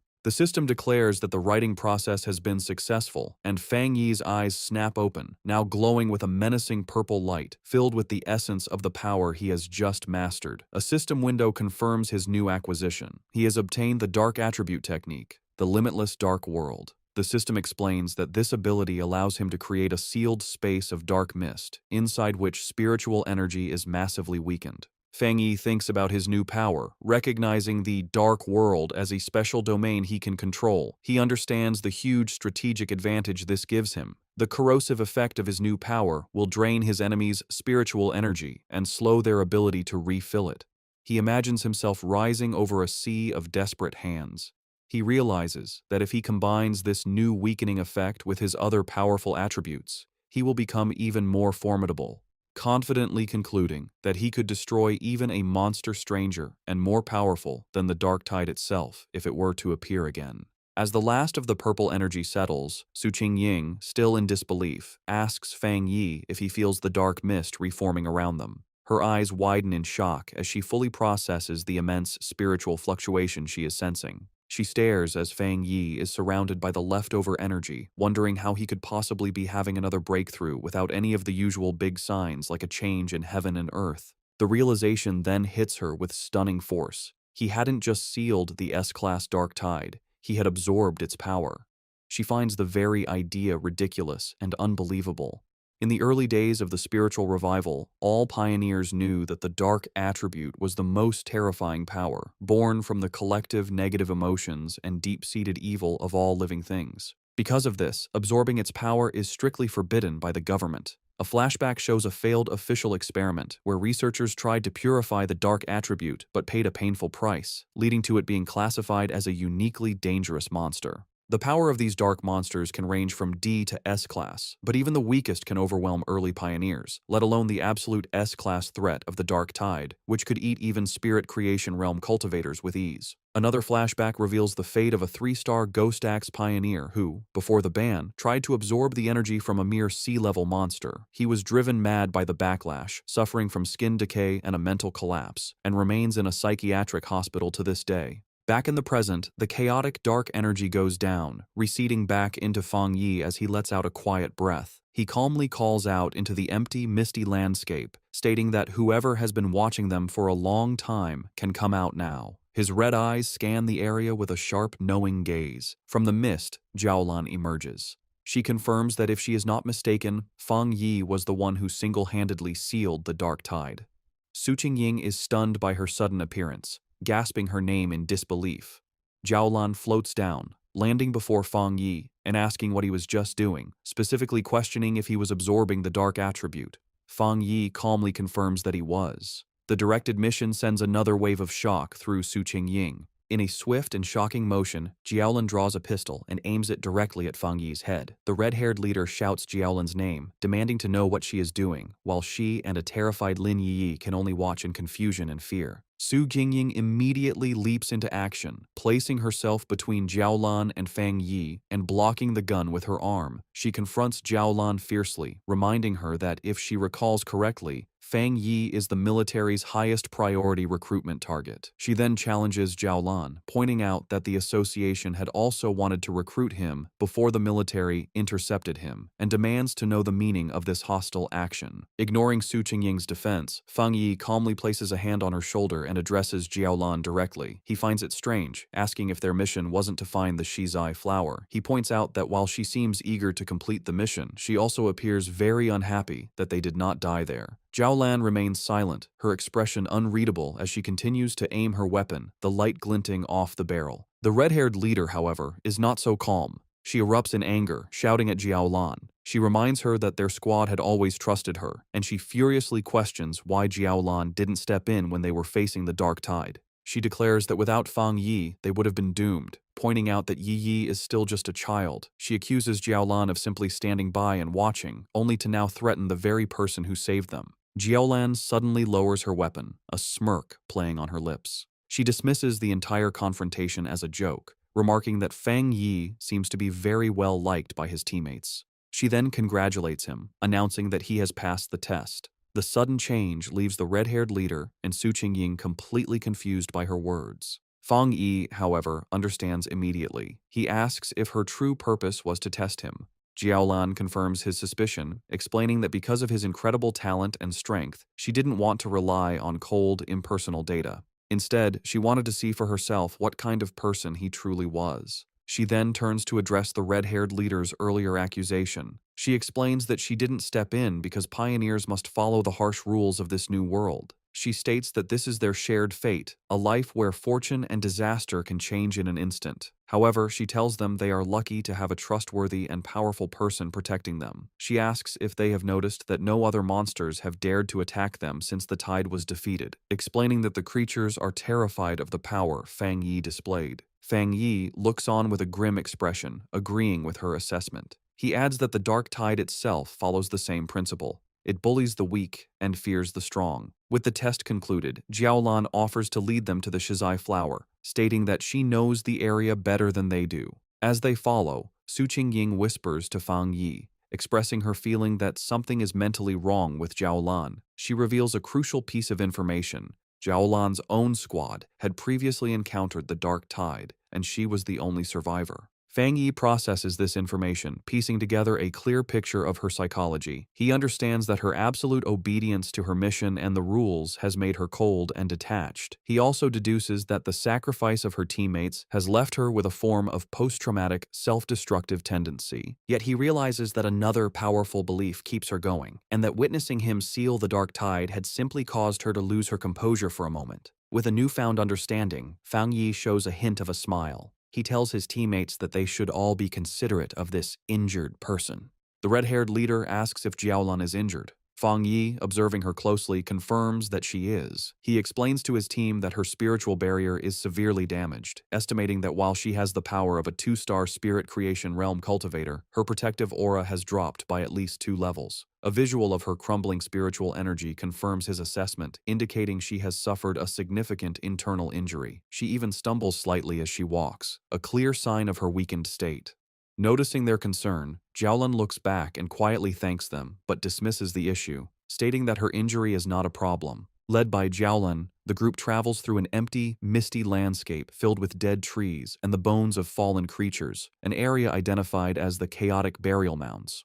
As they walk, Fang Yi's sharp senses pick up on something amiss, and he spots the skeletal remains of a fallen pioneer half buried in the ground. Finally, Jiaolan announces they have arrived at their destination. Before them, in a small clearing, a single, beautiful shizai flower glows with a soft, ethereal purple light. As Jiaolan begins to walk towards the flower, Fang Yi watches her, sensing that something is wrong. His suspicion is confirmed as vicious, shadowy monsters with glowing red eyes erupt from the ground, surrounding the flower as if to guard it. The sudden appearance of the monsters does not stop Jiaolan. Instead, her expression becomes one of intense and unnerving obsession. She reaches out a hand, whispering that she can finally see it again, her face shadowed as if she is in a trance. Fang Yi's expression becomes serious and urgent as he realizes the immediate danger, knowing she is not in her right mind. Reacting instantly, he summons a ball of golden red flame in his hand, shouting a command to awaken her spirit. He then hurls the fireball directly towards the entranced Jiaolan, intending to snap her out of her dangerous state. The fireball flies towards Jiaolan.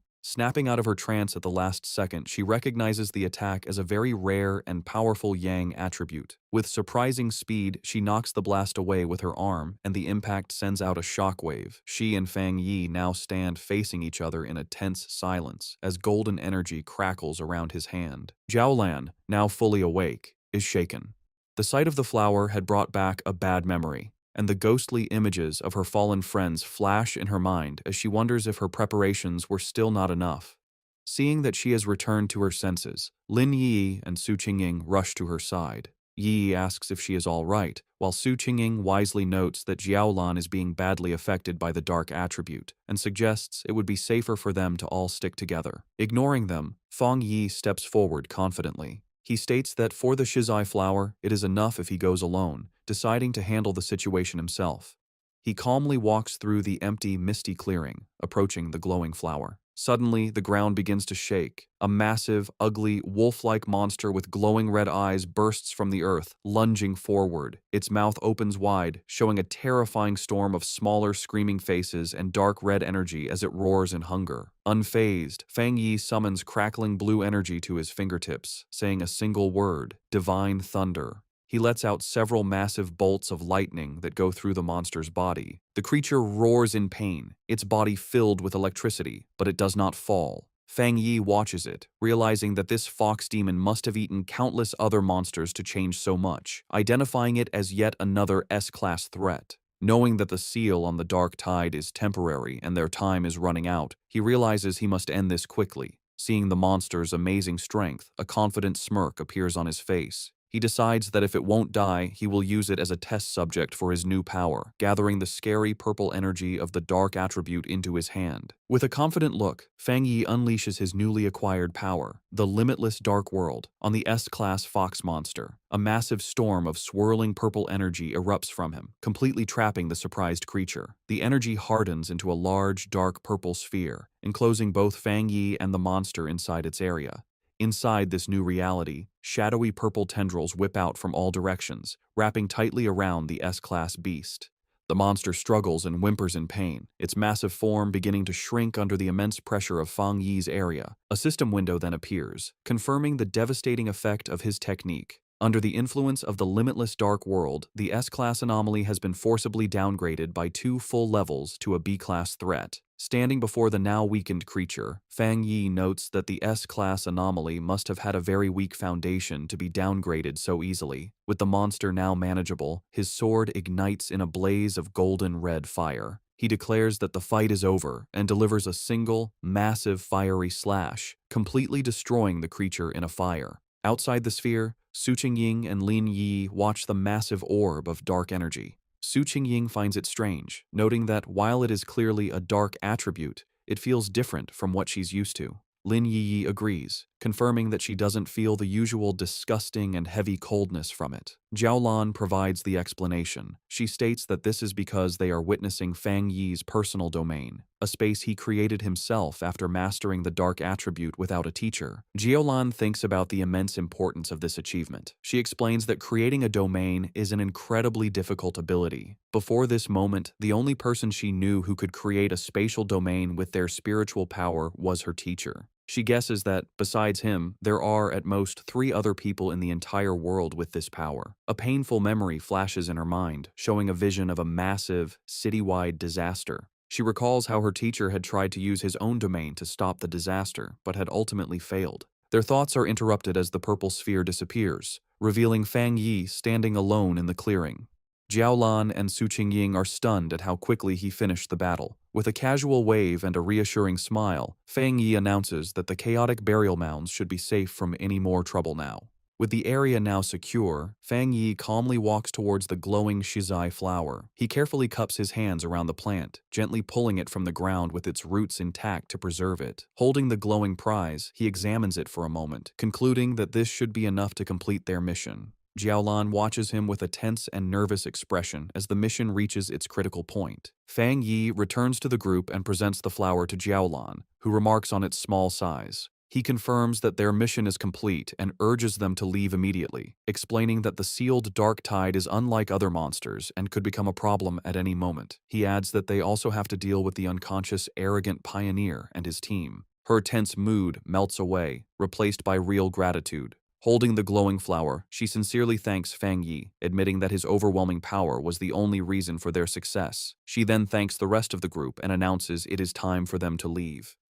As the others begin to walk away, Jiaolan pauses for a moment, looking back to thank Fang Yi one last time. She then reveals the full, critical importance of their mission. She explains that Elder Wu, the Xia Nation's only Jinggang realm pioneer, is on the brink of death, and the shizai flower is the only life-saving medicine that can save him. With a slight, grateful smile, she tells Fang Yi that he has just saved the life of the nation's most powerful protector. Fang Yi listens intently, his expression thoughtful as he processes this new, important piece of information, quietly repeating the name of the legendary Jinggang realm to himself. As the group finally emerges from the dark portal of the extreme dark zone, they are met with a sky filled with swirling red clouds. The red-haired leader throws her fists up in triumph, shouting with immense relief that they can finally see the light and have made it out alive. Lin Yi agrees, grateful to see the daylight again. Their return is met with a wave of cheers from a large crowd of officials who had been waiting anxiously. They celebrate the successful retrieval of the shizai flower, admitting they didn't quite believe it when Jiaolan had first informed them. As the team walks through the path cleared by the crowd, the red-haired leader is surprised by how many people are there. Someone in the crowd wonders aloud who the person was that actually managed to get the flower.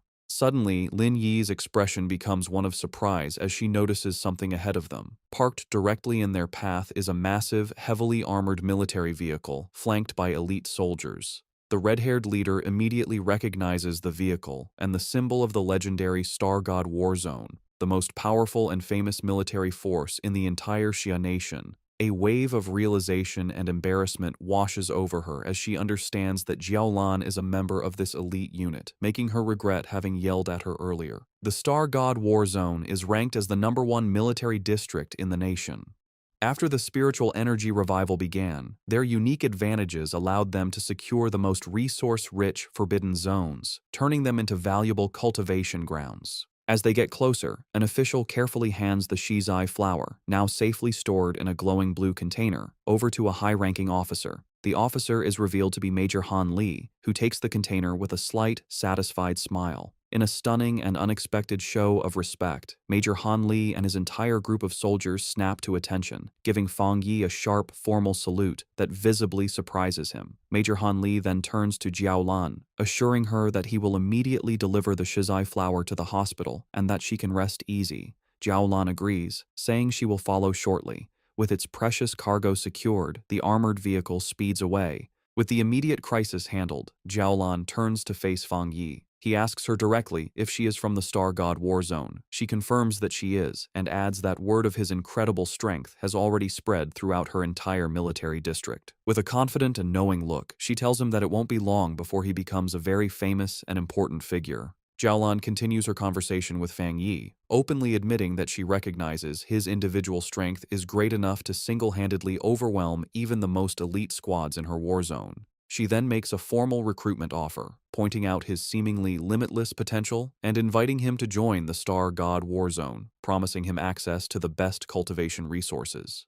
She also reassures him that the rewards for this mission for his team and for Su Qingying's squad will be delivered soon. Fang Yi listens with a slight smile but seems to be considering his options. Her tone then becomes much more serious as she explains the true seriousness of their situation. She tells Fang Yi that with the world changing so rapidly, the nation's most urgent concern is the threat of dark attribute anomalies. A vision of a city being consumed by a massive, ominous cloud of purple and black energy illustrates her point. She warns that the number of these anomalies is growing at an alarming rate. She explains that the influence of these dark zones will continue to expand like a deadly tumor, capable of causing catastrophic consequences at any moment.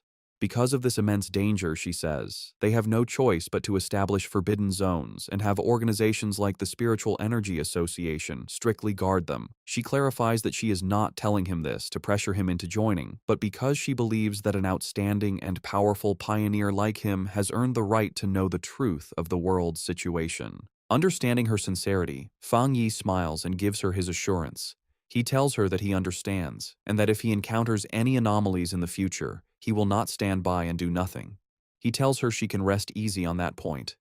Hearing his promise, Jiaolan's stern and weary expression finally softens into a genuine, relieved smile. Formally introducing herself, she says it's a pleasure to meet him and offers him a small, dark token. Fang Yi takes it, revealing a black tablet with a dragon symbol and the characters for Star God War Zone.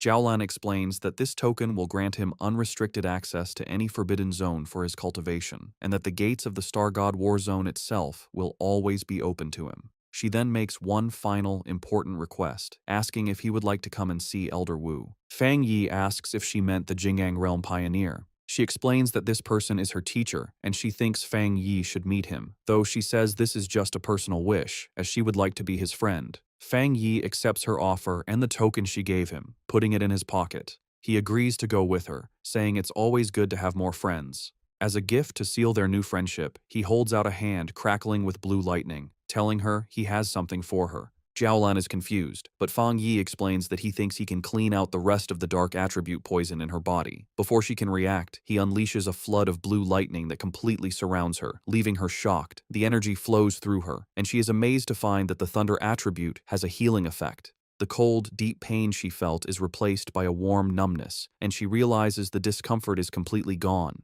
Internally, her old wounds from the dark attribute begin to heal as her body is cleansed by the energy. She feels like she is being reborn as the rare and powerful thunder attribute removes all the toxins from her body. When it's over, Fang Yi asks Jiaolan how she feels. Still surrounded by faint sparks of lightning, she confirms that she feels great and that the leftover dark energy has been completely removed. Su Qingying watches as paramedics take care of the unconscious, arrogant pioneer. Wondering if it's possible to save someone so badly injured, she turns and is surprised to see Fang Yi and Jiaolan still there, but she immediately notices that her aura seems different and her injuries appear to be gone. Jiaolan explains that Fang Yi used his rare, pure thunder attribute to completely clean the dark attribute poison from her system. Su Qingying is amazed by this, realizing that this is the true nature of our boy's power. It can be used to destroy enemies and to save people. She points at Fang Yi in amazement, who just asks her what she's looking at. A brilliant idea strikes Su Qingying, and she excitedly waves over the paramedics. She goes to Fang Yi and suggests a partnership, explaining that if they could combine his spiritual power with their advanced medical equipment, they could save many more pioneers suffering from dark attribute corruption. To show she is serious, she bows deeply, begging him to show his power just one more time. Fang Yi stays silent, thinking about her request. Fang Yi agrees and unleashes a controlled burst of blue lightning from his hand, asking if that is enough of a demonstration. One of the paramedics, seeing the pure energy, excitedly confirms that it seems to be working and that such a high-level thunder attribute can indeed fight the dark attribute. Jiaolan explains that when Fang Yi treated her, the power was sent directly and destroyed the corruption inside her. Su Qingying suggests that all they would need is for Fang Yi and the patient to hold hands. However, the paramedic clarifies that not every cultivator, even at the spirit creation realm, can handle such pure energy. He explains to a smiling Su Qingying that while Jiaolan's injuries were serious, they were minor compared to the other patient. He estimates that healing the arrogant pioneer would require 10 times the amount of spiritual energy. He adds that just saving the pioneer's life will be a great achievement, and a full recovery is likely impossible. Fang Yi agrees to the procedure, asking the paramedics how to transfer his spiritual energy. They lead him toward the ambulance. A paramedic tells him to place his hand into a special device and release his spiritual energy, which Fang Yi agrees to do. From a distance, Lin Yi watches, thinking about how she never imagined Jiaolan was a high-ranking member of the elite Star God War Zone. She is amazed that her cousin is so powerful that even this legendary military unit is trying to befriend him. She remembers how the normally cold Jiaolan personally asked to be her cousin's friend and even gave him her personal token. After a while, Fang Yi turns to Lin Yi and the red-haired leader, checking on them. Lin Yi confirms they are feeling fine. She then explains that she and the red-haired leader have decided to go out for more training and take on some missions by themselves. They feel they can't always depend on him and need to grow stronger on their own. Having finished transferring his energy, Fang Yi agrees with their decision, simply telling them to be careful. He watches them with a small, proud smile, thinking that his cousin has grown up. Su Jingying and her team prepare to leave. She waves goodbye, telling Fang Yi and Jiaolan they will see each other on the next mission. Jiaolan then tells Fang Yi it is time for them to go visit Elder Wu. As their ambulance drives away, Su Qingying is visibly frustrated, complaining loudly that the military's Star God War Zone has stolen such a powerful person from them. Her teammates try to calm her down. A final thought reveals the internal problems within the Spiritual Energy Association, which is described as being too chaotic, and its top elite squads unwilling to cooperate. Fang Yi and Jiaolan arrive at a large, modern hospital, which is the highest security ward of the Star God War Zone's medical base. Fang Yi asks if this is where Elder Wu is. Inside the hospital room, they stand before the bed where Elder Wu lies unconscious, surrounded by medical equipment. Fang Yi comments on the strange sight, noting how odd it is that the ultimate powerhouse of the Jinggang realm is actually a shriveled old man. Fang Yi observes the elder's condition. The old man's face and neck are covered in red veins, and he breathes through a respirator. Jiaolan explains that his condition was much worse before, saying he looked like a corpse. She adds that even after using the precious shizai flower on him, he still has not woken up. Concerned, Fang Yi wonders what could have happened to such a powerful person to leave him in this state. Jiaolan begins to tell the story of the battle that led to her teacher's coma. She describes how a huge dark attribute anomaly appeared over the capital city. To stop the anomaly from consuming the city, Elder Wu, her teacher, stepped forward to seal it all by himself. A flashback shows the rest of her squad transferring their own spiritual energy to their teacher to support him. The anomaly they faced was far beyond an S-level threat. A monstrous, dragon-like form made of dark energy loomed over the ruined city. Jiaolan continues, explaining the immense danger. If the anomaly had fully come down, it would have destroyed the capital and all the surrounding cities, plunging the entire nation into chaos. In a desperate last stand, Elder Wu used his own personal domain to seal the S-level anomaly, but the disaster was even more powerful than they expected. The overwhelming power of the dark attribute backfired on him, corrupting his body. Jiaolan concludes that if he hadn't been a master of the Jinggang realm, he would have been instantly turned to ash. Back in the present, Fang Yi looks down at the comatose hero with new respect. He acknowledges that to stop the destruction of a city, Elder Wu is truly a great pioneer. As Fang Yi looks at the comatose Elder Wu, his thoughts go to his past life. He remembers that many pioneers had sacrificed themselves so he could be the last human to survive. He realizes with a sad thought that in his original timeline, Elder Wu had probably already died by this point. A new determination fills him, and he reaches a hand towards the elder. Jiaolan, startled, shouts at him, demanding to know what he is doing to her teacher. Fang Yi calmly tells her not to worry. He explains that while the shizai flower is already working, he wants to try and remove some of the stubborn dark attribute that remains in the elder's body. He places his hand on the elder's chest, and a powerful surge of blue lightning begins to flow into the old man's body. Fang Yi explains that this will help him wake up faster. Jiaolan watches in shock, exclaiming that the power he is trying to clean came from an S-level disaster. After a moment of hesitation, she gives in, telling Fang Yi to go ahead and try. Perhaps he is the miracle they need. The room is filled with the crackling of Fang Yi's power as he pours his energy into the elder. Jiaolan warns him to be careful, explaining that the dark attribute inside her teacher is far more terrifying than the dark tide. She adds that, without the Shizai flower, the elder's recovery would not have been so slow. Fang Yi, his face serious, confirms that he understands. He can feel the immense power of the darkness within the elder's body. He knows that even though the Shizai flower's purifying power has weakened it, the dark energy can still exert an immense and oppressive force. Suddenly, a powerful wave of dark energy erupts from the bed, pushing both Fang Yi and Jiaolan back. Jiaolan shouts a warning, telling Fang Yi to be careful and focus his mind as the dark energy is beginning to affect him. In response, a brilliant golden aura erupts around Fang Yi as he activates his own spiritual protection. His eyes glow with a golden light, but he realizes with a start that the dark energy has pulled his consciousness into a vision of the past.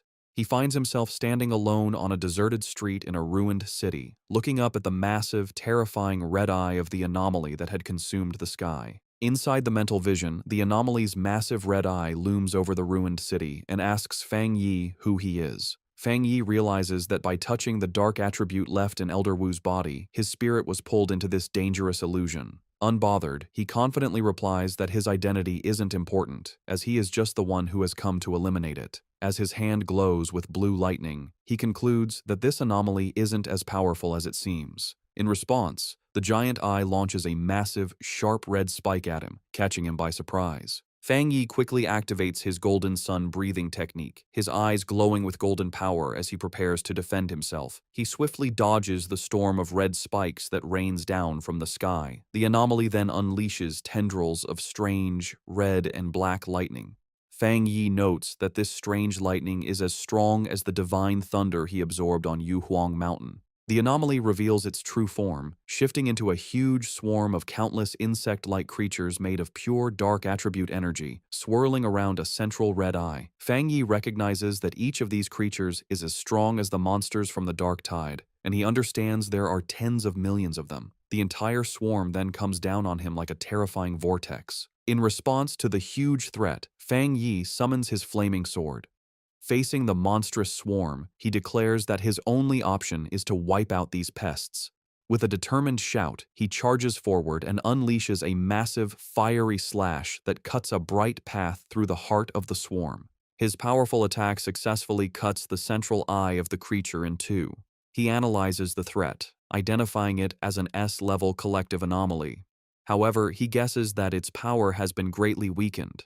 Maybe because it's an illusion, or because of the purifying effects of the Shizai flower that was already used on Elder Wu. The two halves of the swarm fall to the ruined city below, exploding on impact. Fang Yi lands on a rooftop, looking over the remains. He guesses its current power is around A level, and reflects with awe that this is the city-destroying disaster Elder Wu faced alone. Fang Yi realizes the threat is even greater than he first thought. Gathering dark, swirling energy in his hand, he unleashes his own dark attribute technique, the limitless dark world. A massive vortex of pure darkness erupts from him and begins to absorb the insect-like anomaly. The creature is shocked, realizing its opponent is not human. With a confident smirk, Fang Yi simply replies, "Guess so." He shouts a command to open, and his dark vortex fully absorbs the rest of the S-level anomaly. As the last of its energy fades, a final warning message echoes through the void: "We will be back soon." Fang Yi floats inside a sphere of his own dark energy, thinking the final message must have been a piece of the anomaly's consciousness. He considers the warning use of the word "we" and wonders if this means other similar disasters are waiting to appear. As the illusionary world roars and begins to fall apart around him, he decides it's best to leave and think about it later. His consciousness returns to the real world with a jolt. He immediately reaches into Elder Wu's body and begins to pull out the corrupting dark attribute energy. A mass of dark purple energy, crackling with his own blue lightning, is pulled from the Elder's chest. To contain the dangerous substance, Fang Yi uses his 9 Dragons Skyfire sealing art, trapping the energy inside a sphere of red, fiery chains. Holding the sealed orb, he explains to a stunned Jiaolan that this is the dark attribute remnant left in Elder Wu's body. He concludes that this must be the last piece of the city-destroying anomaly. He explains that while the sealed orb of dark energy is still powerful, its influence has been greatly reduced thanks to the Shizai flower and Elder Wu's own seal. He praises the elder, noting that he is truly the nation's #1 pioneer for using his own body to hold back the dark power. He knows anyone else would have died many times. As Jiulan looks at her teacher, she sees the red veins on his face have faded and his breathing seems more peaceful. She tells Feng Yi that he has truly saved the elder's life. Feng Yi, however, humbly says that it wasn't all his own ability. He explains that without the Shizai flower weakening the corruption first, he wouldn't have been able to remove the stubborn dark attribute. Jiaolan agrees, saying that while the flower saved the elder's life, Fang Yi's power has now given him a chance for a full recovery. With a final surge of power, Fang Yi clenches his fist and completely crushes the sealed orb of dark energy, turning it to dust. He announces that the remnant is now completely useless. He then tells Jiaolan he has one more thing to tell her. He reveals that in the mental illusion, the remnant of the dark attribute anomaly warned him that it would return. He concludes that they must always be prepared, as they can't let an old man who has just recovered from a serious illness fight on the front lines again. Jiaolan confirms that she knows, as she has heard the rumor before. When Fang Yi asks her what she means, she explains that the monitoring departments of the military and the association collect data on spiritual energy changes. She reveals a rumor based on this data. With the current power of the Xia nation, they might not survive the first year after the full spiritual energy revival. Of course, she adds, no one believed it. Feng Yi remarks that monitoring spiritual energy changes sounds very official. Jiaolan then asks if he also believes the rumor could be true. A shadow crosses Feng Yi's face as he wonders if his own rebirth has somehow changed the future. He recalls that in his original timeline, he lived for 3 years after the spiritual energy revival, and by that time, the entire planet had been nearly destroyed. Coming back to the present, he puts a comforting hand on Jiaolan's shoulder, telling her not to overthink things and that Elder Wu should wake up soon. He looks at her with a serious expression and makes a solemn promise. If the disaster does return, he will stand with them and fight. He knows that the final battle against the great disaster will come, sooner or later. He declares with fierce determination that this time he will change everything. Later that night, Fang Yi is back at his apartment. He sits meditating on his couch, surrounded by the swirling energy of his new dark attribute. He thinks about his recent battles, feeling that after his 2 fights with S-level anomalies, he is close to breaking through to the 2-star spirit creation realm. However, he knows the full spiritual energy revival is coming fast, and even with his new dark attribute, his current strength is not nearly enough. He thinks about the terrifying power of the anomaly he faced in the mental illusion, realizing that even when it was weakened, its true power was immense. His thoughts are interrupted when he notices the potted plant he had left on his table, the obedient little white flower. He speaks to the glowing flower, telling it that it's not easy to carry around and admitting it was his mistake for not bringing it with him on his last mission. Smiling, he picks up the plant, which seems to brighten up, and tells it that he regrets not giving it a chance to level up. He then decides to take it out for a walk. Fang Yi heads to the back mountain, his private training ground.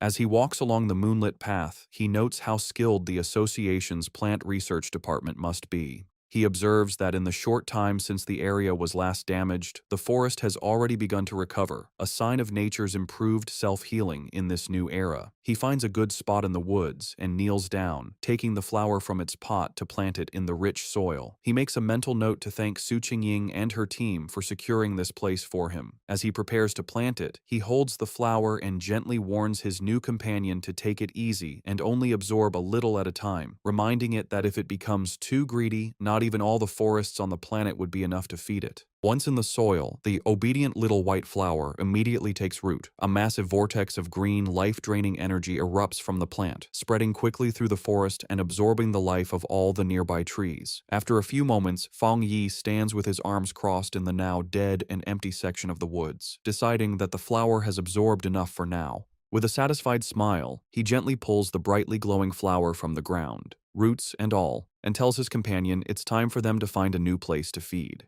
He holds the plant, which seems to bloom with new energy, and wonders where it might rank among all the evolved plant-type spirits. He concludes that with its powerful desolation attribute, it must be at least an A-level threat. As he walks along a dark ridge, he notices the deep silence of the forest and realizes that all the animals that once lived there must have fled in terror from the flower's power. His thoughts are suddenly interrupted by a loud, ferocious howl that echoes through the night. Fang Yi's expression hardens as he recognizes the sound as the howl of a wolf. On a nearby cliff, against a blood-red moon, a pack of monstrous wolves with glowing red eyes gathers, their forms shifting and growing. Fang Yi realizes with alarm that the wolf pack is in the middle of a dangerous evolution. Standing before the pack of monstrous wolves, Fang Yi identifies the huge creature on the cliff as the Wolf King, noting its evolution is almost complete. With a loud howl, the Wolf King finishes its transformation, its body now glowing with a menacing green energy. Fang Yi, holding his potted flower, is surprised by the immense spiritual power coming from the creature, realizing with alarm that it is about to become an A-level anomaly.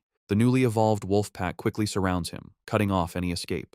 Fang Yi figures out that the Wolf King has evolved a new, powerful poison attribute from its original wood attribute, a change likely caused by absorbing the dark attribute energy in the area. Despite the danger, Fang Yi remains calm, dismissing the threat as only A-level in strength. He takes his obedient little white flower out of its pot, telling it that it's time for them to solve the problem. He kneels and plants the flower in the ground, thinking that while the anomaly is only A-level, the large number of wolves is a problem. More importantly, the city is just down the mountain, and letting them get there would cause a major disaster. As the Wolf King lunges to attack, Fang Yi tells his flower to begin, and a brilliant green energy starts to flow from the plant. He decides to test the flower's power, curious to see how much damage it can do on its own. A massive beam of green, life-draining energy shoots into the night sky, visible from far down the mountain where another group of pioneers is watching. This new squad observes the scene with concern. One of the men notes that the Wolf King has successfully evolved and is incredibly strong. He asks about the contamination level, and a cloaked figure replies that it has reached 90. The man and his companion are stunned by the dangerously high reading. The squad's blonde-haired leader grows tense, realizing the danger is still increasing. He identifies the Wolf King's wood attribute as being at least at the 3-star Ghost Axe realm, maybe even reaching the Spirit Creation realm, while the rest of the pack is also powerful. He worries that his team doesn't have enough people to handle the threat, admitting that even he has only recently broken through to the 3-star Ghost Axe realm. Suddenly, the leader notices the massive beam of green energy and the clear presence of the dark attribute. He now understands why the contamination level is so high. He shouts in alarm, explaining to his team that the Wolf King has evolved dual attributes, something he knows is extremely rare among anomalies. The contamination reading on the squad leader's watch suddenly spikes to 100. The leader grits his teeth, knowing they must stop the wolf pack's evolution before the area below is lost. He recognizes that the beasts, already cruel, will only become more terrifying with their new power. He decides to call the Spiritual Energy Association for backup. Just then, the ground begins to shake violently. One of his men asks if it's an earthquake, but the leader knows the wolves' evolution shouldn't cause such a tremor. He realizes with growing fear that another, different anomaly has appeared. His watch confirms his fear as the contamination reading skyrockets to an impossible 1000. The pioneers look on in terror as a massive eruption of green desolation energy bursts from the mountaintop. The green-haired pioneer recognizes the power of desolation, wondering in disbelief why it would appear here. As the life-draining energy rushes toward them, the squad panics. One man cries out, asking if this is the giant vine from the sky that had disappeared, sad that there was no warning. The squad leader shouts for his team to retreat and get all nearby residents evacuated immediately. However, just as quickly as it appeared, the huge wave of desolation energy seems to stop. One of the men calls out to the leader, noting that the energy has stopped advancing. The squad watches as the massive vortex of green power pulls back, sinking back into the mountain. They wonder if the danger has passed. One asks if they should still report it, while another questions if they should go up the mountain. On the mountaintop where Fang Yi planted his flower, the ground is covered in a network of thick green roots. These roots sprout dozens of glowing white flowers, which then erupt in a massive burst of green energy, blooming into a huge, radiant flower-like structure. The energy then transforms into a sea of white petals that covers the entire area. The Wolf King howls in fury as the seemingly harmless petals turn into a deadly weapon, forming a sharp blade that slices through the air. Fang Yi stands calmly among the swirling petals and explains the terrifying nature of his flower's power. The sea of spiritual flowers will endlessly grow back and multiply, absorbing and purifying the enemy until nothing is left. Fang Yi stands on his flower's massive root system. As the wolf pack begins to fall to its power, he taunts the Wolf King, asking how its pack members will do without the same spiritual protection he has. The smaller wolves are quickly trapped by vines covered in white flowers, their life energy rapidly drained until only their skeletons remain, collapsing into dust.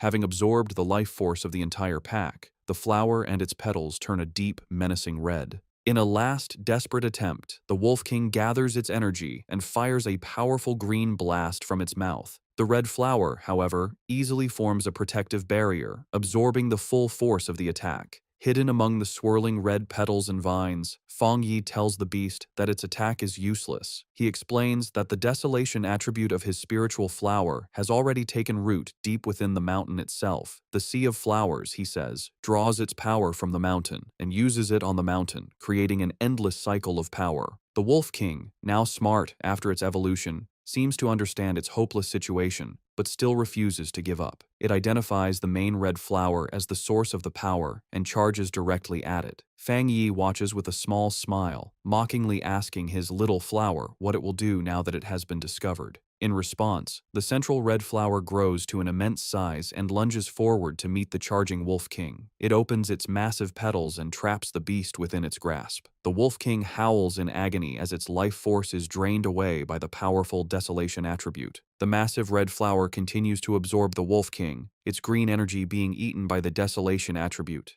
Fang Yi watches with a serious expression, surprised that his flower is allowing the dark attribute to invade it. The Wolf King is completely consumed by the flower's pulsating red petals. Fang Yi is amazed by this development, marveling at the formidable power of the desolation attribute. He realizes that he never expected the flower to be able to create its own technique without his direct input after he implanted the attribute. As the giant flower shrinks back down, he understands the terrifying nature of its new ability. Once an enemy is trapped within the sea of flowers, there is no escape. The flower then spits out the clean, bleached skeleton of the Wolf King. Fang Yi concludes that even if the spiritual flowers are destroyed, they can endlessly grow back and use their desolation power to reduce any enemy to bones. Standing before the massive red flower, which is now surrounded by a field of smaller red flowers, he decides to give this new technique a name, the Endless Spiritual Sea. A system window appears, confirming his creation and announcing that the spiritual flower has successfully written the desolation attribute technique, Endless Spiritual Sea. Having finished its battle, the flower's petals close up, glowing brightly from within. Fang Yi looks on, a bit tired from the battle, as a single red petal gently brushes his cheek. The flower then erupts with a massive surge of energy, and Fang Yi realizes with surprise that his little flower is also about to evolve.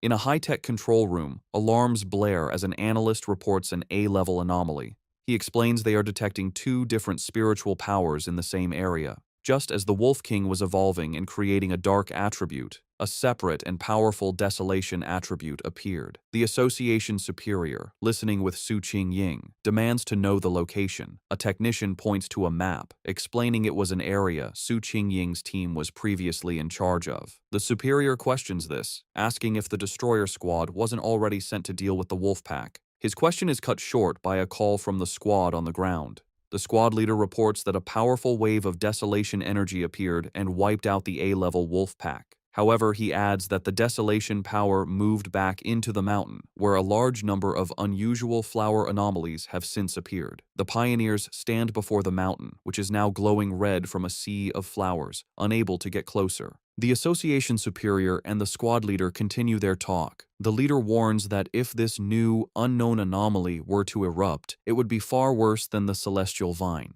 He requests support, admitting that even with all the pioneers there, they likely couldn't handle an unexpected event. The Superior agrees and decides to send 2 elite teams. Su Jingying, however, has another idea.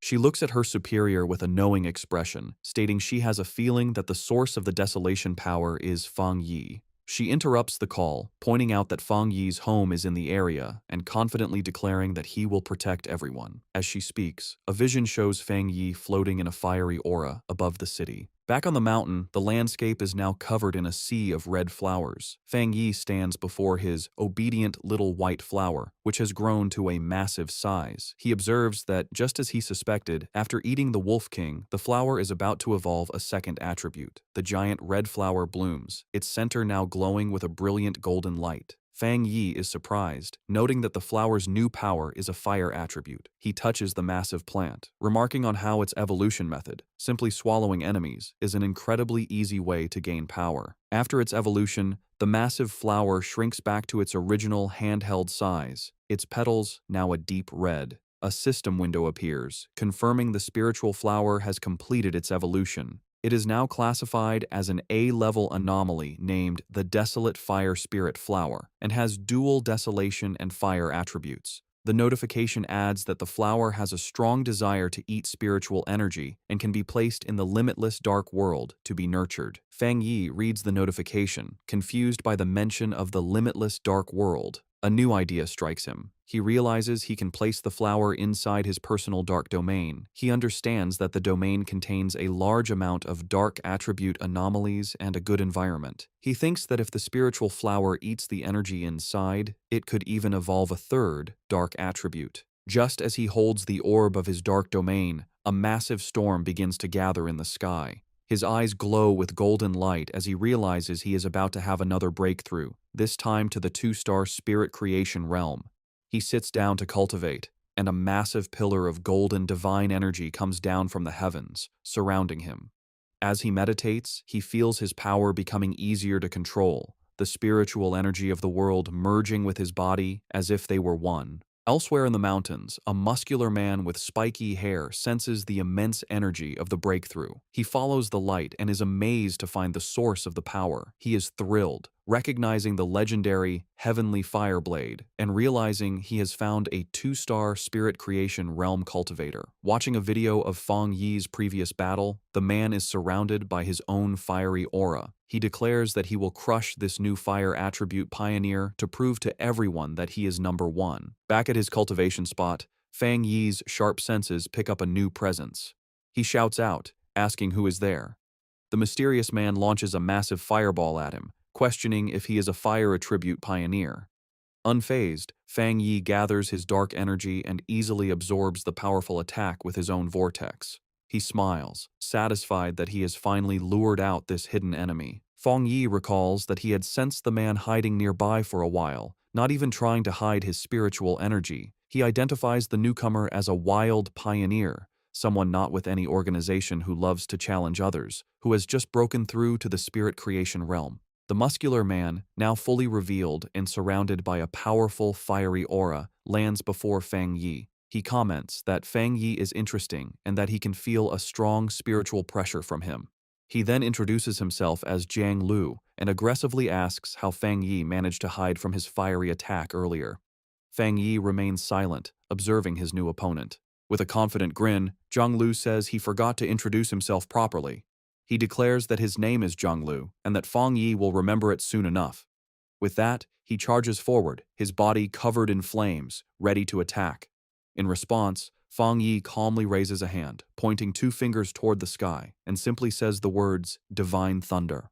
A massive bolt of brilliant blue lightning comes down from the heavens, aimed directly at the charging Jiang Lu. Jiang Lu is caught completely by surprise, wondering what this new power is. The divine thunder strikes him head-on with immense force. He lets out a pained cough, smoke coming from his mouth after the powerful impact. He struggles to his feet, his body covered in crackling blue electricity and scorch marks. He wonders what just happened, questioning how his opponent could use a thunder attribute when he was supposed to be a fire pioneer. He grits his teeth, his body still shaking from the powerful electrical shock. Fang Yi stands over the defeated Jiang Lu, who is on his hands and knees, completely unable to move. Fang Yi grabs him by the hair and brutally smashes his head into the ground, causing the rock to shatter. With crackling blue lightning still surrounding him, Fang Yi mockingly asks his opponent to repeat his name, saying he didn't hear it the first time. Jiang Lu can only stare in silent shock, his face pressed against the broken ground. Jiang Lu is filled with disbelief, wondering how he could have been so easily defeated. He had just reached the one-star spirit creation realm and had always been the fastest cultivator he knew. He couldn't understand how he lost, especially when he hadn't even had a chance to use his ultimate move. His mind flashes back to a time when he was celebrated by his peers, his rare and powerful fire attribute making him a true powerhouse. He had believed that everyone would eventually have to submit to him. A small, dismissive sound escapes Fang Yi's lips as he sends another surge of electricity through Jiang Lu's body, causing him to scream in pain. Jiang Lu wonders how his opponent can have a thunder attribute when he was supposed to be a fire user. Fang Yi, his eye glowing with blue energy, looks down with disappointment, remarking that he had expected his opponent to be much stronger. With a condescending smile, Fang Yi mocks the younger generation's overconfidence as he pins Jiang Lu to the ground with his electrical power. Jiang Lu grits his teeth in pain and frustration, his mind racing. He realizes that even though his opponent is clearly at the two-star spirit creation realm, his spiritual pressure feels as if it is much higher than his own, by at least 2 entire realms. A final, terrifying realization hits him. It feels like a difference of 3 full realms. Convinced he is about to die, Jiang Lu thinks to himself that his end has come, and that he, the great Jiang Lu, is truly going to die here. Terrified on the ground, Jiang Lu begs Fang Yi not to kill him. With a cold, silent look, Fang Yi lets him go. He warns him that a pioneer's power shouldn't be used lightly against others, and suggests that if he has so much free time, he should focus on clearing up some of the new anomalies. After a final, dismissive look, Fang Yi walks away, leaving a confused Jiang Lu on the ground. Jiang Lu watches him leave, wondering about Fang Yi's great spiritual power and whether the gap between them is because Fang Yi is a genius or because he himself is too weak. Later, in a luxury apartment, a sad Jiang Lu enters a room where 2 men are waiting for him. One of the men welcomes him back and comments on his new hairstyle, while the other, a red-haired man, immediately scolds him, saying he had warned him not to pick fights. The red-haired man continues to scold him, telling Jiang Lu that his aggressive attitude is too dangerous, especially since the spiritual energy revival hasn't officially started yet, and that it will only bring him trouble. To his friend's surprise, instead of getting angry, Jiang Lu collapses onto the sofa, completely defeated. Confused by his strange behavior, one of the men asks what happened and if he is still the same fight-ready Jiang Lu they know. The red-haired man asks Jiang Lu what happened, reminding him that he had gone to challenge the Heavenly Fireblade user. Still sad, Jiang Lu quietly admits that it was over in an instant. His other friend grabs him, demanding that he speak clearly. With tears on his face, Jiang Lu breaks down and confesses that he was the one who was defeated instantly. His friends are in total disbelief. Jiang Lu, in a frantic state, wishes he had realized something was wrong and backed down, which would have saved him from this shame. The seated man expresses his confusion, questioning how the Heavenly Fireblade could be so strong when Jiang Lu himself is a rare genius who broke through to the spirit creation realm in just a few months. Jiang Lu then remembers the fight, recalling how his best technique, the meteor flame, was shattered in a single moment by his opponent's powerful thunder attack. His friends try to make sense of the defeat. The seated man wonders if Jiang Lu simply fought the wrong person, arguing that with his pure firepower and his spirit creation realm level, it's almost impossible for anyone to beat him so easily. The red-haired man suggests that maybe this person wasn't a pioneer at all, and that their first guess about his strength was wrong. Jiang Lu furiously rejects their ideas, screaming that he couldn't have been mistaken and that the location was definitely his opponent's territory. He insists they wouldn't understand because they didn't experience it. He describes the man as a monster, recalling the terrifyingly powerful thunder that felt like it was going to make his head explode. Both of his friends are shocked into silence as Jiang Lu declares that his gut feeling tells him it was the right person. He explains his horrifying conclusion. His opponent is a top-tier pioneer with both fire and thunder powers, and his thunder power is somehow many times stronger than Jiang Lu's own fire. He believes the man was hiding his true strength, which he guesses must be at least at the 3-star spirit creation realm. His friends are stunned by this. The red-haired man thinks about how impossible a 2-star wild pioneer at that level should be, concluding that if Jiang Lu is right, this person will become a nightmare for all other pioneers. After a moment, Jiang Lu looks up with new determination and asks his friends if he should try to become his opponent's apprentice, leaving them completely speechless. While meditating in his apartment, Fang Yi is surrounded by a swirling golden aura. He finds it strange that the feeling of being on the verge of a breakthrough to the two-star spirit creation realm has suddenly disappeared. He opens his glowing, fiery eyes, deciding that the problem isn't with him, but must be because of some outside factor. He realizes that the spiritual energy in the air has become unstable, making it impossible for him to gather it and advance. This confirms his fears. Remembering the secret government monitoring of spiritual energy and the rumors of a coming disaster, he wonders if something truly terrible is about to happen. Looking out at the city, he sees a massive electrical storm brewing, confirming his suspicion. The full spiritual energy revival is beginning early, right here in his city. He immediately tries to call Jiaolan to find out what the military knows, but the call won't go through. He worries that they might have been forced to go silent, which would be the worst-case scenario. Just then, his phone rings with a call from Su Qingying. He answers to the sound of static as a panicked Su Qingying tells him the situation has changed and asks for his help. As Fang Yi asks if the bad signal is due to monsters appearing in the city, a monstrous, bat-like creature with glowing red eyes suddenly slams into his window, cracking the glass. Through the static, Su Qingying confirms the problem is huge and that she is in the city. With a final crash, the creature wreathed in dark energy shatters the window and charges toward the still-seated Fang Yi. Unimpressed, he calmly remarks that the creature is overestimating its own strength. Reacting instantly, Fang Yi summons a blade of pure blue electrical energy from his hand. He leaps into the air and throws it at the charging beast, piercing it completely and destroying it in a flash of light. The noise brings Lin Yi rushing from her room, shouting a warning to her cousin about the bat-like monster that has just appeared. She stops, staring in shock at the destroyed window and her cousin, who stands calmly amidst leftover lightning. She asks him what's wrong. Looking through the shattered window, Fang Yi explains that while monsters usually appear randomly, it's worrying that they are now appearing directly in their home, and more than one. He believes the situation is still under control for now. They both look out at the massive electrical storm over the city, and Fang Yi says this could be the start of a major disaster. He finds the situation very unusual, noting that a two-star Ghost Axe realm monster would typically hide in the dark rather than boldly attack a pioneer's home in the middle of the city. Realizing a difficult fight is coming, he tells Lin Yi to contact every pioneer she knows and have them gather at the apartment.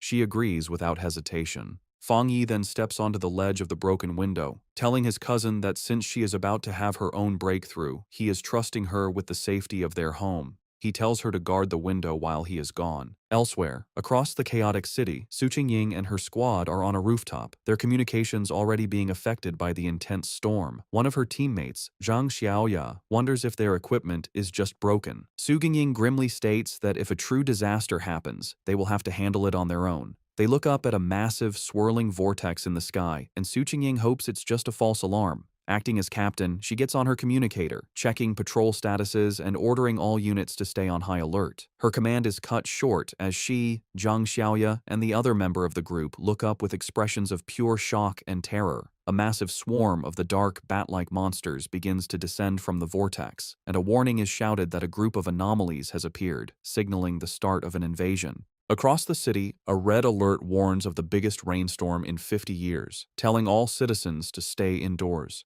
The streets are filled with fear and confusion as people look at the dark sky, wondering if it's the end of the world. Meanwhile, Zhang Lu and his red-haired friend are speeding through the wet streets on their motorcycles. The friend yells to Jiang Lu that the situation feels wrong and asks if they should stay or go, but Jiang Lu is silent and grim. Suddenly, a monstrous bat-like creature in dark red energy dives at them from the sky. Jiang Lu reacts with anger, shouting that the creature is looking for death as he summons a fireball. He launches a powerful fire blast at the monster, while his friend wonders why it would attack them, since they usually avoid pioneers as strong as Jiang Lu. To their shock, the creature comes out of the flames with a screech, completely unharmed. Zhang Lu realizes with panic that it's not that the creature wasn't burned, but that it revived instantly. Overwhelmed by the power of the monsters in this city, he decides they need to go home right away. The scene flashes back to several hours earlier, in a high-tech control room at the Spiritual Energy Association. Su Qingying and her superior are in a meeting where an official suggests they need their best people to communicate with Fang Yi. Just as the superior turns to speak with Su Qingying, an alarm interrupts them. A special warning appears on the main screen, announcing that an A-level anomaly will arrive in the city center within 24 hours, and that many bat-like anomalies are already gathering in the suburbs. The association superior questions if it's really an A-level anomaly, and a worried Su Qingying declares they must send a team immediately and that she will go too. The scene returns to the present, where the leader of the destroyer squad looks up in terror at a giant version of the bat monster coming down on him. He frantically yells into his communicator, correcting the report and warning that the anomaly isn't A-level, it's S-level. The creature's huge, shadowy form grows, its glowing red eyes watching as it prepares to destroy everything. The scene shifts to a quiet military district with empty, futuristic hallways. Outside, however, a fierce battle is raging. A massive swarm of glowing red bat-like anomalies attacks a military warship, which fires a huge blast of energy in defense. In the heart of the swarm, Jiaolan fights hard, her body a whirlwind, as she uses powerful purple energy whips to slice through waves of the dark creatures. Jiaolan pauses, watching the endless stream of monsters. She knows her unique ability lets her shape and strengthen her spiritual power, but the number of dark attribute bats keeps growing. It feels like they are trying to stop her and her soldiers from doing something important.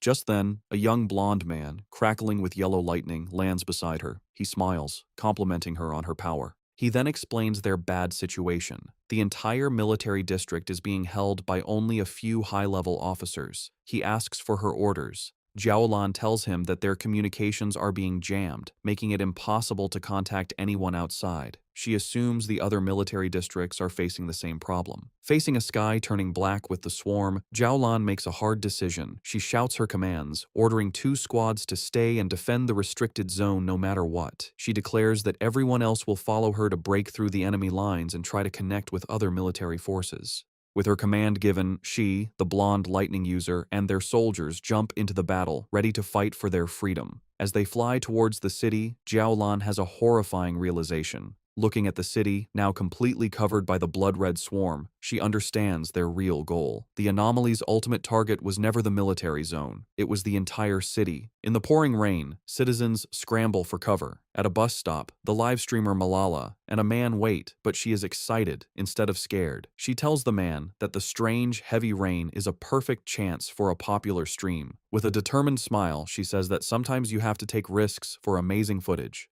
Her excitement quickly turns to horror. In the next moment, a shadowy bat-like monster lunges from the darkness and eats the man as Malala watches, screaming. The air fills with chaos as a massive swarm of these creatures descends on the street. Malala runs for her life, hearing the terrified shouts that the bats are drinking their blood. One of the creatures catches up and attacks her, and she screams, believing her end has come. Just as the monster is about to strike, a bright blue blade of energy slices through the air, killing the creature and saving her. A figure surrounded by blue lightning lands gracefully behind her. The rescuer is Su Qingying, who stands with 2 of her cloaked squad members. She offers a hand to the terrified Malala, telling her that her teammates will take her home safely. As the 2 squad members help the shaken girl, one warns Su Qingying that the number of sea-level bat anomalies is growing, and they seem to be evolving. With a furious look, Su Qingying says that if they know the creatures evolve by eating humans, then they must hurry and get all civilians to a safe place. She then gives her final order, telling her team to meet her back at this spot later, as it is the area with the most anomalies. Her teammates agree as they lead Malala away, leaving Su Qingying alone to face the growing blood-red swarm. High above the city, Fang Yi leaps and lands on a rooftop, facing a huge, multi-eyed version of the bat anomaly. Looking at the endless swarm below, he is surprised that the whole group has already evolved, their power approaching the 3-star Ghost Axe realm. In response to the great threat, he summons a bright, blazing sword of golden fire. With a single, powerful swing, he sends a massive wave of flames that cuts through the swarm, burning a huge number of the creatures instantly. However, as he watches, his eye glows red, and he realizes this fight is not over. He understands this anomaly is different. The bat swarm seems unkillable, constantly healing and multiplying, making them impossible to destroy with simple attacks. He sees that swarms of these dark attribute creatures have appeared in every crowded area of the city. It feels like countless identical disaster zones have appeared at once, and he knows finding the association members in the chaos will take too much time. Looking out at the city, now covered in a swirling dark mist, he concludes that he has no choice but to deal with the swarms one by one. Deciding on a new strategy, Fang Yi raises his hand and uses his ultimate technique, the limitless dark world. A massive, swirling vortex of dark green energy erupts from him, and he declares that the anomalies will become food for his spiritual flower. As his vortex begins to absorb the swarm, he thinks of his allies. A vision of the pioneers he gathered at his home appears in his mind: Lin Yiyi, Su Qingying, Zhang Xiaoya, and others. He knows he must act quickly. He believes that with his cousin's ability and the protection of the other pioneers, his home should be safe for now. But he also understands that if the disaster gets worse, the nightmare will become real, and survival will become nearly impossible for everyone. 10 minutes later, Su Qingying is still fighting on a rooftop, surrounded by the endless swarm of bat anomalies. She grits her teeth in frustration, realizing that no matter how many she destroys, they just keep coming. Her spiritual power is recovering too slowly, and she worries that she will soon be completely out of energy. She also briefly thinks about her two teammates, hoping they are safe while escorting the civilian. A sudden, terrified scream for help makes her look at the sky. She sees a massive, dense ball of the red anomalies gathering, forming a single, terrifying creature. Realizing the danger is getting worse, she leaps up the side of a building. She knows that if the anomalies keep getting stronger, they will soon reach the spirit creation realm. With her team spread thin saving people, they don't have enough power to handle this new threat, especially now that the creatures have started attacking buildings. She fires several powerful blasts of blue energy at the bats, trying to break through. However, the huge number of creatures is too much, and they overwhelm her, knocking her from the sky. As she falls, she has a horrifying realization. Looking at the massive, swirling vortex of dark energy and lightning above, she understands the swarm's true purpose. An anomaly king is about to be born. The city is falling into ruin, overwhelmed by the massive swarm of shadowy, bat-like creatures under a heavy downpour. The disaster is so immense that it seems no one, not even the military or the Spiritual Energy Association, can stop the city's destruction. In the middle of the chaos, pioneers fight desperately. Reports come in that pioneer teams are sacrificing themselves or being destroyed. Su Qingying fights alone, her protective barrier holding back the endless horde, as a new alert classifies the S-level anomaly as an anomaly king. In the association's command center, the situation is grim. Officials receive reports of catastrophic casualties. The number and regeneration speed of the creatures are overwhelming their defenses, and it's too late to call for reinforcements from other regions. A subordinate reports that the city is completely surrounded by a massive black fog, cutting off any chance of rescue. They realize with horror that they have become an isolated city. Facing the city's final moments, the association superior stands with his men, declaring that as pioneers, they will stand and fall with the city. He vows that the monsters will have to step over their dead bodies. With grim resolve, he gives a final order to send a last code to headquarters. If they cannot stop the disaster, headquarters must immediately launch a destruction strike to prevent the dark attribute from spreading. Meanwhile, Su Jingying's fight continues. Her protective barrier begins to crack under the constant attack of the swarm, and she feels her spiritual power is almost gone. Gathering her last strength, she concentrates her energy and unleashes a final, massive blast at the swirling vortex of monsters. However, her attack is easily deflected. The evolved creature, now more visible, lets out a terrifying shriek as it reveals its true power, which Su Qingying is shocked to realize is at the level of a 3-star spirit creation realm. The creature attacks her barrier, shattering it completely. Defeated, Su Qingying grits her teeth in despair, her spiritual energy nearly gone. The creature's power shatters Su Qingying's protective barrier. Defeated and injured, she falls through the air as the massive creature descends upon her. Realizing this is the end, she gathers her last energy for a final, desperate attack. Just as she's about to attack, a streak of brilliant fire flashes past her, exploding and stopping the monster. Through the fading light, Su Qingying is shocked to see Fang Yi standing before her, his sword still blazing. He turns to face the threat, his eyes glowing with great power, one fiery orange, the other electric blue. He declares his power is divine thunder and charges forward, channeling both fire and lightning into his blade. He meets the creature head-on and with a single, devastating swing, slices the massive creature completely in half. The two halves of the monster erupt in a series of fiery explosions that light up the dark city sky. After the battle, Fang Yi and Su Qingying land on a rain-slicked road. He calmly apologizes for taking so long to find her, explaining there were too many identical swarms of monsters. Still weak, Su Qingying warns him to be careful, as the creatures can revive. As she speaks, the scattered remains of the monster begin to reform in the sky. Fang Yi simply looks up, stating that he already knows this. Facing the regenerating swarm, Fang Yi tells Su Qingying not to worry, as he always finishes what he starts. He gathers a huge amount of purple dark attribute energy into his hand and unleashes his limitless dark world, a powerful vortex to absorb the enemy, declaring he always keeps his word. Watching this incredible display, Su Qingying is filled with new hope, realizing she had forgotten the city still has a peerless pioneer like Fang Yi. The massive purple vortex spreads across the street, pulling in the entire swarm of bat-like creatures. With a single command, Fang Yi causes the vortex to shrink, squeezing the countless monsters into a single, stable orb of pure dark energy. He turns to Su Qingying and asks if she is all right. She thanks him for saving her and says she is fine, having medicine that can help her recover. Noticing her injuries, Fang Yi's expression is serious. He places a hand on her shoulder, and a surge of blue lightning immediately covers her, causing her to cry out in surprise. He explains he has cleansed the dark attribute from her system and tells her to bandage the wound. Su Qingying is amazed by his powerful thunder attribute, noting her wound's pain has lessened and it's healing faster than the association's advanced medicine. Meanwhile, in the association's command center, an operator shouts in excitement that the number of monster groups seems to be decreasing. However, one of the superiors grimly corrects him. He explains that all rescue pioneer teams have been attacked and have lost contact. The number of monsters outside the city is not decreasing at all. He concludes that the swarms in the city are gathering because the Anomaly King is about to appear. He thinks sadly about wanting to see his parents, but knows it is now impossible, deciding all he can do is perform his final duties. As they both watch the massive green vortex in the sky, Fang Yi asks Su Qingying if she has any solid information on what they are facing. She explains it is a Super S-class anomaly that plans to feed on the entire city, with a power level as high as the monster that the Star God Warzone had to seal. With a grim expression, she tells him that such an event is called a cataclysm, and the swarms of monsters are just a warning of the true disaster to come.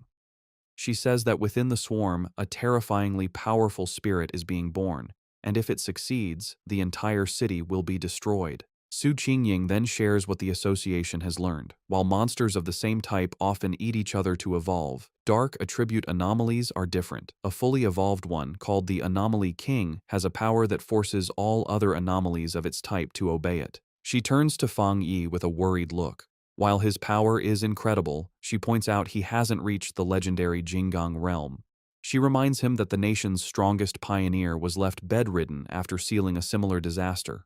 Pleading with him, she says they can't afford to lose another genius and urges him to escape, break through the monster's blockade, and tell the military to abandon the city. Fang Yi interrupts her desperate plea with a gentle tap on her head, playfully asking if she has forgotten everything she learned in school. His expression then turns firm as he declares that this city is his home, and he will pay any price to protect it. Su Qingying is left speechless by his determination. Without another word, he walks away and leaps to a high rooftop, standing before the massive green vortex from which the Anomaly King is emerging. Surrounded by a brilliant golden aura, he grimly notes that it seems the city is being offered as a sacrifice for this king's birth, and he activates his golden sun power. He turns back to Su Qingying, who has followed him, and asks to borrow her wrist device, explaining that he needs it to detect anomalies and contact the association. She hands it over. With the device in one hand and his blazing sword in the other, Fang Yi declares that he must go up there and destroy the creature before it can fully form. He stands ready as the monstrous Anomaly King continues to emerge from the swirling vortex high above the city. Back in the association's command center, the tense mood is broken when an operator shouts that they've reconnected with a lost pioneer's signal. It's Captain Su. The operators are shocked to see her tracker moving at an incredible speed, flying directly toward the center of the storm, the most dangerous area. They yell at her to come back, knowing that going in alone is a suicide mission. An official grabs a communicator and desperately tries to reach her, ordering her to stop immediately and wait for backup from headquarters and the military. On the rooftop, Fang Yi holds Su Qingying's wrist device, which crackles with static.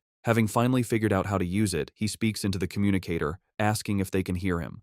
The official on the other end is stunned, demanding to know who he is and where Su Qingying is. Fang Yi ignores the questions and takes charge, telling the official that he needs everyone in the command center to work with him because he is going to destroy the Anomaly King at the center of the storm. As Fang Yi flies towards the massive vortex, he continues his demand, telling the speechless official that if they don't want the city to be destroyed, they will cooperate. He demands that all their communication equipment and information be used to help him. After a moment of shocked silence, the official makes a decision. He furiously orders everyone to stop what they are doing and immediately connect with the unknown pioneer. He commands his teams to use all available satellite radar to give him information and assigns an operator to be his main contact. The operator immediately begins his report, explaining that satellite images show a huge number of anomalies surrounding the king, swirling like a typhoon. He suggests that the number of anomalies on the northern route is lower, offering it as a possible way in, and recommends an approach from the southeast to avoid the thickest swarms. As the information comes in, Fang Yi continues to fly into the storm. Suddenly, the operator shouts a warning. Fang Yi has been spotted by two powerful anomalies, ranked A and S, both estimated to possess the strength of the two-star spirit creation realm. He desperately urges Fang Yi to get away. The official watches the monitors grimly, knowing that it is too late to retreat. At that moment, a massive shockwave hits the command center, throwing the staff into chaos as they scream in panic. High in the sky, Fang Yi effortlessly cuts one of the powerful bat-like anomalies in half with his flaming sword. His eyes burn with fiery energy as he calmly asks, and then, in the command center, the operators are in stunned disbelief. The main official exclaims that the anomaly's source has disappeared, realizing with shock that the pioneer killed a dark attribute S-level anomaly in one hit. His subordinate excitedly confirms that it must be the legendary pioneer known as the Tyrant. The entire command center erupts in cheers, happy that they have been saved. Meanwhile, Fang Yi analyzes the situation. He understands that after enchanting his sword, its flames can now counter the dark attribute, greatly slowing down the anomaly's regeneration. However, as the creature he just defeated begins to reform from the dark energy, he realizes his current power isn't quite enough to stop their regeneration completely. He concludes that if he had broken through to the next level earlier, one hit would have been enough. Realizing he needs a different plan, Fang Yi clenches his fists, gathering both his fire and thunder energy. Deciding that speed and frequent attacks are the only solution, he unleashes a flurry of fast slashes that cut the reforming monster to pieces, though he notes with annoyance that their endless numbers are a problem. Suddenly, a strange, swirling green orb of energy appears in the sky, catching the attention of the dark creatures, which begin to fly down towards it. On the ground, a group of cloaked pioneers watches in confusion. One of them wonders what is happening as the bat-like creatures have suddenly stopped their attack. The association superior, who is with them, grimly states that this is not good. He knows there is only one reason the swarms would stop.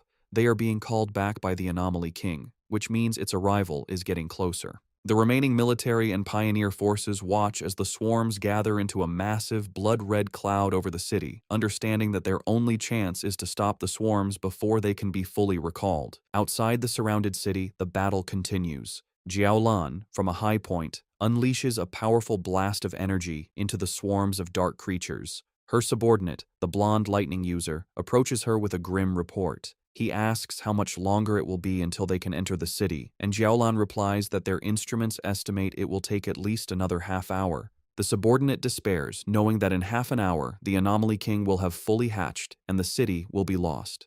Jiaolan can only watch the huge blood-red swarm, explaining that they have no choice, as the number of creatures is more than 10 times what they first thought, a threat equal to 10 S-class anomalies. Even with the military's powerful weapons, they can't completely eliminate the endlessly regenerating creatures. Jiaolan worries that if they fail, the nearby cities will also be consumed by the dark attribute. She asks if they still don't have enough people to break through the blockade. Her subordinate replies that they are completely outnumbered, complaining that some pioneers are just watching from a distance, not realizing the danger will eventually reach them too. Suddenly, Jiaolan's expression changes as she notices something in the sky. Her subordinate asks what she sees. They both watch as the swarms of bat-like creatures within the city begin to come together, flying towards the area where the Anomaly King is being born. At that moment, a bright point of golden light erupts from the very center of the massive vortex. The subordinate recognizes the energy, asking in disbelief if the bright flame could be Fang Yi. He turns to her, questioningly saying her name. With a new, confident smile, Jiaolan simply replies that it is nothing. She then takes command, shouting to all her forces to increase their firepower and push forward without worrying about their supplies. She declares that they must enter the city because the Star God Warzone will not abandon any city. As her forces advance, a single fiery figure rises into the heart of the storm, a beacon of hope against the darkness. Jiaolan and a stunned Su Qingying can only stare at the immense sea of flames he has created. From the safety of a shattered apartment window, Lin Yiyi excitedly recognizes her cousin's blade technique, while the red-haired leader looks on in amazement. High above the city, the remaining swarms of bat-like creatures converge on Fang Yi, trying to stop him. Unimpressed by their numbers, he notes that they have all come to stop him. With a determined look, he declares that this is exactly what he wants and swings his massive, blazing sword. The attack creates a colossal fire explosion that radiates through the sky, cutting a huge path through the endless horde of dark creatures. As his eyes burn with intense fiery energy, Fang Yi has a sudden realization. He feels the sensation of being on the verge of a breakthrough returning, the same feeling that had disappeared earlier. He understands that despite the thin spiritual energy in the air, he has found the conditions to break through again. With a confident smile, he decides to speed up the process. He raises a hand and calls forth a swirling vortex of purple energy, unleashing his limitless dark world, which opens like a massive dark eye in the sky, with him as a shining star at its center. Reaching out his hand, he calls for his spiritual flower to emerge. A glowing red orb appears, with cracks spreading across its surface. From within it, the massive red, desolate fire spirit flower emerges, crackling with dark energy. It immediately begins to attack the swarms, draining their life force as Fang Yi commands it to absorb them and help him achieve his breakthrough. The newly summoned desolate fire spirit flower immediately starts to act. The red flower erupts with great power, sending out a lot of dark tendrils toward the swarm of bat-like creatures. The tendrils pierce through the monsters easily, and the flower begins to eat them, using their dark energy to help Fang Yi's breakthrough. Once the swarms are gone, Fang Yi lands gently in the middle of the now huge red flower. From there, he watches the big green and red vortex in the sky where the Anomaly King is still forming. With his eyes glowing red, he thinks that although the giant creature is visible, it feels strangely unreal, like a reflection in water. However, a confident smirk appears on his face as he realizes he can sense the creature's core. He can hear its heartbeat, a dull, powerful sound like war drums. Fang Yi understands that the king's power can bring out the deepest and most evil desires in people, making it a serious threat. His eyes glow with an intense red light as he realizes the king is holding back, hiding itself, maybe because its evolution isn't complete yet. Standing on his flower, Fang Yi asks it if it has found the king's exact location. The flower seems to confirm that it has, sending the location to the device on Fang Yi's wrist.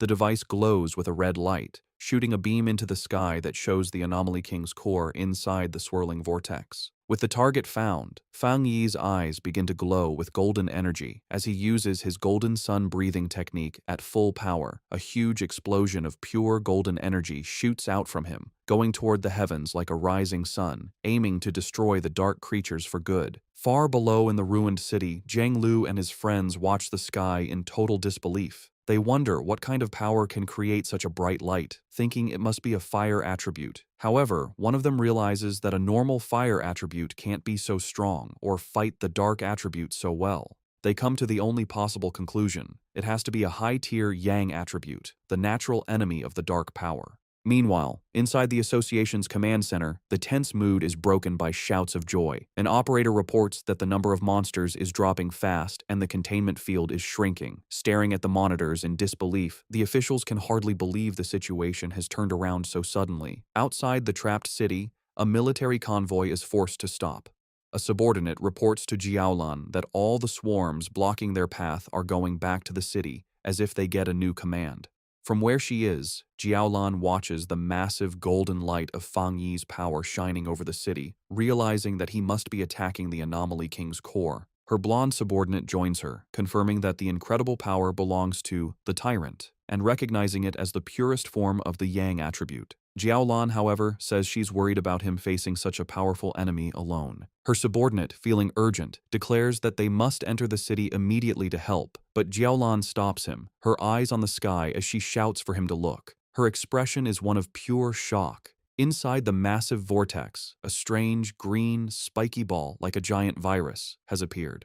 Jiaolan realizes with horror that the Anomaly King is starting to hatch early. Down in the streets, other pioneers also see this scary development. One man stares at the pulsating green mass, identifying it as the source of all evil. Filled with anger and sadness for their fallen friends, he and the other pioneers promise to kill every last monster. Meanwhile, inside a damaged building, Lin Yi, the red-haired leader, and another pioneer watch the crisis. Yi insists that they can't just wait to be killed. They must do something to help her cousin, understanding that the birth of the Anomaly King will require the whole city as a sacrifice. Elsewhere, Su Qingying uses her powers to heal an injured pioneer, showing the desperate fight happening all over. Lin Yi rallies the other pioneers in the building. She reminds them that the very creatures trying to stop her cousin are the same ones that have hurt their families and friends. As she speaks, an idea suddenly comes to her. She remembers the massive flower her cousin has summoned, the one that eats the swarms of bats. She realizes its power is just like the desolation attribute of the ghost vine they have seen before.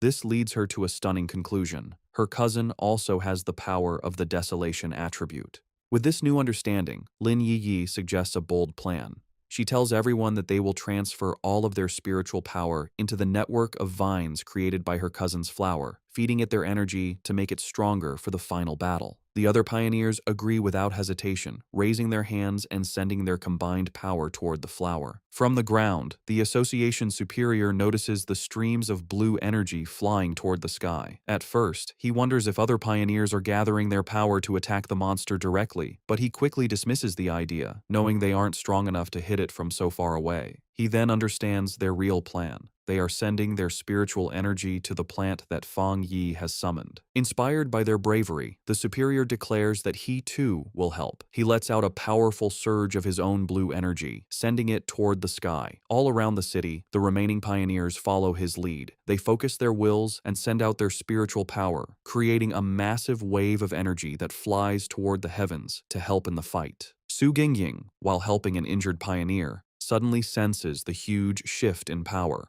Looking up, she sees Fang Yi's spiritual flower, now glowing with the combined energy of every pioneer in the city. Realizing this is humanity's last stand, she gathers her own remaining power and sends it to join the others, supercharging the flower for a final powerful strike against the Anomaly King's core. The monster lets out a final pained scream as the attack hits its target, followed by Fang Yi delivering a quick, decisive slash that cuts through its body. After the huge battle, Fang Yi floats in the air, wiping blood from his face. A voice from the communicator urgently warns him that all the bat swarms from outside the city are now coming to his position. The numbers are huge. Tens of thousands of B-level, A-level, and even S-level monsters are rushing toward him, a seemingly endless wave of red and black. Unbothered, Fang Yi looks up at the pulsating green cocoon of the Anomaly King and says that no matter how many minions it sends, he will destroy them all. He taunts the creature, asking if it is hatching early because it is afraid of him. Provoked, the Anomaly King finally begins to emerge. A monstrous, shadowy green claw tears through the cocoon, and its full form begins to take shape. With his hand covered in golden flames, Fang Yi watches with a serious expression as his true enemy reveals itself. The fully formed Anomaly King, a terrifying beast with a single, menacing green eye, lets out a final horrifying scream, ready for the final battle. The fully formed Anomaly King swirls in the sky, a terrifying vortex of dark green energy and shadow, with a glowing green orb of power at its center. Its immense power immediately shakes the city. The ground cracks and splits as a violent earthquake rocks the streets, sending the remaining pioneers running. They cry out in despair, realizing that the king can destroy them all just by appearing. From outside the city, Jiaolan and her subordinate watch with grim expressions, their hopes resting only on Fang Yi. Deep within the city's ruins, Su Qingying also looks toward the sky, her face a mix of worry and hope as she silently prays for him to succeed. From the safety of the apartment building, Lin Yi clenches her fists, her expression fierce and determined, sharing the same desperate wish. Floating high above, surrounded by a bright golden light, Fang Yi faces the monster. He speaks to the creature, identifying it as the king of the dark anomalies and the cause of the city's suffering. As his own spiritual flower blazes with fiery energy around him, he explains that he grew up in this city and loves his life here, making his reason for fighting clear.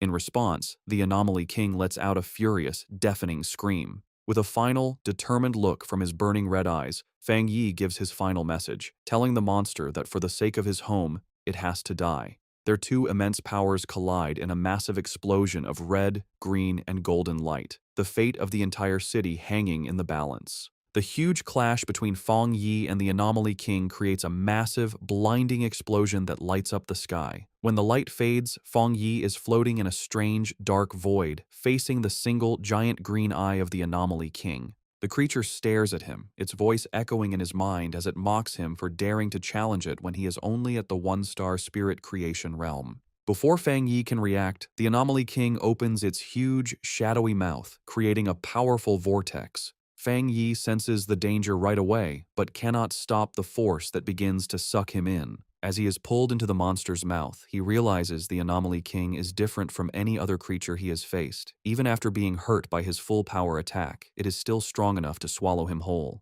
He lands inside the monster's gross interior, a cave of pink flesh and thick, slimy purple digestive fluids. He knows the liquid is not only very corrosive, but also has a huge amount of the dark attribute. He thinks any normal pioneer would be dissolved instantly. He finds it strange that such an evolved and smart creature would make the mistake of swallowing him alive. With a determined look, he realizes the monster has made a deadly mistake. He wonders if it is not afraid of an attack from the inside, knowing a creature's interior is always its weakest point. To test his idea, he gathers fire in his hand and slams his fist into the fleshy floor. The inner walls of the beast sizzle and burn. Fang Yi checks the situation, noting that while the corrosive liquid weakens his powers, he can still do a lot of damage. He decides that as long as his attacks work, he can solve this problem. With new confidence, he calls his desolate fire spirit flower to help him. He is surprised to realize that the Anomaly King's attack has not only eaten him, but has also pulled his spiritual flower inside with him. This is lucky, as the flower is now supercharged, having absorbed the dark energy of the bat swarms and the spiritual power of all the pioneers in the city.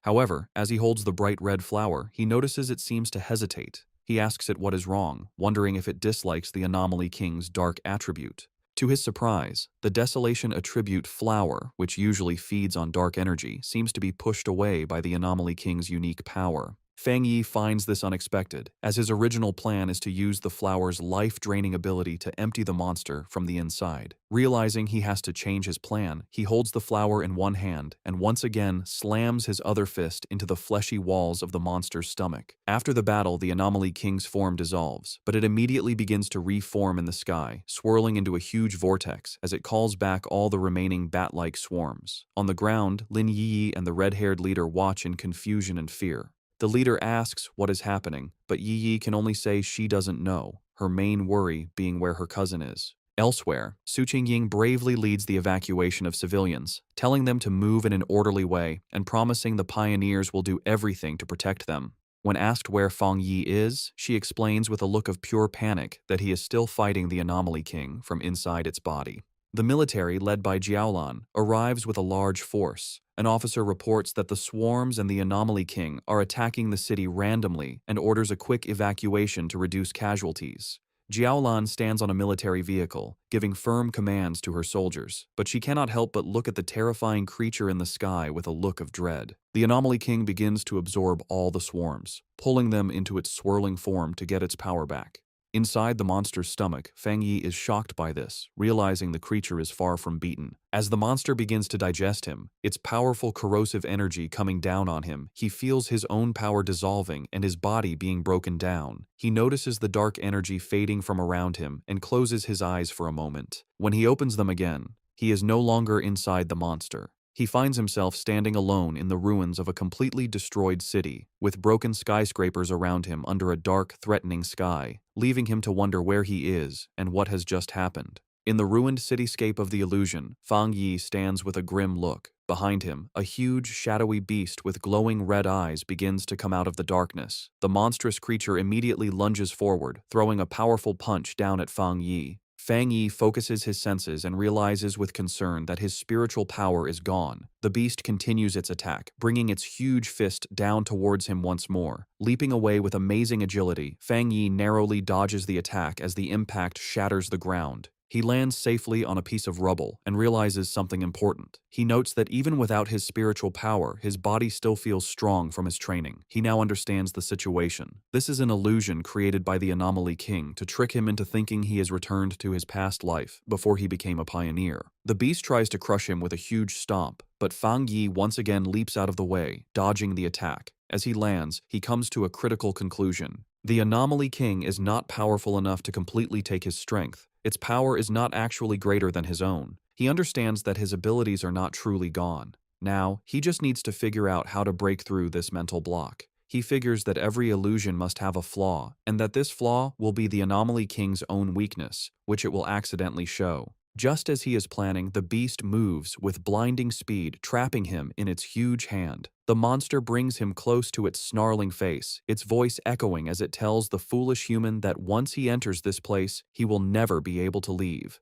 Held in the monstrous beast's hand, Fang Yi's situation seems hopeless. However, a confident smirk appears on his lips as he realizes he has found the key to breaking the illusion. The Anomaly King's fake form begins to merge with his own, showing him a mocking, monstrous smile. The creature then opens its huge jaws, declaring that it is all over and that this is the unavoidable fate of him and all of humanity. To break his spirit, it shows him a horrifying vision of his defeated friends, Jiaolan, Su Qingying, and the others, lying lifeless, reinforcing its belief that humans are nothing more than food for its evolution. Pretending to be defeated, Fang Yi remains silent for a moment, before looking up with a small, defiant smile. He calmly asks if that is truly what the monster believes. In that instant, Fang Yi unleashes his true power. His body explodes in a brilliant golden surge of energy as he declares that the monster is nothing but a puppet. He explains that the monster does not seem to understand the truth of his existence. Golden shapes of countless people appear around him as he reveals he has been reborn for the sole purpose of protecting his home and everyone he cares about. The huge golden light completely covers the shadowy beast, causing a massive explosion that shatters the illusion from within. A wave of pure fire sweeps through the mental space, its power reflecting in a single blazing eye. Now free from the illusion and back in the real world, Fang Yi's form has changed. His hair blazes like fire, and his body crackles with blue lightning as he calls upon his system to get to work. Floating in the stormy sky, he is surrounded by a huge handshape of pure golden energy, fully prepared to end the fight. Just then, a system window appears before him, confirming that he has met the requirements for a breakthrough and asking if he wishes to advance to the 2-star Spirit Creation realm. With his power surging, Fang Yi accepts his breakthrough to the 2-star Spirit Creation realm. He declares himself the king of anomalies and charges forward in an explosion of golden energy. Fang Yi realizes that, thanks to the Anomaly King, he has reached a new understanding. Channeling his immense power, he delivers a devastating slash. In his new form, with golden flame-like hair and blue lightning crackling around him, he declares his rebirth is meant to change the world's fate and that he is the chosen avenger. Back in the real world, the Anomaly King laughs, mocking Fang Yi for being only a 2-star cultivator. Unfazed, Fang Yi leaps into action, preparing for the monster's next attack. He agilely dodges a powerful blow from the shadowy creature. The Anomaly King looms over him, its dark form filling the sky, telling him he can't escape and will become its food. However, the monster's expression changes to confusion, not understanding what is happening. In contrast, Fang Yi shows a confident smirk, knowing his plan is working. Suddenly, blue thunder energy erupts from within the Anomaly King. The monster writhes in pain, yelling at the stinking human for causing it pain and wondering what this strange body is. With his power at its peak, Fang Yi prepares his final move, declaring that he will seal the monster. He calls on his technique, the 9 Dragons Skyfire, to purge all evil. From his fiery aura, 9 huge fire dragons emerge and converge on the Anomaly King's core. The monster screams, realizing the power is far greater than a 1-star cultivator's. The attack ends in a massive explosion of light that fills the city sky. The pioneers on the ground watch in awe as Fang Yi eliminates the anomaly. The Anomaly King lets out a final scream of pain as its essence is destroyed by Fang Yi's power. The last of the Anomaly King's power disappears from the sky, leaving a clear blue day. High above, a massive vortex of purple energy, the last of the dark attribute, is absorbed. Fang Yi, his form back to normal but still holding his blazing sword, stands as the swirling purple energy is drawn into a sphere before him. He looks on with a calm, serious expression, his eyes glowing red. He creates his limitless dark world, a vortex that pulls in all the leftover chaotic energy from the battle. On the streets, surviving pioneers and soldiers look up at the peaceful sky in disbelief. One of them wonders if the nightmare is finally over, while another confirms the battle has ended. Atop a military vehicle, Zhao Lan is met with a massive cheer from the survivors. They celebrate that the city has been saved and they have survived.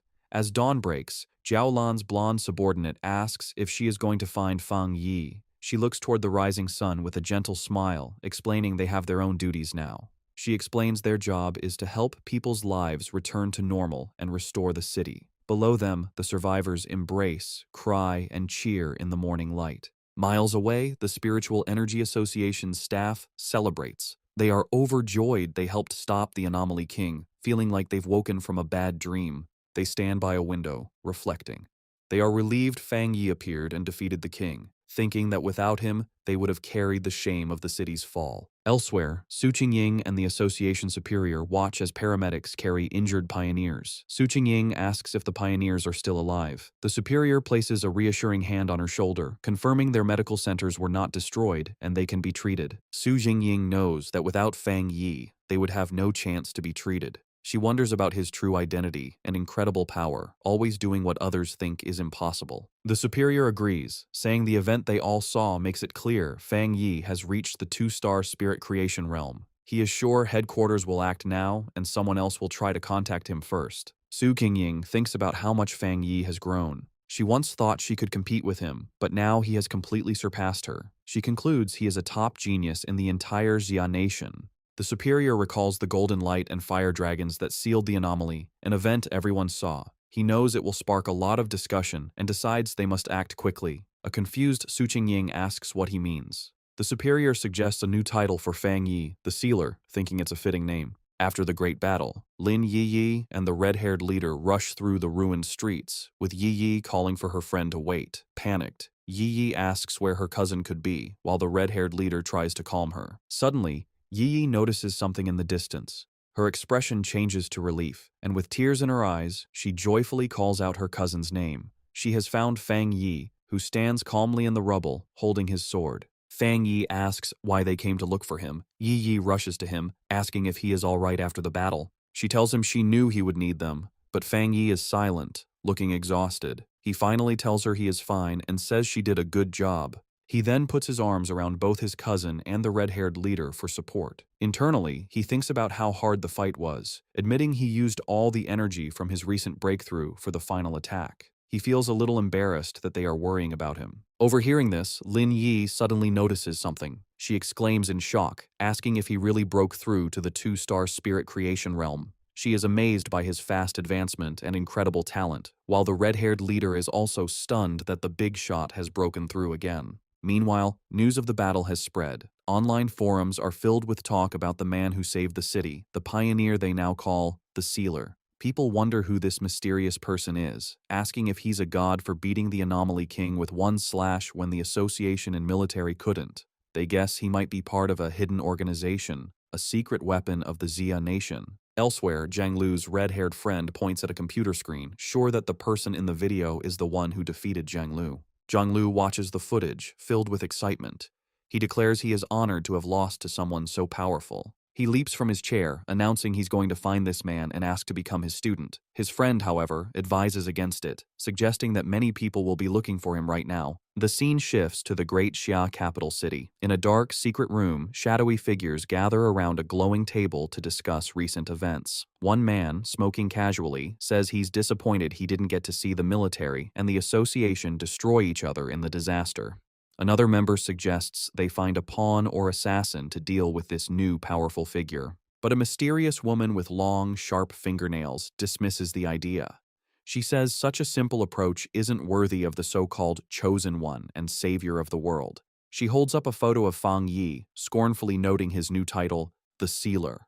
With a swift motion, she pierces the photo at Fang Yi's neck with a sharp nail, tearing it. She calmly says there's no need to rush, as the photo in her hand bursts into a purple flame. She declares that anyone who stands in their way will be destroyed. As she speaks, the purple flames form the shape of menacing eyes, making their threat clear. While Fang Yi and Lin Yi are resting in their apartment after the intense battle, they are startled by a knock at the door. Fang Yi opens it to find Su Qingying and the association superior. Su Qingying is holding several large gift boxes, and the superior expresses his sincere thanks on behalf of the Spiritual Energy Association. He explains that they made a grave mistake during the S-class anomaly invasion, and it was only thanks to Fang Yi that they avoided terrible consequences. Su Qingying excitedly thinks of him as a big shot. Fang Yi tells them it's no problem and invites them inside. After Fang Yi serves them water, the group sits down at the table, with Lin Yi also joining them. The association superior thinks to himself that the association should get a better home for Fang Yi. He then gets to the point, explaining that the association has another matter to discuss. He reveals that they plan to publicly promote the title of the Sealer. Intrigued, Fang Yi asks him to explain. The superior projects a map showing powerful pioneers who have appeared in every major city, explaining that they are well-known figures. He contrasts this with the recent S-class anomaly, which he calls the most terrifying disaster yet. He explains that they want to use the name The Sealer to establish their city, Tai, as a key strategic city. Fang Yi listens to their proposal. The superior clarifies that after the disaster, they have decided that their city needs a powerful pioneer leader. Su Qingying adds that in the future, anomalies will become more frequent, and they can't risk their city being nearly abandoned again. When Fang Yi questions the term abandoned city, Su Qingying explains that without him, everyone in the city would have died. Fang Yi tells his cousin that he understands now, admitting his knowledge of the world is still lacking, but reassures her that they don't need to be so negative. He realizes that by focusing only on his own training, he has ignored the city's broader development. Looking out at the city, he understands that while Tai was a major city before, its importance doesn't match the top-tier cities. He recalls that among over 100 cities, the top 3 are Dushen, Tian, and Kang, with other major centers also being important. He concludes that this recent disaster is also an opportunity for Tai City to become more important. The superior confirms this, explaining that cities are now judged based on the number and strength of their pioneers, with higher-rated cities getting more resources. He concludes that everyone needs a symbol of hope. He proposes that the association will protect Fang Yi's identity while creating a mysterious public image for the Sealer, letting others build his legend. Fang Yi agrees, understanding that some mystery is smarter than full exposure. Lin Yi agrees, adding that human imagination can sometimes be more threatening than reality. Fang Yi calmly says he has no problem with the association's plan, as it helps him and the people he cares about, and he hopes for a good partnership. He extends his hand to seal the deal, which surprises both the association superior and Su Qingying. Fang Yi and the superior shake hands, finalizing their new partnership. The superior officially welcomes him, calling him by his new title, the Sealer. In the following days, with the full cooperation of the association and the military, Tai City begins to recover quickly. The reconstruction of the city and the rescue of the injured go on in an orderly way. The great disaster has helped speed up the creation of a new order across the world. The scene then shifts to the modern headquarters of the Spiritual Association in Dushan City, where news of Fang Yi's actions has already arrived. Officials wonder if the Sealer is the pioneer who solved the S-class anomaly in Tai. Inside an office, several men discuss the reports. One notes that Fang Yi is the most prominent among the newest pioneers, with another adding that his high-grade Yang attribute makes him a chosen one and a natural enemy to the dark attribute. An official, pointing at a monitor showing footage of Fang Yi, reveals that the data indicates he has more than just one high-grade attribute. He reminds them of the viral Skyfire / video, which showed a high-grade fire attribute, and the military's codename for him, the Tyrant, which came from his high-grade thunder attribute. His colleagues are stunned, but the man with glasses insists there is something even more incredible about him. Their discussion is interrupted by a woman with wavy blue hair and glasses, who asks if they are talking about the Sealer. She confidently asks to see the data they have on him. The men immediately recognize her and comply, pulling up his file on the main screen. As she studies the information, she thinks that with more pioneers emerging, and with someone like Fang Yi taking the lead, there will inevitably be many who will challenge his authority. Her glasses gleam with a determined light as she admits that even she wants to see his power for herself, thinking that she and the Sealer will probably meet very soon. The scene shifts to a modern library in Kong City, where people are quietly reading. Fang Yi's ex-girlfriend, Chu Qingli, is sitting at a desk working on her laptop when a young man nervously approaches her. With a blush, the man stutters as he tries to ask for her contact information, but Chu Qingli coldly interrupts him. She tells him that this is a library and he is disturbing others. Dejected, the young man walks away while Chu Qingli returns to her work. Internally, Chu Qingli dismisses the man as boring, thinking how people like him are completely unaware of the massive changes happening in the world. She reflects on her own recent transformation, recalling that after an exam, she unexpectedly awakened her spiritual power and became a one-star Ghost Realm pioneer. She knows that becoming a pioneer is an incredibly rare thing and that she is one of the chosen few. She smiles, believing this new power is why she was able to escape the recent disaster that struck Tai City. She scoffs at the idea of ordinary people trying to fight against anomalies. Her thoughts then drift to certain inferior guys, wondering what they could do in this dangerous new era. A flashback reminds her of Fang Yi telling another girl that he and Chu Qingli were just classmates. Chu Qingli grimaces, convinced that the old Fang Yi would have been quickly killed by the monsters during the invasion. She questions how she could have ever seen a similarity between a useless man like him and the incredibly talented Sealer. On her laptop, she looks at an article about the Sealer, thinking that he is 10,000 times better than her ex-boyfriend. With a confident expression, she decides that only a strong and handsome pioneer like him is worthy of being her partner. Meanwhile, Fang Yi is looking at a real estate brochure. He and his cousin Lin Yi, both dressed in stylish new outfits, stand ready for a day out. Fang Yi announces that they will be taking a break from training to find a new house. Lin Yi playfully asks if they are really not going to train, but Fang Yi explains that they need to balance their training with rest. He mentions that the association's suggestion to improve their living standard was a good one. Yi realizes the idea came from Su Qingying, who had told her their living conditions needed an upgrade and that she would go house hunting with them. Yi is thrilled, amazed that Captain Su has such resources, and was casually offering to give them 2 high-end houses. As Fang Yi and Lin Yi are enjoying their day off house hunting, a strange, bad-smelling green vapor begins to float around them. Yi asks her cousin if he can smell the stench, and Fang Yi agrees, comparing it to the smell of a sewer. His expression suddenly hardens as he realizes the smell is not an accident and that someone is following them. Both he and Lin Yi quickly turn around. From the green haze, a group of 3 menacing-looking men emerges. Their leader, a large, muscular, bald man with a heavy metal pipe, mockingly identifies Fang Yi as the Sealer and taunts them for only noticing him after they had already walked into his trap. The leader dismisses Fang Yi as a hyped-up pretty boy with no real strength, while one of his companions releases more of the strange gas. Another scoffs that Tai City must be full of trash to have chosen a young kid like him as their captain. The men charge forward, demanding that Fang Yi hand over all the benefits he has received from the city. Lin Yi leaps into action, firing a powerful blast of blue energy from her hands. The attacker with the axe easily jumps over her attack. He then powers up his massive weapon with his own spiritual power. As he brings the glowing axe down, Lin Yi creates a protective barrier, grunting from the force of the blow. Meanwhile, the bald leader attacks Fang Yi with his metal pipe. Lin Yi shouts a warning, telling her cousin to be careful as these men also have spiritual power. However, Fang Yi effortlessly catches the weapon with his bare hand, stopping the attack completely. The bald leader stares in shock, unable to believe his powerful strike was caught so easily. With a look of complete contempt, Fang Yi's hand ignites in a brilliant burst of fire. He questions what kind of stinking fish and rotten shrimp would dare to rob him in the middle of the street. Without hesitating, Fang Yi punches the bald leader in the face, his fist covered in flames.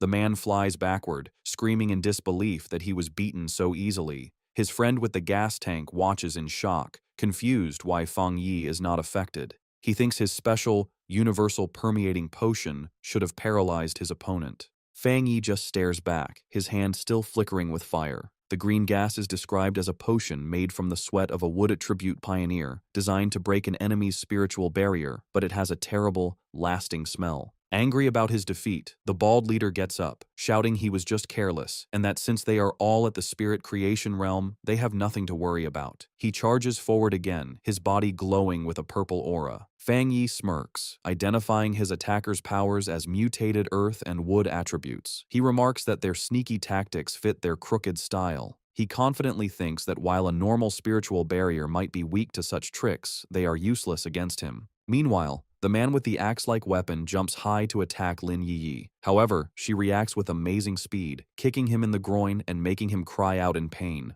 As Yi lands, Fang Yi watches, thinking that while he doesn't want to cause a big scene, having his daily life interrupted is very annoying. He takes off his sunglasses, his expression now serious and his red eyes glowing with power. Telling his cousin to move, Fang Yi unleashes his true power. A huge surge of bright golden energy erupts from him, pushing back the attackers. He stands in the middle of a sun-like explosion of golden light that covers the area, stunning his opponents. The golden energy expands, trapping the three men. Covered in the intense, holy flames, the men scream in pain. They wonder what kind of terrifying fire this is, finally realizing the true power of the sealer as they beg for the pain to stop. Just as Fang Yi is about to use his full power, Su Qingying suddenly appears, rushing towards him and shouting at him not to kill the attackers, which surprises Fang Yi. Looking at the three defeated men on the street, Su Qingying explains with relief that these men are key targets the association is watching. Fang Yi asks if she plans to take them for processing. Su Qingying confirms, saying the association has started registering all pioneers, especially troublemakers like these. Standing over the defeated men, Fang Yi coldly tells them they are lucky. He says he dislikes being disturbed, and if they bother him again, things won't be so simple, which earns him an annoyed look from Su Qingying. As paramedics load the injured men onto stretchers, Su Qingying angrily scolds them, telling them that if this had happened 2 days ago, the association wouldn't have stepped in and they would have deserved to be killed. She reminds them that the sealer spared their lives for the association and warns them about the punishment waiting for them. As the ambulance drives away, Su Qingying watches with her arms crossed, muttering about the bunch of idiots who would dare to challenge the #1 pioneer. Lin Yiyi timidly asks Su Qingying what punishment the men will face. Su Qingying explains that because all three have criminal records, they will face life in prison even though they are at the spirit creation realm. They will lose their freedom and rights and will have to serve as pioneers in prison. Overhearing this, Fang Yi thoughtfully comments that this method is not a bad idea. Su Qingying turns to Fang Yi with a frustrated look, calling him the association's sweet bun and the future of the Jia nation. She complains that even with all their efforts to promote him, so many clueless people still challenge him, making her wonder if their publicity has been too quiet. She continues, saying it is the association's duty to recruit powerful pioneers like him and help them grow. She is firm that they cannot let these fools ruin the good relationship they have just built with Fang Yi. Changing the subject with a bright smile, Su Qingying excitedly tells Fang Yi and Lin Yiyi that she will take them to pick out a new villa and a new car. Standing before a tall, modern apartment building, Su Qingying declares that they must make an example of the attackers to scare others off. She presents 2 housing options: a top-floor penthouse in the city center and a very private 3-story villa in the mountains, perfect for training. Showing them a golden model of the villa, she explains that both places are fully furnished and ready to move into. Lin Yi comments that both options are very nice.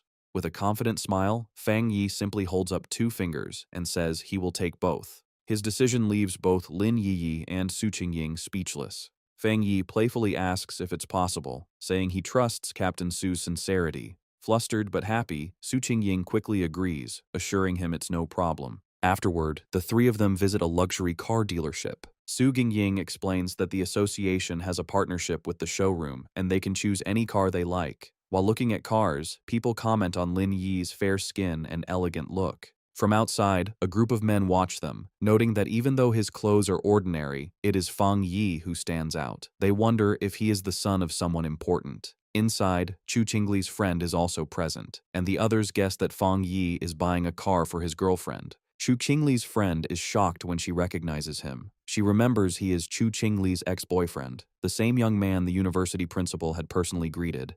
Her mind flashes back to her previous argument with him, and she gets angry at the thought of him buying a car for another girl. She takes out her phone and starts recording Fang Yi, Lin Yiyi, and Su Qingying as they look at a sports car. Her phone buzzes shortly after. As she sends the photo to Chu Qingli, she excitedly texts her friend that she has seen her ex-boyfriend at a VIP dealership, buying a car for a beautiful girl. Chu Qingli, however, replies with a dismissive, "So what?"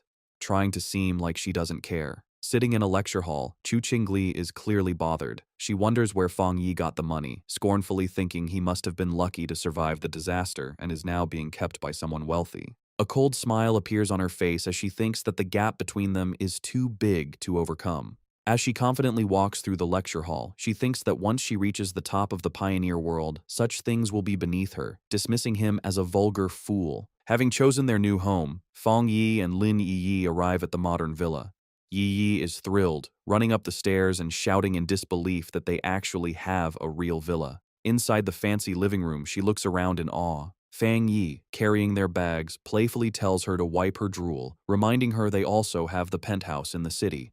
Filled with excitement, Yi announces she is going to check out the upstairs, running up the grand staircase while Fang Yi watches with a fond smile, thinking how childlike she is acting. As he watches her go, his thoughts turn more serious. He thinks that she is finally acting her age. His mind drifts to a vision from his past life, a memory of a fallen pioneer, and he realizes that before his rebirth, he had never seen his cousin again. He assumes she must have been a trusted pioneer who died in the line of duty.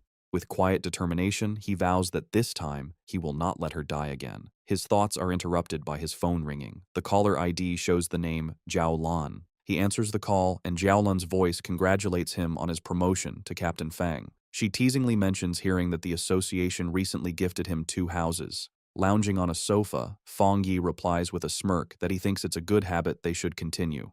Jiaolan tells him not to bother with the flattery, knowing that a powerful pioneer like him doesn't care for such things. However, she admits that for improving one's living conditions, there is currently no better reward. She then adds that soon, when the first spirit fruits from the spiritual energy revival are ready, she will send some his way. Jiaolan's thoughts show she understands the New World Order. She thinks about the huge gap between ordinary people and pioneers, a gap defined by power. She knows there is an even bigger difference between regular pioneers and a top-tier individual like Fang Yi. Getting to the real reason for her call, she places a hand on a top-secret folder and tells Fang Yi she has an internal mission she hopes he will join.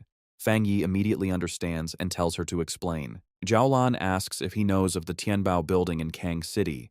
Fang Yi recalls that it is the largest shopping mall in the city. Jiaolan confirms, but explains that it was recently sealed off due to a monster invasion that caused many deaths, angering the citizens. She reveals that the building has now become a literal ghost building. Chang City becomes the center of attention, with the huge Tianbao building standing tall over the area. It was once the city's most famous landmark and busiest place. However, recently, because of frequent strange vibrations and events, the building becomes a place of terror. Surrounded by a dark, swirling mix of red and purple energy, the situation gets so dangerous that the Kang City Spiritual Association has to completely seal it off. Fang Yi arrives in Kang City to help with the mission. At the meeting point, he waves to a group waiting for him, introducing himself as the one who took the mission. The group has 4 other people. Fang Yi remembers Jiaolan told him not to reveal his true identity or power level yet, so he decides to keep a low profile. Fang Yi quietly analyzes his temporary teammates. He notices the team is a mix of different people.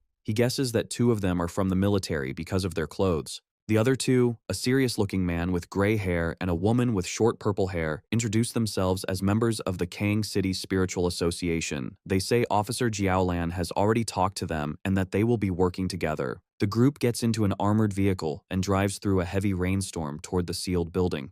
Inside the car, it is tense.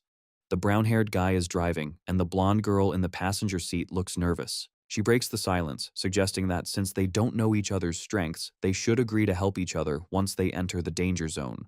In the back seat, it is even more awkward.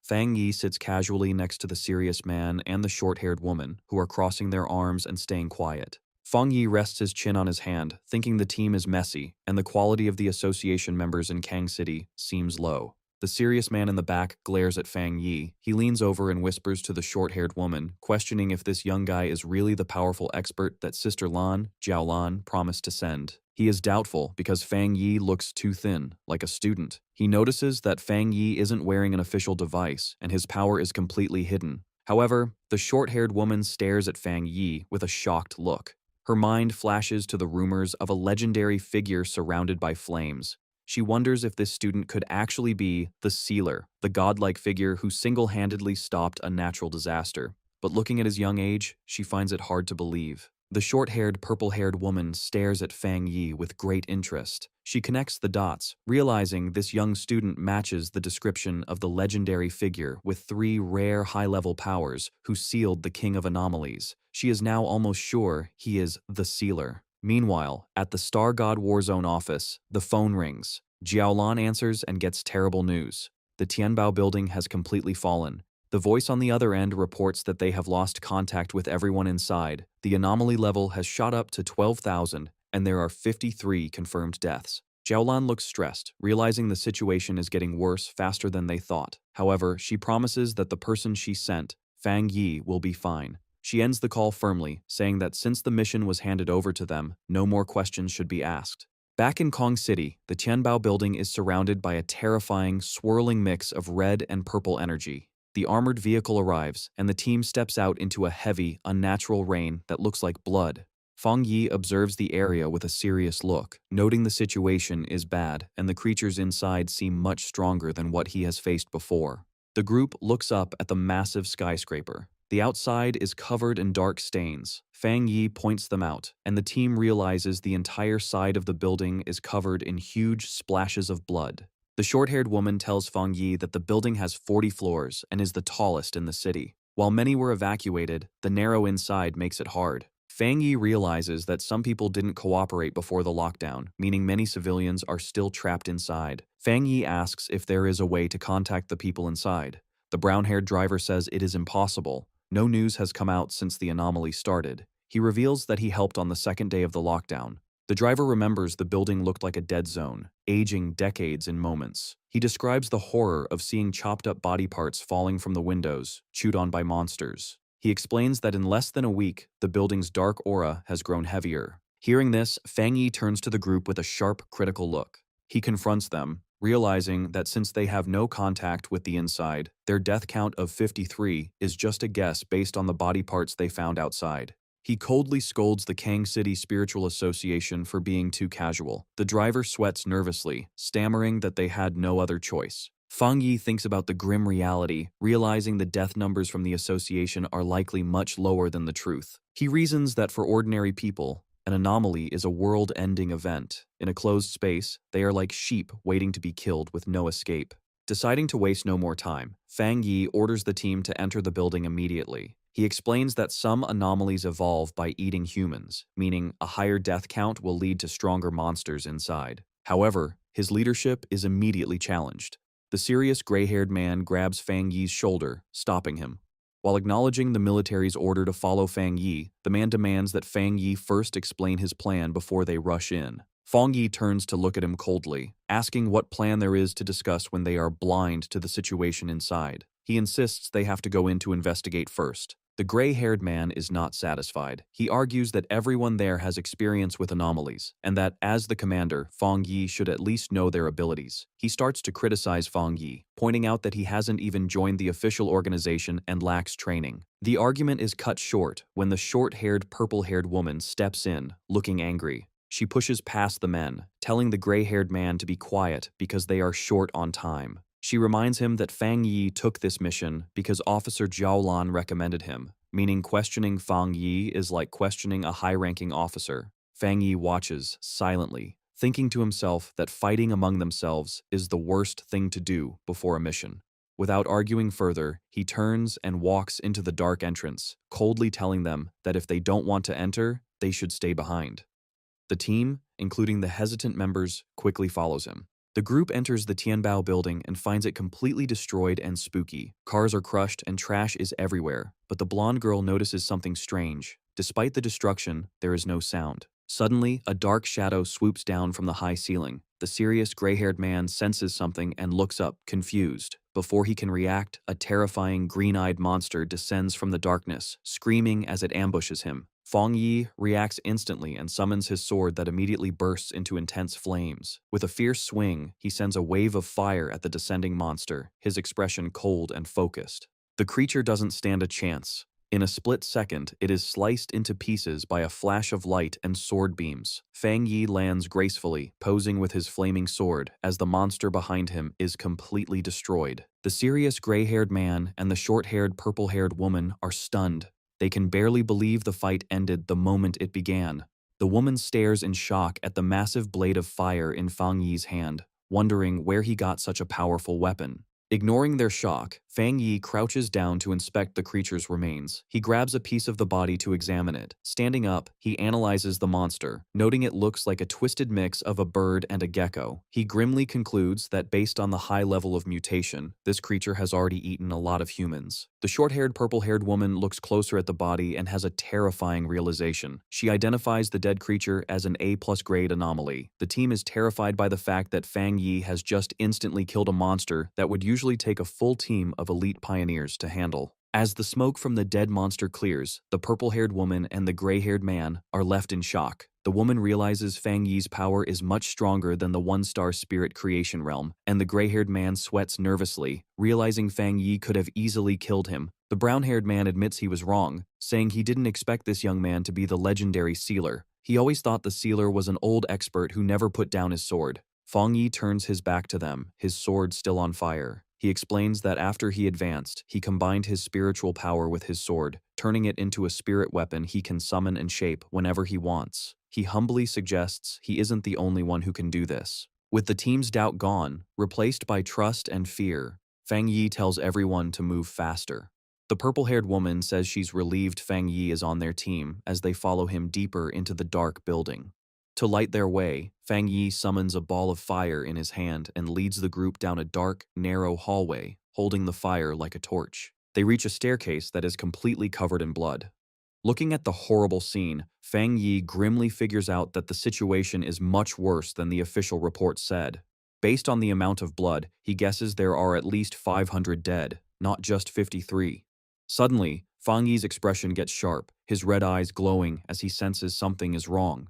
The group enters a supermarket area. The brown-haired association member and the purple-haired woman look around nervously. They notice that while the floor is covered in blood and trash, there are no bodies. She wonders if the monsters ate the victim so completely that nothing was left. Unseen by them, a scary shadow monster with glowing green eyes gets ready to attack from the darkness. Fang Yi senses the attack and yells for them to watch their backs. The purple-haired woman turns around in terror, screaming as she sees the monster jumping at them. Reacting instantly, Fang Yi throws his flaming sword with amazing speed past his teammates. The sword hits the shadow monster in the air, cutting off its head instantly in a burst of black blood and fire. As the burning body of the monster falls, the brown-haired association member stammers in fear, realizing another monster was hiding right next to them. Fang Yi stands calmly in the middle of the flames. He looks at his teammates with a serious expression and asks if they really didn't sense something was wrong, showing the difference in their awareness. Fang Yi looks at his flaming hand and analyzes the situation. He tells the gray-haired man that even though the two monsters they just killed were strong, there weren't enough of them to have trapped and killed the previous rescue team. A thought hits him, and he suggests that the place they are in might not be the real Tianbao building. The team stands in the dark, blood-stained hallway, looking confused. The gray-haired man and the blonde girl ask him what he means. Fang Yi explains that even though the hallway is full of blood, the smell is wrong. He points out that the strong smell comes from the dark attribute and monsters, but there's no smell of dead bodies.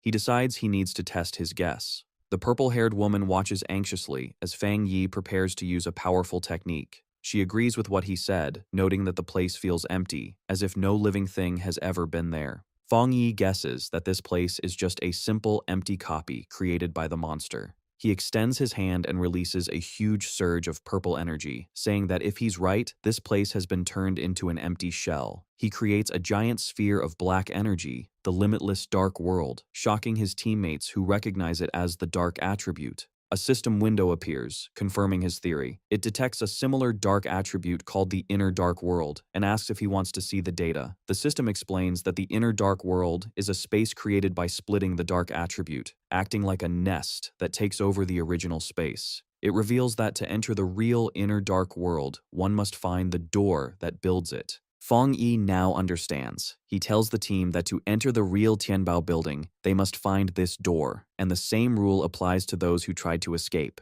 He explains that the people trapped inside were affected by the dark attribute, causing them to hallucinate. They probably mistook windows for the door to safety. As he controls the dark energy, Fang Yi concludes this is why the people who tried to escape through the windows ended up dead. The purple-haired woman realizes with horror that the victims were tricked by the dark attribute until they died. She asks Fang Yi if their next step is to find the door. The situation gets worse instantly, as Fang Yi's system warns that the hostile, dark inner world has been drawn to him and has fully appeared. Fang Yi is shocked by its sudden arrival, as a huge blast of purple energy comes down from above, crushing the team. The brown-haired association member and the blonde girl immediately fall under the pressure, holding their heads in pain. They scream that their spiritual defenses are failing. Fang Yi's eyes glow with intense power, one red, one golden, as he glares at the energy. He instantly summons a barrier, creating a powerful dome of golden light to protect his teammates. Inside the barrier, the blonde girl and the brown-haired association member gasp for breath, relieved the pain has stopped. They look up at Fang Yi in awe, realizing that while they were almost knocked out, the sealer is completely unharmed. They admit to themselves that the dark energy nearly killed them without even hitting them directly, and without Fang Yi, they wouldn't have survived. Fang Yi suddenly focuses on a point in the empty air, his sword lighting up with intense flames as he declares he has found it. He unleashes a technique called Fire Dragon, pulls out his blade, and swings it violently at the invisible target, shouting that the entrance is right here. The force of the attack causes the space itself to break like glass. The gray-haired man and the purple-haired woman watch in shock as the hallway breaks apart before their eyes. Fang Yi steps forward onto the new ground, his expression dark and serious. The broken illusion reveals a huge, scary gateway swirling with dark green mist and shadows, the true entrance to the dark inner world. Fang Yi takes the lead, his sword blazing with fire to light the way, and orders everyone to follow him closely. As they walk deeper into the real building, Fang Yi keeps up a golden barrier to protect the team from the gross, red fleshy veins that now cover the walls. The blonde girl suddenly looks sick, covering her mouth as she says she can smell something terrible. Fang Yi looks ahead with a grim expression, identifying the smell as the smell of dead bodies and blood from their own kind. The group finally finds a horrible scene. The floor is covered with the dead bodies of the previous pioneers who had gone missing, confirming they had been trapped and killed in this dark space. The group is immediately ambushed as a swarm of shadowy, bat-like creatures descends from the ceiling, surrounding them. Looking up, the team sees a terrifying swirl of monsters above them, trapping them. Suddenly, a massive A+ grade demon-like monster with glowing red eyes dives down from the swarm to attack. The gray-haired man and the brown-haired association member are shocked, shouting that it's crazy to find another high-level dark monster so soon. Fang Yi reacts instantly, summoning his flaming sword. He throws the sword, and it pierces straight through the descending monster's chest in a burst of fire. The monster roars in pain as Fang Yi rushes forward to finish it. He drives his sword into the ground and grabs the hilt. With a series of incredibly fast swings, Fang Yi unleashes a storm of fiery attacks against the swarm and the large monster. He lands gracefully, setting off a massive explosion of holy fire that burns the enemies around him. The blonde girl and the purple-haired woman shield their faces from the intense heat, shocked that the dark monsters melted instantly when they touched his flames.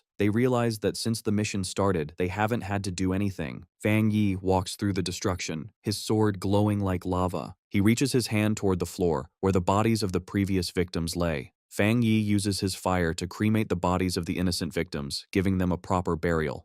The brown-haired association member and the blonde girl watch the flames in awe, saying that his title as the Sealer is well-deserved. Fang Yi turns to the group and gives his orders. He tells them that since they entered the building, they should help out. He instructs them to search the first floor for survivors, while he goes upstairs to handle the remaining monsters. The team, including the gray-haired man and the purple-haired woman, stands ready to follow his orders, their doubt now replaced by respect. Fang Yi continues to clear the building floor by floor. On the 10th floor, he battles a swarm of flying shadow creatures, swinging his flaming sword to keep them away. He analyzes the enemies, realizing they have evolved to at least the 1-star spirit creation realm, but he easily cuts them in half, noting their abilities haven't changed much. Fang Yi then leads the team up the escalator to the 15th floor, his sword leaving a trail of fire. The air becomes even heavier. The blonde girl complains that the cold, dark power is getting through her protective barrier as they find a hallway filled with bodies. The gray-haired man notices something strange about the bodies.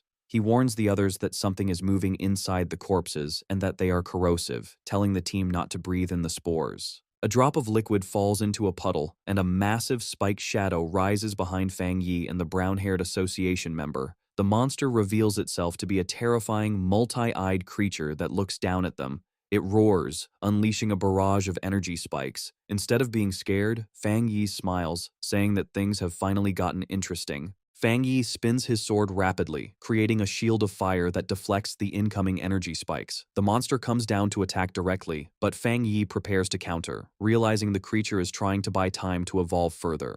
He throws his flaming sword with great force, shocking the monster and causing a huge explosion. Fang Yi reaches out his hand, disappointed, and tells the defeated monster that he overestimated it, expecting a challenge at least at the 3-star spirit creation level. The gray-haired man is on high alert and turns sharply when he hears a noise, while Fang Yi asks who is there. Looking inside, Fang Yi asks if they are survivors. A young man hiding behind the door stammers in fear, asking if they are the forerunners sent to help. The team discovers 5 people alive inside what looks like a hidden storage room for a luxury brand. The survivors are huddled together in the dark, looking terrified.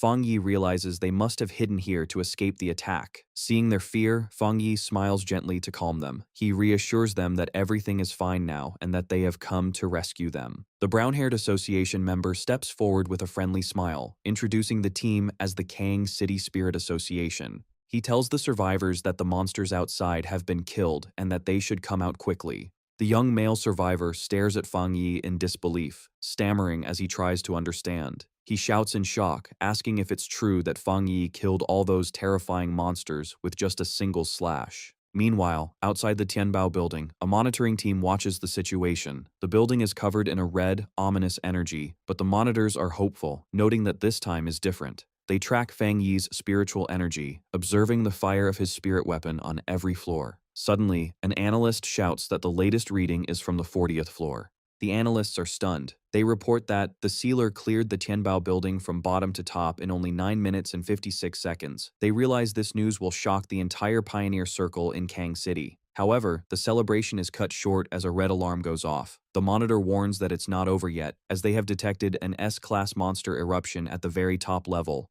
Back on the top floor, Fang Yi stands among the rubble, looking up with a serious expression. He realizes he has found the main target. Looming over him is a massive, skeletal creature with glowing green energy and black feathers. Fang Yi identifies the terrifying monster as the anomaly king of this location, the Bone Bird. The Bone